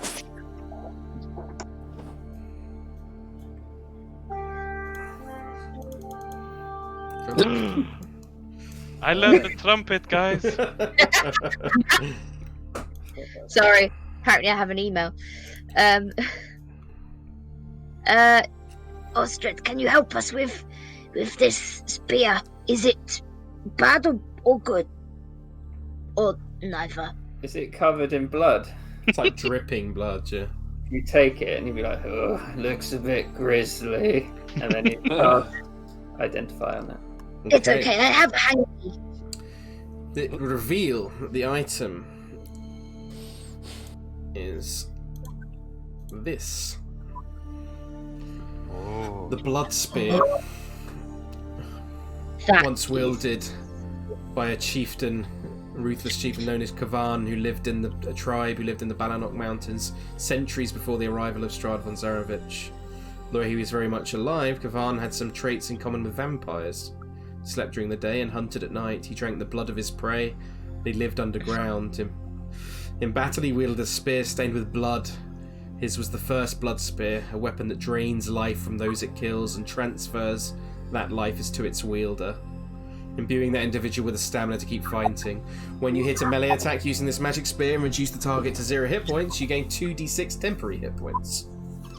Wait, would Osdred be aware if there are any curses on it or not? You would not. You I wait. would say that I need a GP. What was that? Identify needs a pearl of 100 GP. But he's got the focus. Yeah, you don't need it. Wait, I always wondered that with identify. Identify 5e. What's the focus? The topaz's eye. Yeah. You are meant to have a Technically- pearl, but the odds of Yeah. Osdred getting one in fucking Strahd campaign and He's a forge cleric, so I would say that he would have a pearl anyway. Like it doesn't consume the pearl. So to me, like Osdred would already have a pearl. Like I'm not gonna. That's a stupid lame ruling if I made that ruling. So I'm just trying to be fair, Wally. I know. That for Waterdeep, yeah? Yeah, but you cannot deter. You would know with identify Osdred. You cannot determine whether an item is cursed or not. he'd like, he's like, it's a blood spear and it's dripping blood, but he'd like, yeah, Nigel, I think you'd benefit from this a lot. And he hands it back. Sweet. Okie doke. I will also say, even though it's not in the bit here, that any creature can wield the spear, but only the character chosen by Kavan to wield it gains +2 bonus to attack and damage rolls made with this magic weapon. Ooh! That's a tasty meatball. So you should be able to find it on D&D Beyond if you search Blood Spear, and then hopefully it should work. Let me add it to this. Yeah. Sweet. No, it hasn't got its +2, has it? No, it's annoying. I don't know why it's not. It's a bit annoying that it doesn't automatically do it. Because it's Sorry. It's my You could just add stupid a spear +2, right? spear +2. yeah, And like functionally. yeah, you Would could, it- yeah. So it would be like +9 then. It would be a +9 on your attack Yeah. modifier, yeah. Shit. Yeah. That is Try pretty this. fucking good. Did that work? No, it didn't. Yeah, just add a spear +2 to your inventory and that'll count as the blood spear. The blood spear. Yeah. Not many magic items in this game, but you got one of the cool ones. Hell yeah. Thank you. Oh, that's how you do it, I think. No, I thought that as well. It just adds a d20 +2. Bullshit. Yeah, a bit annoying, but oh well. We'll remember. Yeah. Like I said, just add a spear +2 and then just use that instead. We know that How it's much does it drip? like the blood. Hmm. It's just like it's slow. It's not like it's pouring off of it, but it's like almost, Yeah. almost like it's sweating. I guess is the best way to describe it. Ooh. So if Pitcher's walking behind Nigel with the spear on his back, Yeah. is he watching Nigel's cloak become slowly more and more stained by blood? throughout the Definitely. walk? Yeah. Nice. Okay. So with that, oh sorry, go on, Osdred, if you were going to say something. Should we rest before travelling back? Just here. It's up to everyone. Seems I like mean, I feel fine, but you do look pretty rough. Rest, please. Okie doke. I will say during the rest time, if Osdred's able to, I don't know if he is, but Farrah did acquire that staff back at the winery in the last session. Yeah, If she wanted that identified. I do. I don't know if Osdred is able to or not, but I don't know. He thinks Farrah's been pretty snooty today, but he might do it anyway. she was very drunk yesterday, so she's not really being snooty. Oh. She's just very much No, in but herself. I don't think so, but Osdred does. He's just like, mm. he's such a shitter. He I really love is. it. Are you taking a short rest? Sure, yes. We have a long rest, please. Got any hit die left? This is another rule I've been looking into in the Dungeon Master's Guide, is that you only actually can take one long rest per 24 hours. So, you've Makes already, sense. already taken your long rest in the last 24 hours, so... Short rest need 4 hours in between them. I remember reading that as well. Mm-hmm. Has it been 4 hours? You've not had a short rest. Oh no, you did have a short rest. Did you have a short rest? It was The it was only one you had, Pitch. me. Yeah, it was only Just Pitch. me. So I'm not taking a short rest, I'm just casting Healing Word on myself. Okay, so Let's By hope the way, we don't have any more combat, guys. Lewis, Yes, could you play the Happy Steel Drum song? I could indeed. Oh, Song of Rest, baby. Yeah, man. So anyone who's using dice, you get an extra 1d6. Thank you. Yay!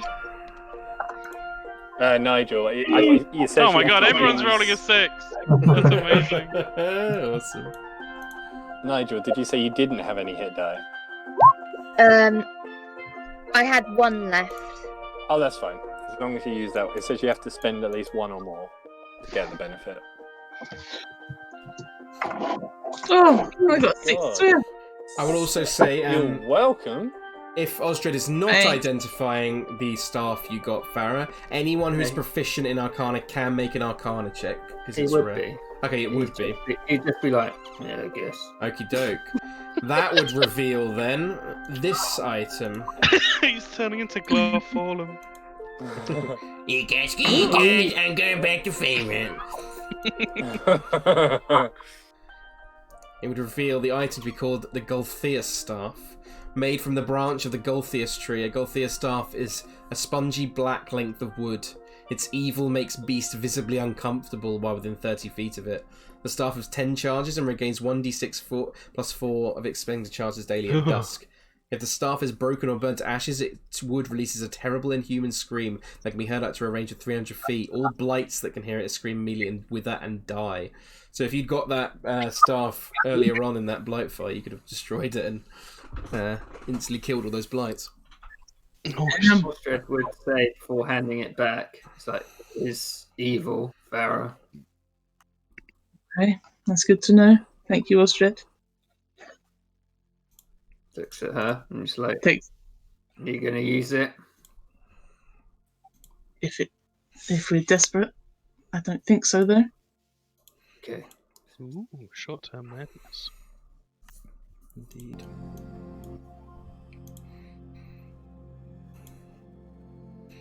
Pretty swag. Okie doke. So, Oh, that's 2 minutes. Maybe not then. all taking your short rests?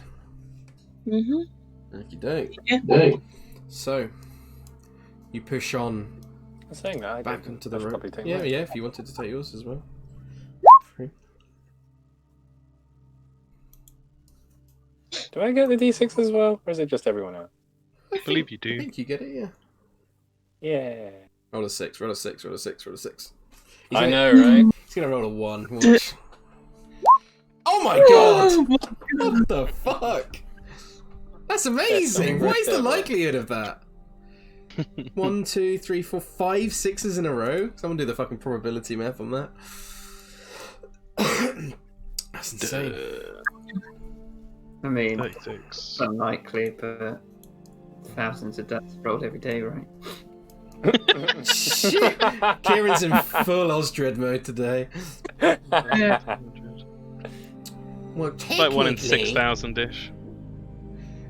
It's like one of those dads who take their kids to like the Star Wars place in Disneyland, and they're like, and the kid's like, "Oh, I love the look of that Imperial Star Destroyer, or whatever." All excited, and Dad's like, "Well, technically, son, that's actually the bad guy's spaceship, so you can't like them." No, then it'd be like, well, what is even bad anyway? It's like, it's just more on brain. Just the ever escalating version of, well, technically. Anyway, so you guys make your way back onto the road, eventually finding your horse and cart, and you push on back through the woods, slowly but surely making your way up, taking a little bit longer this time. So let me just work out the times quickly. It would have taken you from the winery, travelling at 4 miles an hour. 1, 2, 3, 4. 2, 3, 4. 1, 2, 3. 3 hours. So going back uphill, I'll say it takes you slightly longer, so about 4 hours in total. So 7 hours. You set out at 8 AM, so that currently now is 3 o'clock in the afternoon as you make your way back to the winery. So I'll move you back to the map. As you now see, you are back at the winery after retrieving. Probably be closer to about 3:30, maybe 4. Let me know. About 4:30, nearly 5 o'clock. Because you had the short rest as well. So actually, it's about 4:30. I'm gonna say if you had 2 short rests. No, Yeah. no, Yeah. you didn't. No, you didn't, because the pitch on the way. So it's about 5 o'clock. Let's say about 5 o'clock. So it is getting dark as you make your way back up the winery, but you can see that it looks as you left it.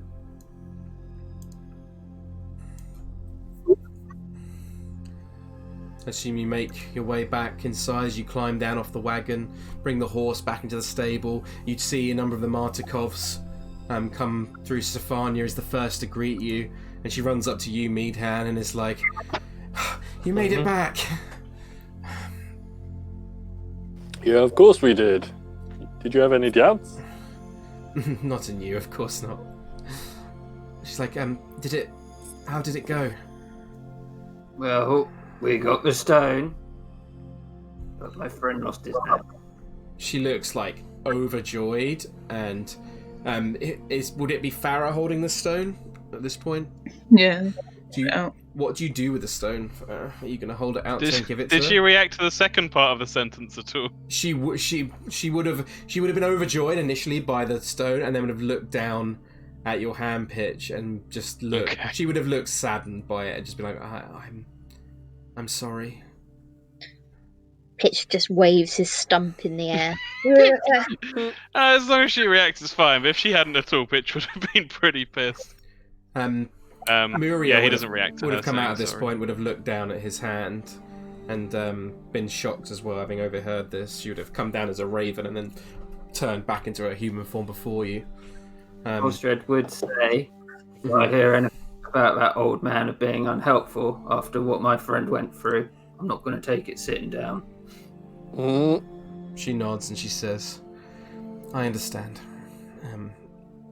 Well, after what you've done, this is incredible for us. You don't understand what you've done for us. My father may be a difficult old man, but just know that my family and I appreciate what you've done for us. Muriel would go to you, Pitch. Sorry, go on, Osdred, I interrupted you. Well, if he does say anything, if I react badly, you know why. She nods. She seems to be understanding. Muriel looks to you, Pitch, and she says, I'm sorry about your hand. Me too. If you go into Kresk, then there are stories about the abbot, the man who runs the abbey up there. They say he can perform miracles, so I don't know. It might be something that he could do. Do you have a name? They just call him. They just call him the abbot, as far as I remember. Well, if he's the abbot, I imagine there won't be any confusion. Thank you, Muriel. She nods towards you. I hate to be offensive to you, fella, but is he likely to do anything for someone of his complexion? She shrugs. She's like, I don't know, to be honest, big guy, but maybe if you do something good for them and get inside, then I don't know much about him. I know that just heard whispers and doesn't seem to live amongst the rest of the Kreskian folk. So I don't know. Maybe not.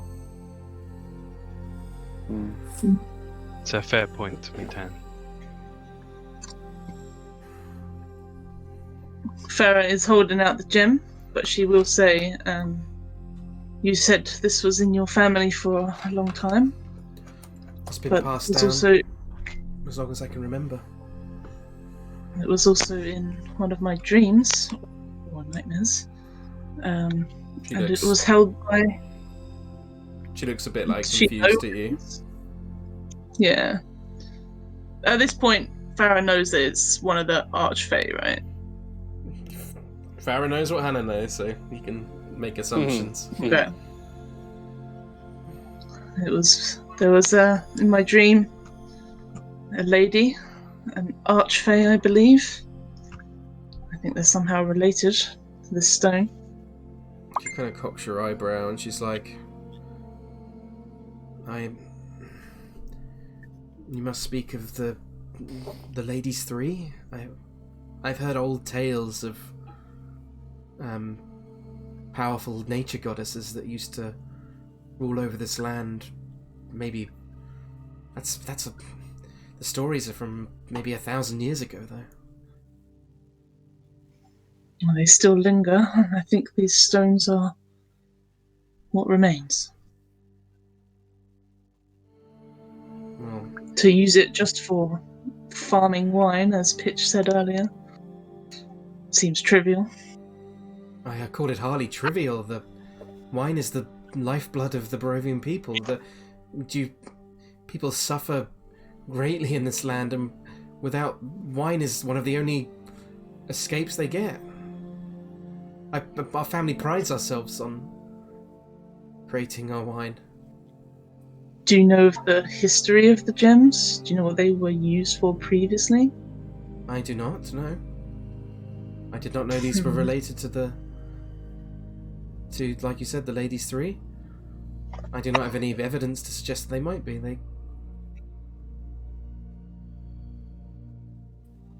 Well, I do not mean to doubt you or be rude, but it's just speculation. they have been in our family for could be wrong. hundreds of years, as far as I'm aware. They belong to our family. She puts a hand out with it in. So, well, if it'll help with your wine, I suppose. She nods and looks a little bit concerned towards you, Farrah. She gets a little thing. Let me just quickly roll an insight check for her. You don't have to roll deception because you're not trying to hide anything, but I think I'm just wondering if she would get a sense from you at all. Where is it? It's a +4. Just roll I know you're not trying to hide anything, Farrah, but just roll a deception check for me if that's alright. Just so I've got a DC to compare to see if she would read you particularly well or not. Okay, I think she does. She looks at you kind of slightly suspiciously with the what you're talking about and what you said about it being trivial, and she happily takes it and thanks you.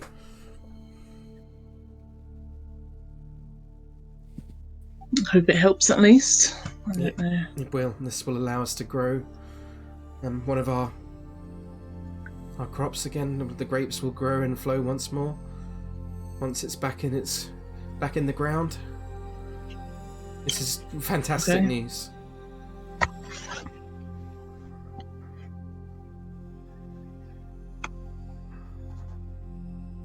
We can Did they say that we had to find all three for them to be? No, they asked for two.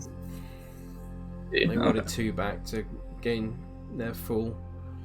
That's what Davian promised. My father is asleep right now, but I'm sure he would be grateful, even though he might not say it. And you are more than welcome to stay here the night if you need to.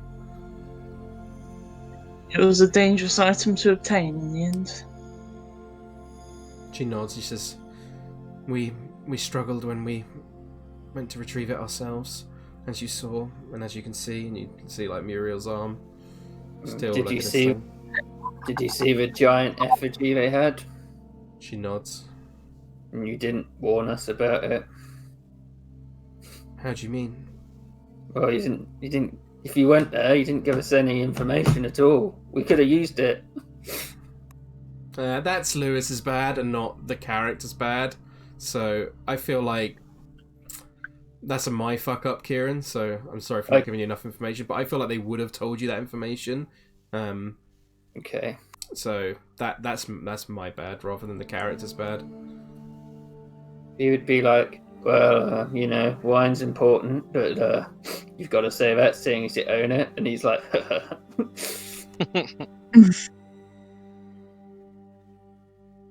she sort of nods towards you and it's like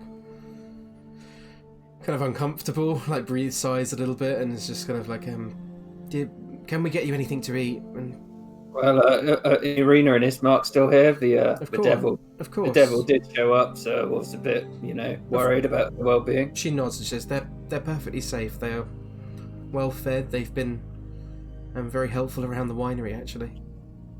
They've managed to help us clear up some of the damage that the druids managed. They managed to clear some of the vats were poisoned. But they've, together with their help, we managed to, especially with your friend, this Van Richten, he managed to purify the wine. Removing any of the disease or the poison that laid within. Didn't manage to work out how to turn water into wine, did he? Unfortunately, no. And I have to say that even though he purified it, the taste is pretty much ruined. So you're welcome to it, but it doesn't taste good. Well, I'll have some. She nods. And she asks. You see, sort of Dag in the background. Her husband is like, "Oh, all right, I'll go fetch some." And he sort of runs off, and he brings out like a bottle of wine each. Yeah. And she'd invite you all inside and she'd be like, please come in. We can set up your bedrooms again. And she guides you back into the winery, and inside you see they've set up like a small table there. The beds look like they've been set up a little bit more for you. You see Irina and Ismark sitting around the table, and Van Richten and Esmeralda as well. Seems to be sitting there and sort of quietly chatting before Irina kind of looks up and sees that you all entering. First to spot Nigel, it's just hard to miss, and she rushes forwards towards him, saying, "Nigel, you're okay?" Yeah. Yes, always come back. And he'd give her a big squeeze. Yeah, she'd hug you, and then she'd like feel the spear on your back, and she's like, "What is that?"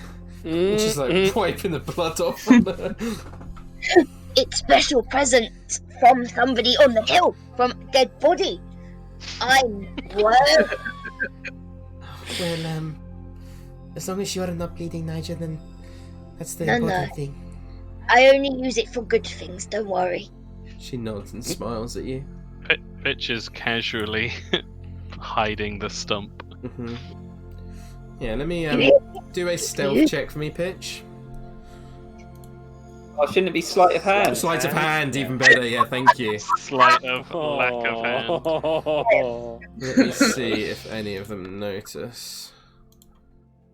What was the overall score? 16.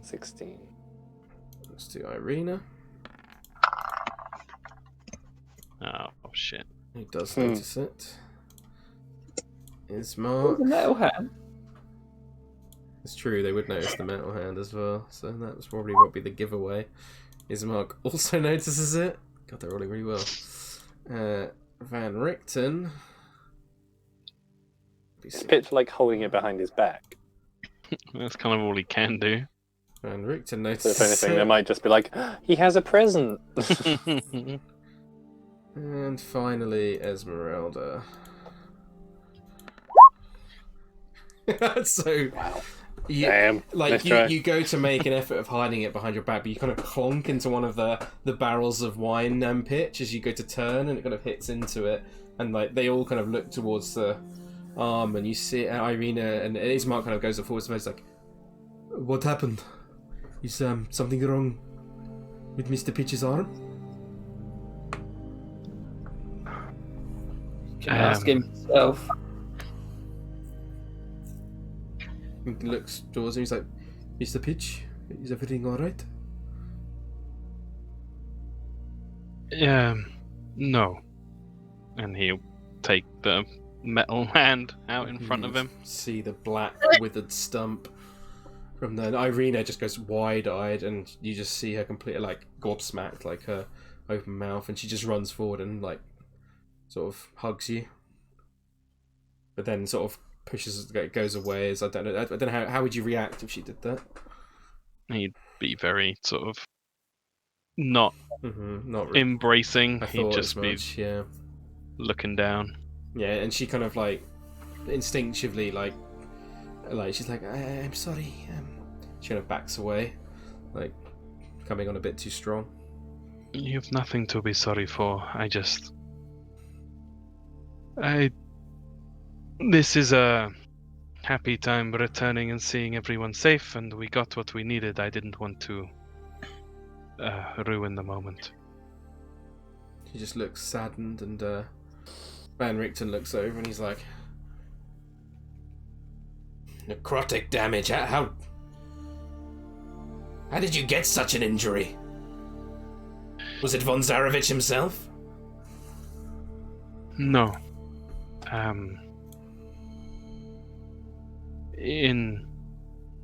Farrah isn't the only one touched by her dreams. I've had encounters with shadows. It is not just... I do not think it is just von Zarevich. I think it is something I carry within myself, and perhaps he has enhanced or amplified it, but there is a family history to it. I'm not going to go over all of that now. He looks But over and it he's was like, them. shadows are dangerous undead. They are. You're lucky to be alive, so... Luck had nothing to do with it. It was the oath, as ever, that kept me alive. He kind of nods You see slightly. Farrah definitely looks sad. I'm afraid I do not have magic to repair such a thing. I did not expect it. Osdred has kindly fashioned me this. And he bonks Osdred on the shoulder with the hand itself. Yeah, I was going to say, and if there's any of those people in the room from the Martikovs, There definitely would be, yeah. if you've got any spare scrap metal, send it my way. I'm going to make a few attachments for picture. You see that Adrian, above the older son of Davian, kind of looks over and he's like, I think I could certainly muscle up something. I appreciate it. Thank you. And after a short while, he would head back into the workshop where they make barrels, and then he'd bring out a number of strips of metal that you see, the ones that go around the wine barrels like that. Mm-hmm. Yeah. And he'd bring them out. So he'd probably bring, I'll say, they probably have enough for, I think, let's just say, 6 pieces of this, these strips of metal. They're probably about 30 centimeters across each, maybe.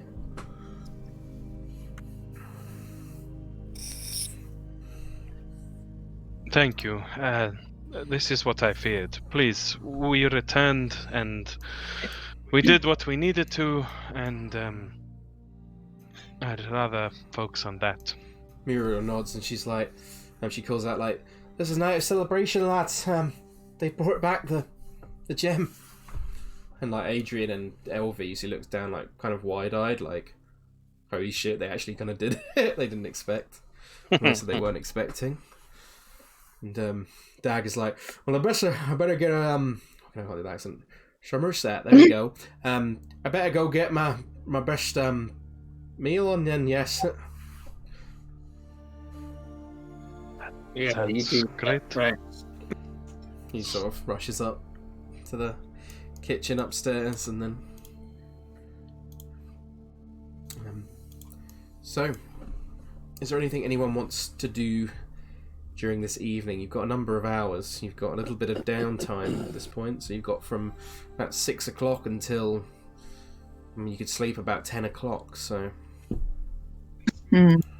Nigel would try and distract Pitch from what he was, from the lack of hand somehow. Maybe How do you do that? yeah, I'm curious. How do you do that? I want to see this role played out. you'd just probably be like, Pitch, can you give me lesson? Sure, Nigel. We can talk. Yes, we can talk about whatever you like. Right. This is going well. How are you? Are you enjoying our newest friend?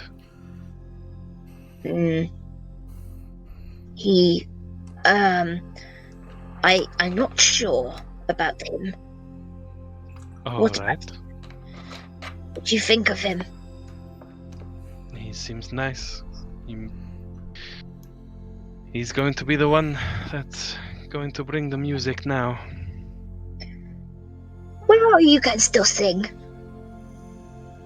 I suppose, but and we get you special hand with bow on so you can play.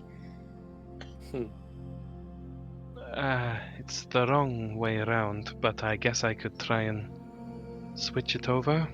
That's the attitude. You can do anything, Pitch. You are best man.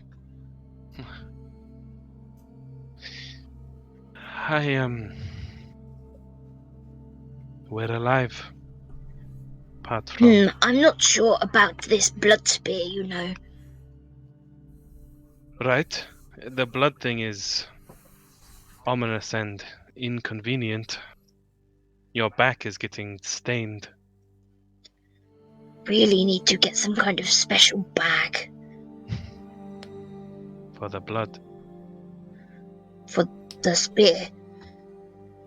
It's strange. You think blood is usually from someone or an animal. What is this animal blood or people's blood? Is it the blood of his enemies? Is it magical? Not a clue. You have to ask Osdred. Osdred know everything. Well, I'm just thinking, blood is nutritious. You can make black pudding. You could fry it up. If it has nutritional value, I don't know. I think when you're trying to keep your mind away from something, it can wander to strange places. Definitely. So, you can... Oh no. Running out of things to say that are not awkward. He just pats Nigel on the thigh and is like, "It's okay. We can just sit here for a while. But I want you not be sad. I know that's silly, because nothing going to make you happy again. But you know, I just not want you to be upset." Weirdly, Nigel, it hasn't really made me sad. Okay. It's kind of just... I lost Kendall before. Nothing has ever hit me quite as hard as that. Here, we've had our freedom taken away. We've had people. We lost Neville. I feel we've somewhat lost our innocence in a way. The horrors we've seen here, and now I've lost my music too. It's just reminded me that at the base of it all, it's not about the things I've built on top. It's about, and he takes Nigel's hand. It's about the oath altogether. It is what grounds me and keeps me going. And we are alive. We are here. Even if you lose everything else in your life, you always have oath. Right. Precisely. I had special friend when I was little, and he gone. He disappeared too. But yeah, I really don't know where I'm going with this. Don't know if you can tell. It's fine. Yeah. It feels on brand for Nigel. Yeah, it does. Maybe Nigel and I are more similar than I'd like to admit. I get it, Nigel. Thank you. Let's just sit and be quiet for a while. Okay.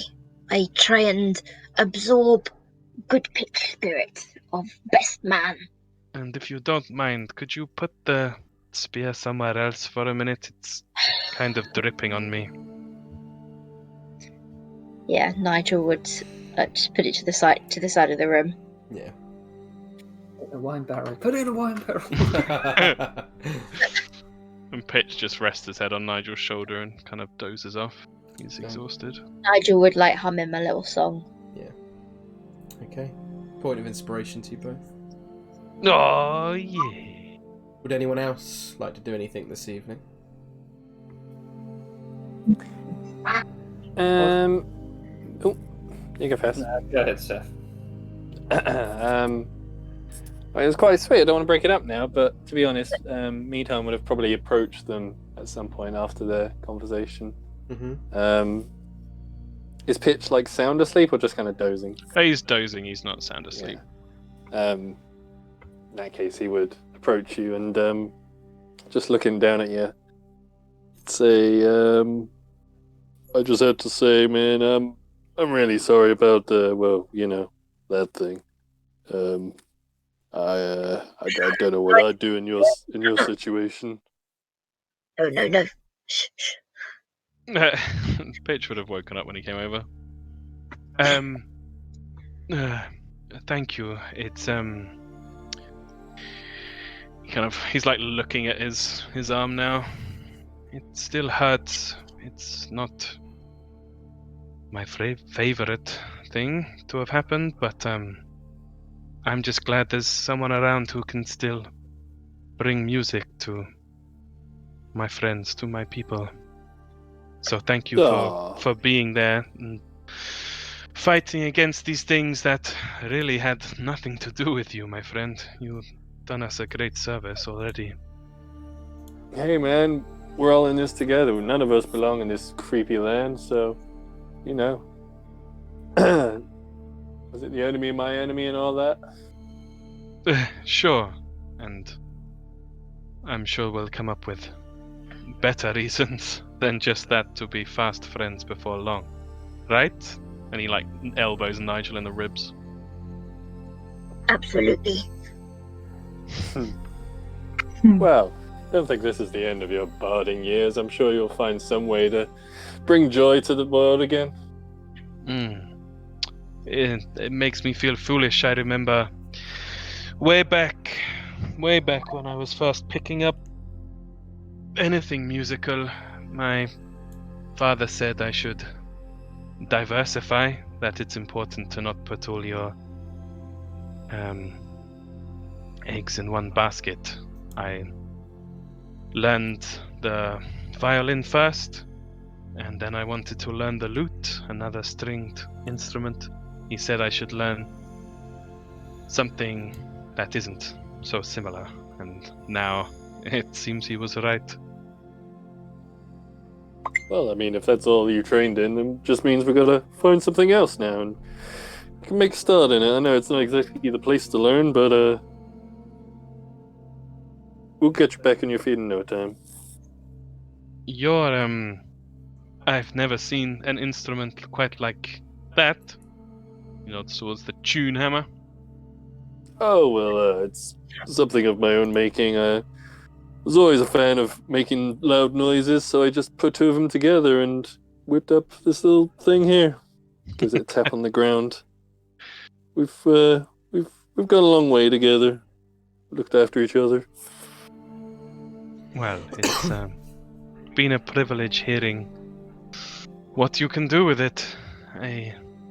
I couldn't help but smile, even with all this doom and gloom around us. When I heard my that friend, tune. you haven't seen anything.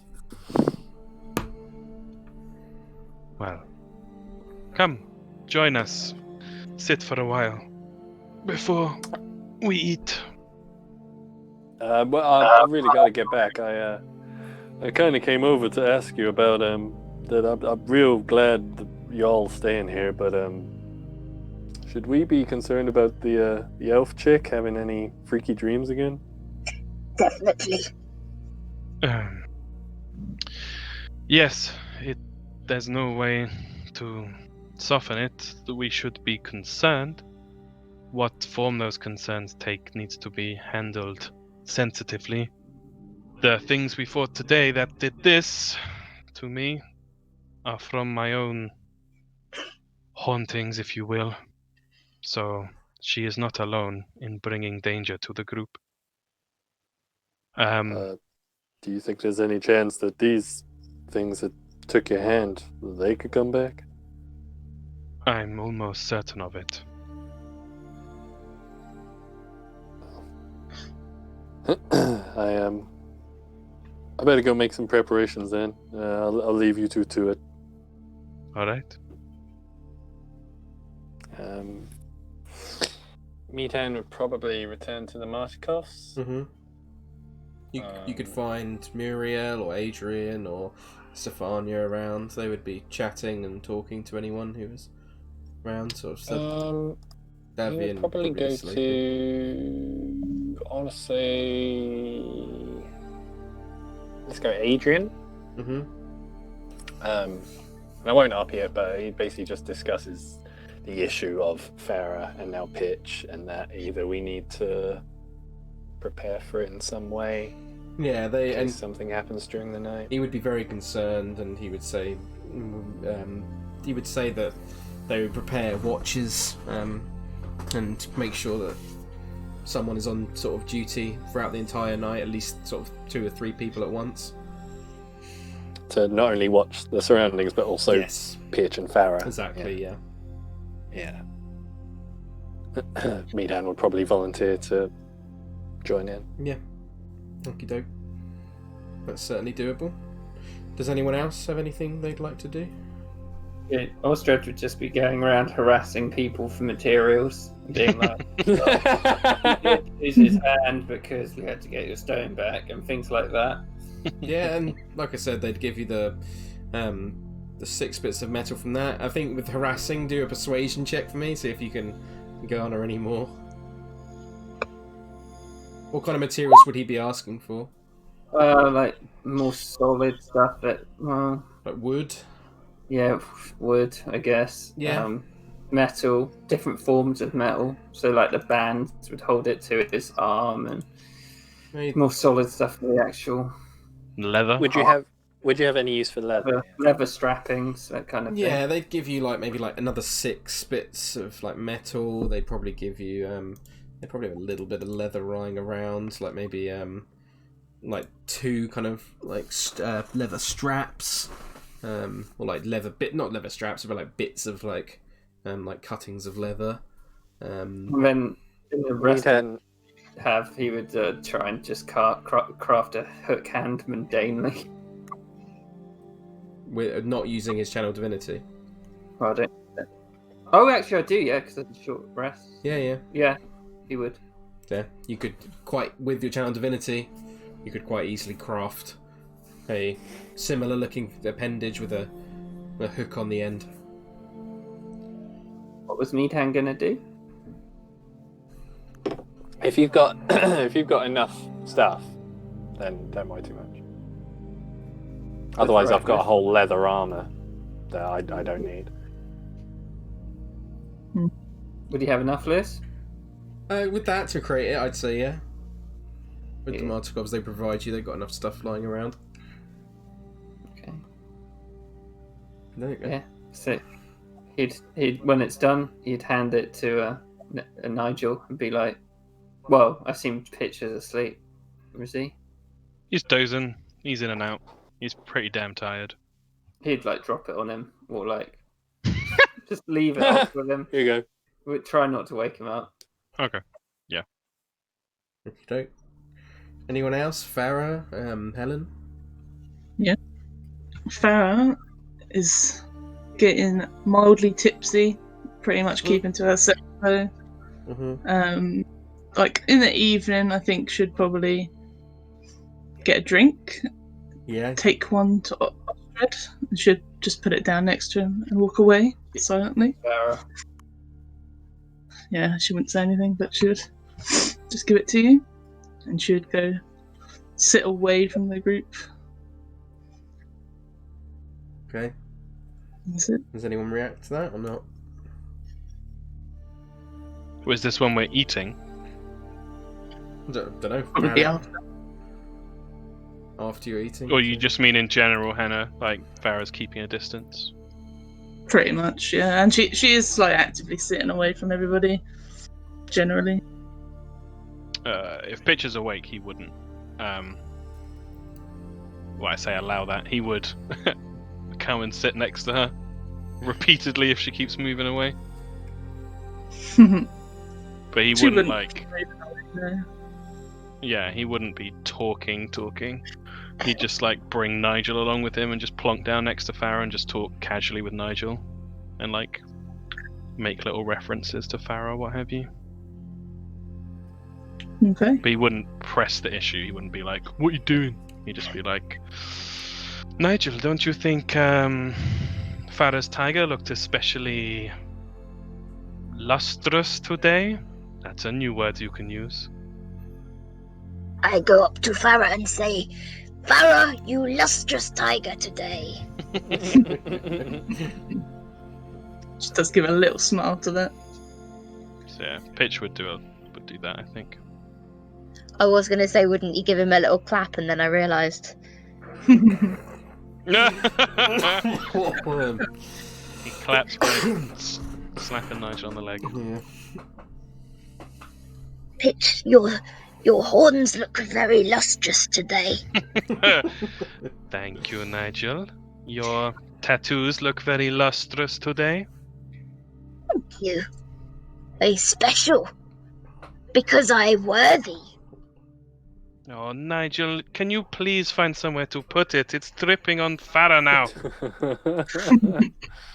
And I'll say with that, unless anyone else has got anything else they want to do, that is where we will end today's session. No. No. There we go. Yeah. We're alive, boys! Oh, and girls. I could've- Jesus Christ, I was like, well, we're fucked. This is going so Yep. bad. I'm sorry if Surethos was out for blood. I'm sorry for the first half of the session if I was a bit flustered or my brain was just like having a dyspraxia meltdown. So It's I fine. didn't notice. that's good. Yeah. That's good because my brain was just like it does this sometimes this thing when you get overwhelmed that like you can't focus on anything, and my fingers weren't like fucking letting me press the mouse like buttons and stuff like properly, and I was just like, fuck's sake, work brain. So frustrating. No, it didn't come across at I'm all. glad. That's good to hear. His hand.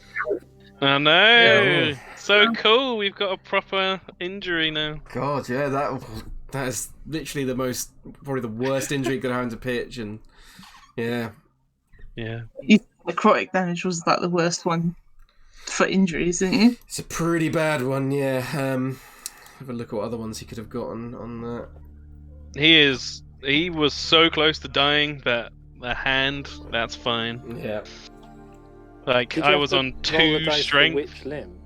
Yeah, one more hit with that stuff. One more strength drain and Pitch would be fucking dead. Thank Dead God zone. someone reminded me at some point this week that Osdred had Spirit Guardians. Yeah, that carried so hard in both fights. I'm surprised you didn't turn Osdred. undead either. I literally planned that Yeah. fight. I was like, I was just gonna turn undead straight away, and that'll fuck over like half this combat. And I was like, oh. Oh, I didn't think they were undead. I thought they were just shadows. No, yeah, shadows are undead, yeah. Right, cool. Fuck. I wouldn't have been able to hand if I'd done that. Yeah. Yeah, what happened. But there's some pretty bad ones you could have got. You could have got a spiritual injury. You were afflicted with intense apathy and depression. You have disadvantage great. on intelligence, wisdom, and charisma ability checks and saving throws. Magic such as heal or regenerate can resolve your spiritual injury, but any such spells must be cast by a cleric, druid, or other class. So it wouldn't have been too bad. That would have been bad. Well, you would have had to heal. Magic such as the heal or regenerate spell. What was the? Yeah, that's high level, That's man. high level, isn't it? Yeah. Heals like level 7 or Oh something. god, yeah, that would be really bad then. RP wise, that'd be terrible. It'd be like, Mhm, oh, yeah. Pitch, Yeah. go. And he's like, nah, I'm staying here. Yeah, what's the You point? could have had a withered foot. Your speed on foot is halved, and you must use a cane or crutch to move. You Oh, Oh. Pitch with a cane. You That'd fall be great. prone after using the dash action. You have disadvantage on dexterity checks made to balance. Magic such as the regenerate spell can restore the lost appendage. You could have got major organ necrosis. Whenever you attempt an action in combat, you must make a DC 15 con save. On a failed save, you lose your action and can't use reaction until the start of your next turn. God. Magical healing of 6th level or higher, such as heal or regenerate cures the major organ necrosis. There's some pretty bad ones. Yeah. And the hand combat-wise doesn't hugely affect him because he kind of wants to be spellcasting every turn. The least bad one is on 17 to 20. Necrotic discoloration. You get white and grey spots on your cheeks. The spots don't have any adverse effect. Oh, freckles. Yeah, some pretty fucking bad ones on there. I love the injury system. It wouldn't fit in every campaign, but fuck me, does it fit well in this one? Imagine how fucked Mackie would be if that was in. Yeah. That's necrotic damage as well. Yeah. So you would have just been like a wreck. Both hands, both feet gone. Jesus. Yeah, no. I don't think it would work in Waterdeep. No. It's too happy. Too wholesome. We will be doing it in campaign 2. Oh, awesome. So, be aware. You should be able to have a lot more ways of getting rid of them with Well, Bungo. exactly, yeah. It'll be like, Bungo, lost my hand Oh, again. for fuck's sake! It could be bad though, because that does happen. It could cost us like big resources. Yep. So, Most definitely. are you gonna do a multi-class of pitch now that he can't play an instrument? It was interesting. I was thinking about it when it was happening. I was tempted to talk to Lewis because Pitch was originally envisioned. Well, no, technically it was originally envisioned as a bard, and then I went to sorcerer, and then I went back to bard again. And he's got all the black ice stuff, which came from stuff I was sorting out with him as a sorcerer. So I was thinking about it. I was like, this might push him away from the bardic stuff and push him towards the sorcerer stuff, because it still makes sense for him because it's like innate magic kind of thing, which is how I've played him. Something I was saying, not sure if you were there, Lewis, when people were on a pee break, was that if you were like a super strict DM, you would say that the bardic class is meant to generate their magic from music, not from a spellcasting focus or whatever. Their spellcasting focus is meant to be their instrument. So when he's casting spells, he should be running around with his violin like do do do do do. But very few people do that. But if you had done that and he'd lost the hand, he'd be fucked. He wouldn't be able to cast spells anymore. Full stop. Which is crazy when you think about it. Yeah, I'm not quite that cruel. I think it's a very rare rule that people like play strictly because the bard class isn't. It's quite a tough class to play anyway. I don't think it's that. In my experience of playing, it's not that good either. Yeah, it's not. Hey, Strahd's so annoying. He's like, oh, this is going to go easy. I'm not going to do anything. And he's like, uh-oh, we're actually doing something. I'm out. Not for that. It's just like, just make up your mind, dude.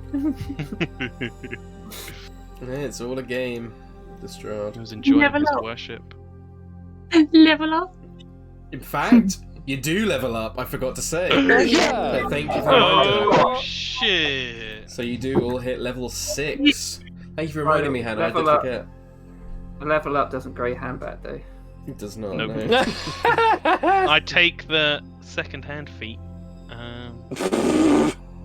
Quite interesting that both the injuries they've got, it directly affects their personality, because he's a bard, and then Osdred's an alcoholic, but he's stomach.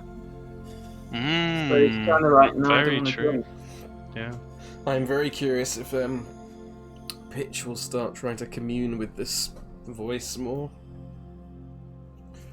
Well, that's the thing, and that's what, because I am very tempted to like talk to you, Lewis, about sorcerer stuff, but also level 6 spirits is when I get my ritual thing. But then I guess that's just a mechanical thing. Like we could still do it.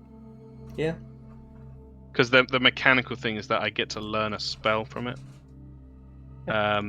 Mechanically like and lore-wise, spell I'm happy to flavour things anyway. Like, doesn't matter to me at all.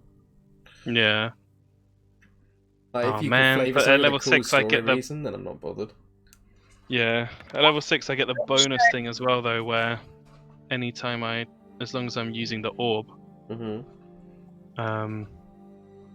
I get an extra d6 on healing spells and stuff. Oh, Big. Oh yeah, Nigel must get some. Level 6 is a really big level for your subclass. well, kind of, but he gets magical reserve. So as an action, you can touch a creature and roll 1d4. The creature recovers an expended spell slot of a level equal to the number rolled. That's good. Raged. Oh, yeah, another AC. Yes. I think that's your the old version of the class, Anja. No, I might have to update it to the. I can update it for you if you want. Yeah, you made the class. You made Nigel when it was still the UA version. Let me fix it for you because you can fix it. The new one's still good. It's just a very different flavor. It's called Bolstering Magic. You can harness your wild magic to bolster yourself or a companion. As an action, you touch one creature, which can be yourself, and confer one of the following benefits to that creature. Either, for 10 minutes, the creature can roll a d3 whenever making an attack roll or an ability check and add the number rolled, which is really powerful. Basically, they always have Bless on, or a slightly worse version of Bless. Or you can do the spell slot thing. Roll a d3, the creature regains one expended spell slot, the level of which equals the number rolled or lower. So it's actually better, and you can use that a number of times equal to your proficiency bonus. Path of Wild Magic it's called, right? Yep. There you go, I've updated. Should now be on the right thing for you, Anja. So it should say Bolstering Magic. So manage levels, let me look as well. Yeah, Bolstering Magic. You can, yeah. That's Tom. Yeah, there you go. You got the right thing. Yep, it's on there. It's pretty cool. Sweet. Oh man, do I want to take levels in Sorcerer? Certainly be something cool. you can explore. I will say to you, Tom, if you're going to take levels in Sorcerer, well, maybe we should discuss this after everyone else leaves, actually. Yeah. We'll discuss this when everyone else is gone, so if you want to stay on the chat. I shall wait then. Yep. I gotta get a move on now anyway. Sorry for running a bit over time again today, I just wanted to leave a nice point. So no worries, that was awesome. Right. See you later. See you all later, apart from Tom. Have a good evening. I'm the special one. Bye, Georgie.